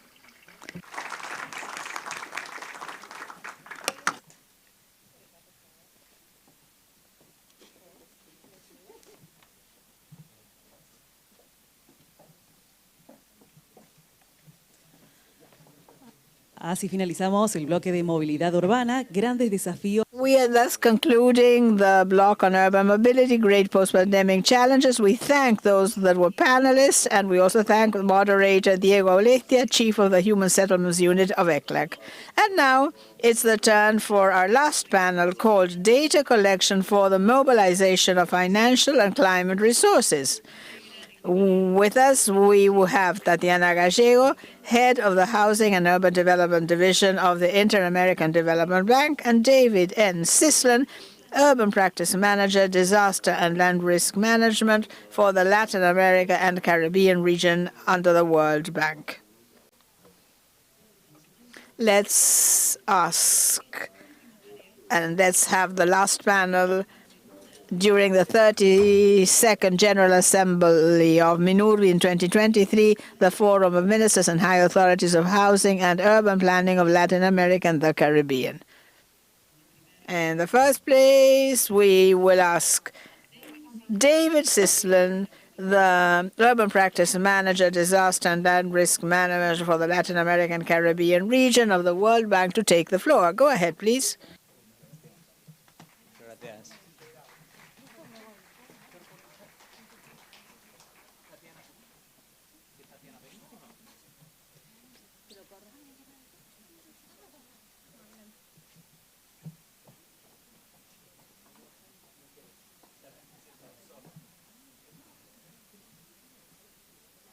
Tal vez ahora sí. Hola. Hola a todos. Hello, everybody. It's a pleasure to be here with you. And I would like to thank all of you, all the ministers, all the president of Minurvi, Minister Majority, and his team, to us, the World Bank, to be your partner in this multilateral effort. Minister, there you are. I'm really so nervous speaking in Spanish. But to us, the World Bank, it's an honor to be here. This instance of multilateralism, which is important. Instead of making a presentation, I think it would be more interesting to underscore the key messages I found in so far. First is climate change. Second is how to work with the private sector. And the third one is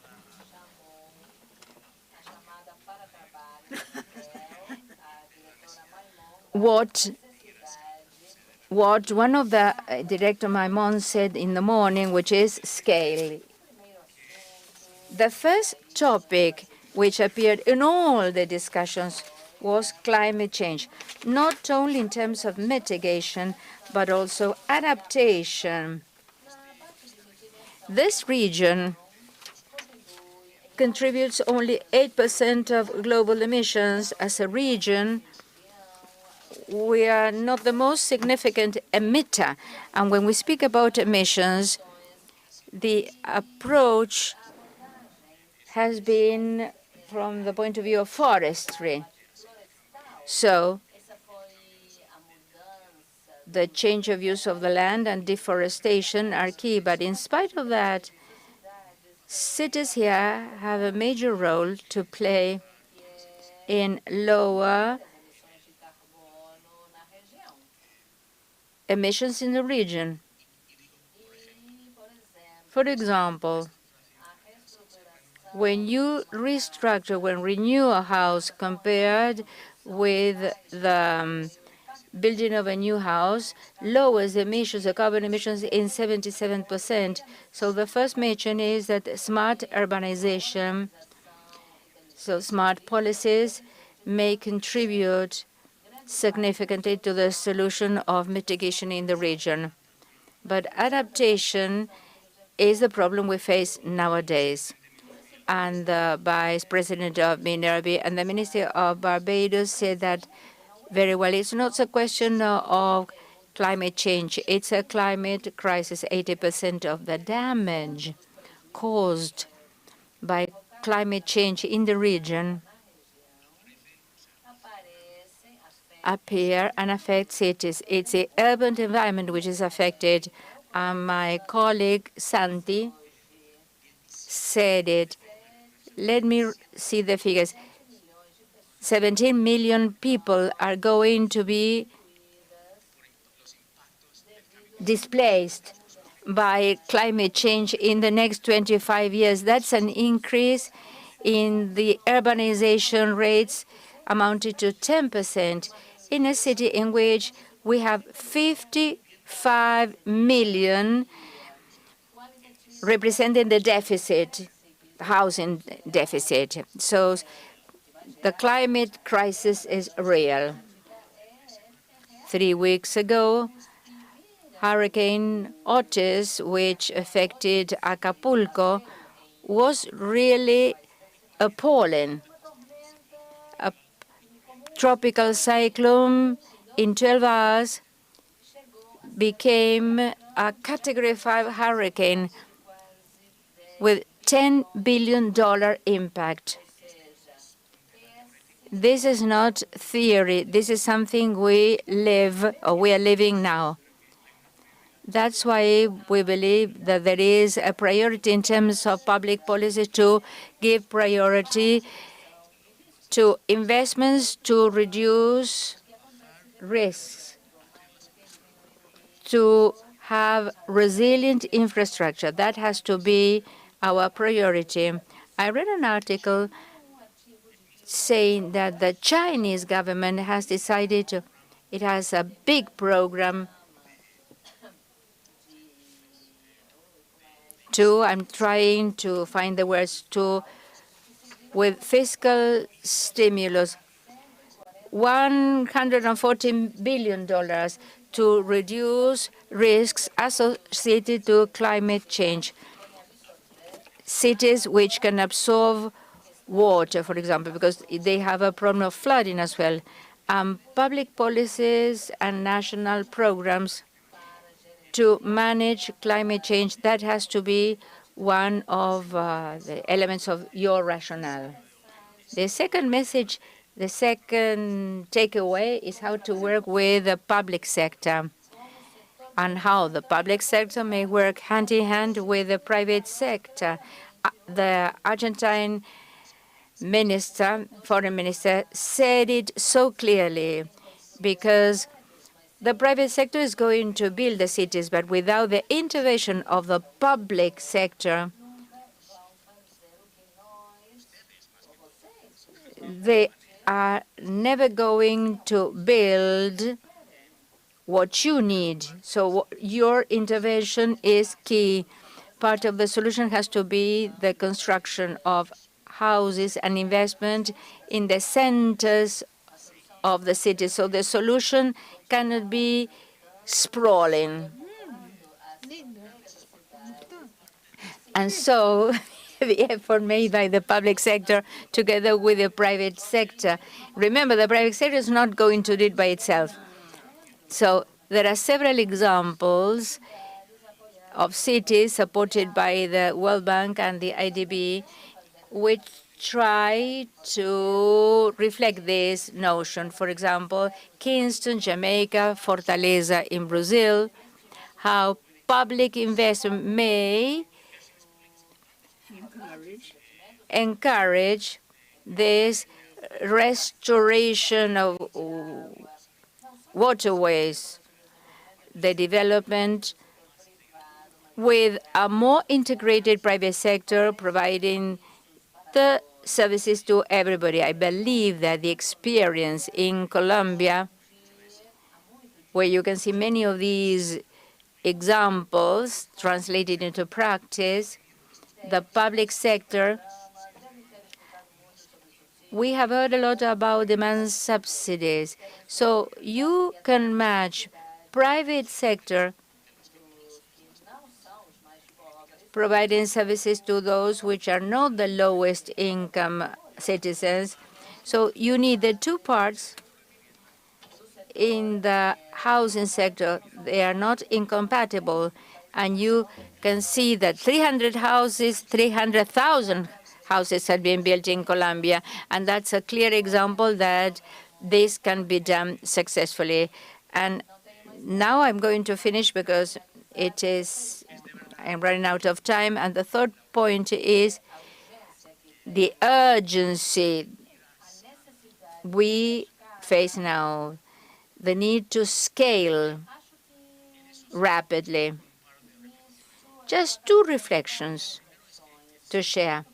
First, federal governments, that is to say the states, have a major role. When I see programs like the one implemented in Indonesia, national programs encouraging the good management of land and the development of the housing market with basic facilities, national programs are very important. You have a major role, but also investment at municipal level, at provincial level, have to be taken into account. We have some regions in the region, the capacity of investment at municipal level may be even bigger than the federal capacity. So the efforts have to be added, so to take advantage of loans, investments, and we have to do this smartly. The jump into scale is financial intermediation. You have many development banks. Some of them do not have 100% use. They do not play their role sufficiently. So I believe that these development banks have to be buttressed in order to get financing. I was 2 weeks in Japan with delegation from the Bank of Brazil. It's a bank which is public. Most of it is public. We sold loans for an investment in wind energy. So we sold the sale of carbon credits in the state of Piauí. So the Japanese bought those bonds to develop wind market in the state of Piauí in Brazil. So we have to make progress in terms of the development of clean energy and smart cities. And I'm going to end here by thanking you. It's an honor to be your partner. And I will repeat that it's a pleasure to be here in Argentina. Thank you very much. Gracias, gerente David Cisler. Thank you very much. Thank you very much, Mr. Sislen. And now a message by the head of Housing and Urban Development Division of the Inter-American Development Bank, Tatiana Gallego.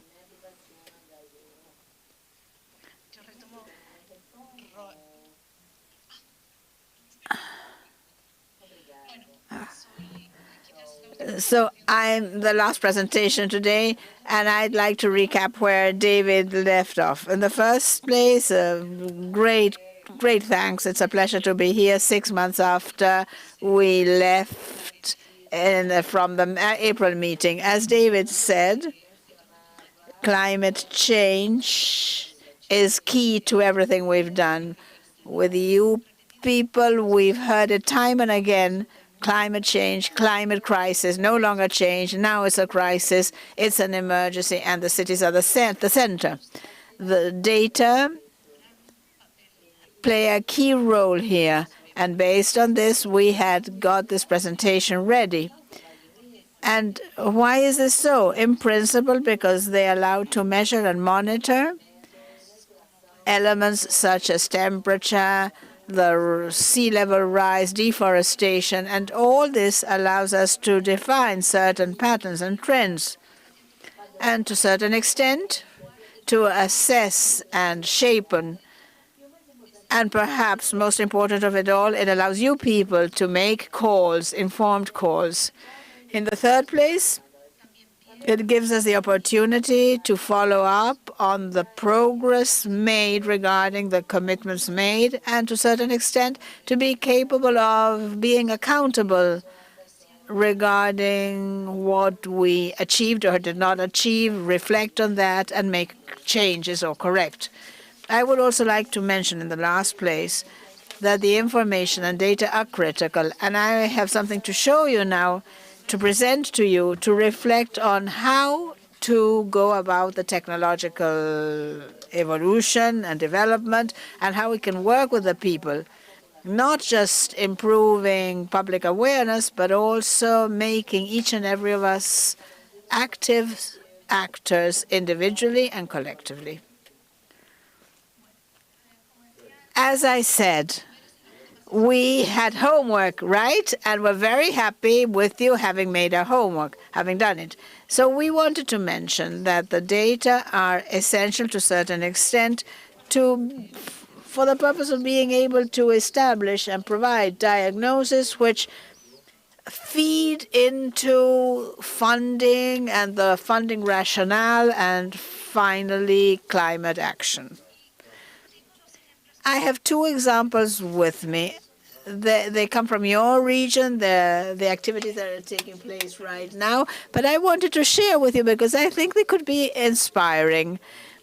On one hand, we're working with some of you, and now I'm going to give you the details of that, at a more effective and more consistent identification of housing shortage, which starts including climate effects and mobility. And I'm also going to talk about open code elements which allow you and allow us to monitor growth and factors affecting, so to say, coexistence and living as a society. I wanted to mention first that we are working hand in hand with ECLAC, Carlos, Diego, working at surveys. We're working with the statistic offices of your countries, and this is how we're supporting the development of capacities for a better definition of housing shortage, for applying better methodologies, and also to analyze housing shortage and to calculate so that the region can approve the methodology and make it a source of comparison. How are we doing this? On one hand, we're working at strengthening capacities. We're working at reviewing certain questions made on infrastructure, socioeconomic variables, and access to funding. And at the same time, in those questions, we have the opportunity of incorporating resilience and energy consumption parameters, which will allow us to improve our programs both for housing and for upgrading neighborhoods.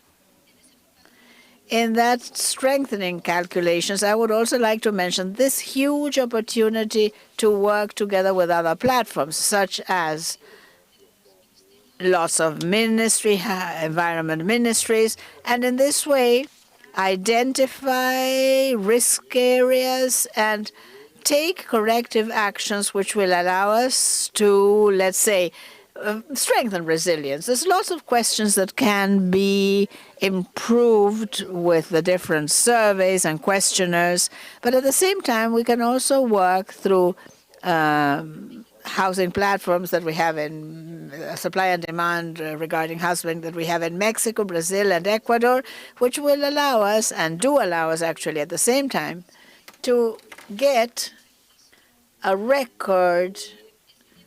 But this is it. I mean, is this a formal housing unit? Is this something that is being acquired, or this contains a lot of data and information that allows us to classify and characterize housing units? It's very late, I know, so I'm not going to look at the next slide. I'm going to, because that gets all the information, but perhaps it's too detailed. But I'm going to let you have it because it's good and it can be used to improve subsidies and analysis. Don't remove it. Don't remove it. Please, please, please, please. Leave it there. And to a certain extent, it can help us to improve on territorial reserves and georeference. I wanted to present some of the tools that we've been working at to define the civic data mission, especially mentioning the preparation of the urban planning toolbox that we carried out in open code, and that is based on the database provided from satellite information and drone information, which is available free of charge. It works on machine learning and data crossing.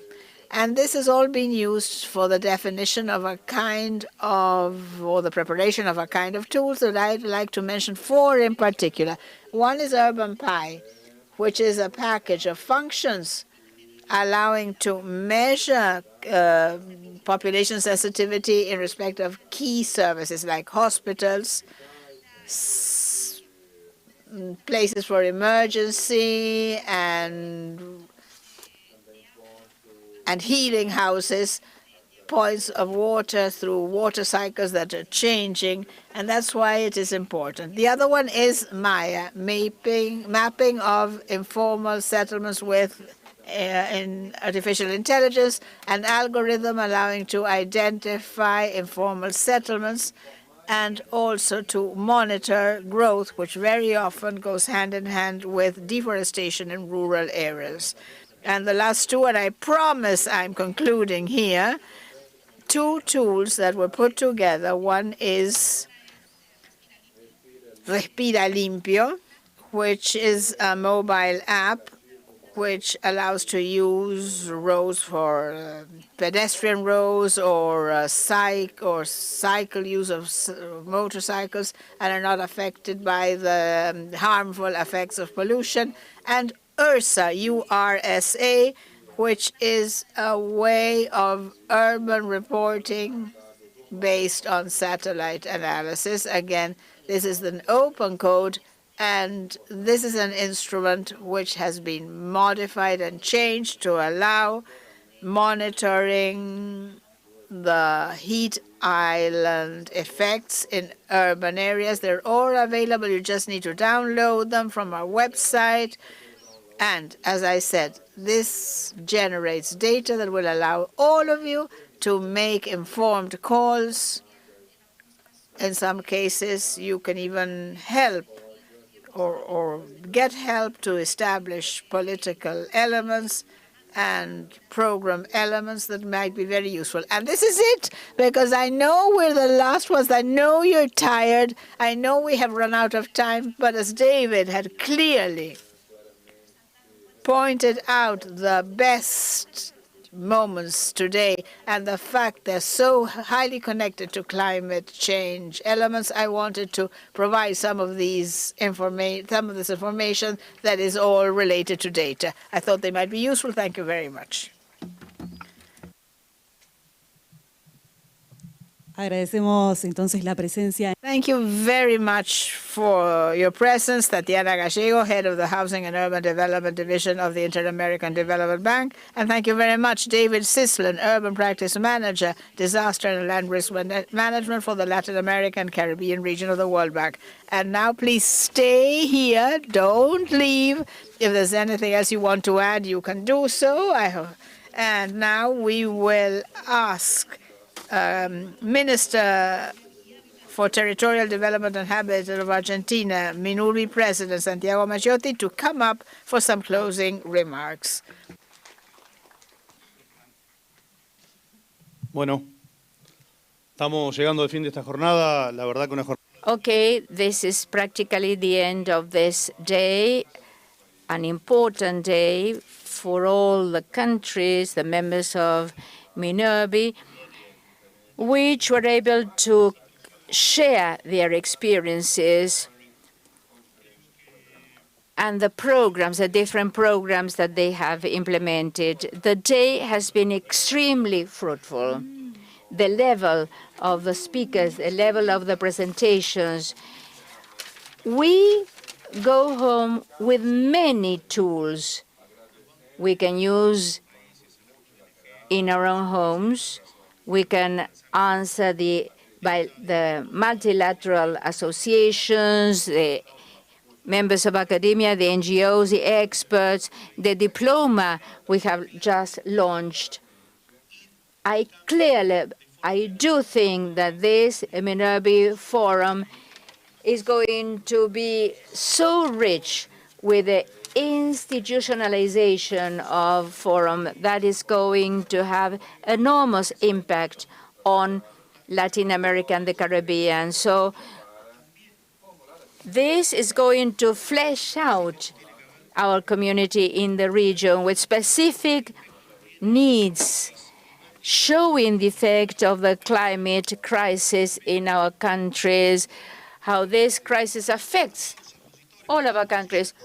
But if we are a bloc, and if we can work as a bloc, as Du Bois said, when we have to face catastrophes, we will be able to submit our proposals to the different institutions, and we will be able, as we said with David and with Tatiana, and with Cristian Asinelli and Juan Pablo and Emir, we have to see how we can reduce red tape in order to access that funding, that financing, which is translated in a better standard of living of our fellow citizens. To conclude, I want to stress that there's a lot to reflect upon, and our responsibility is bigger. We have to commit ourselves to institutionalization so that countries may share their stories of success and learn from lessons past, which the roads are, the roads not to be taken are. So what we set as an objective last year in Chile, when we were chosen to assume the leadership of Minurvi, we decided that we were going to turn the page. Minurvi had been extremely useful. It was a seed that germinated. And now, and the Minurvi region, the 35 countries, may be a bloc, represented the whole region. And as we said with Elkin, after the Minurvi Assembly, when we were invited to participate in Nairobi, we were able to present the experience and what we were doing in order to get the funds, the green funds, the climate funds, and to tell Europe how we were all together, united. So again, let me thank you for your company. Let's go on this road, and let's work together so as to be one region, one voice when for funding to adapt or to adjust itself to the region and not vice versa. So let's spearhead this Minurvi participation in the world. Thank you very much. Muchas gracias a Santiago Maggiotti. Thank you, Minister Maggiotti, President of Minurvi. Thank you for your company. You are kindly invited to join us at a cocktail party. And now it is time to conclude the 32nd General Assembly of Minurvi 2023 Forum of Ministers and High-Level Authorities of Housing and Urban Planning of Latin America.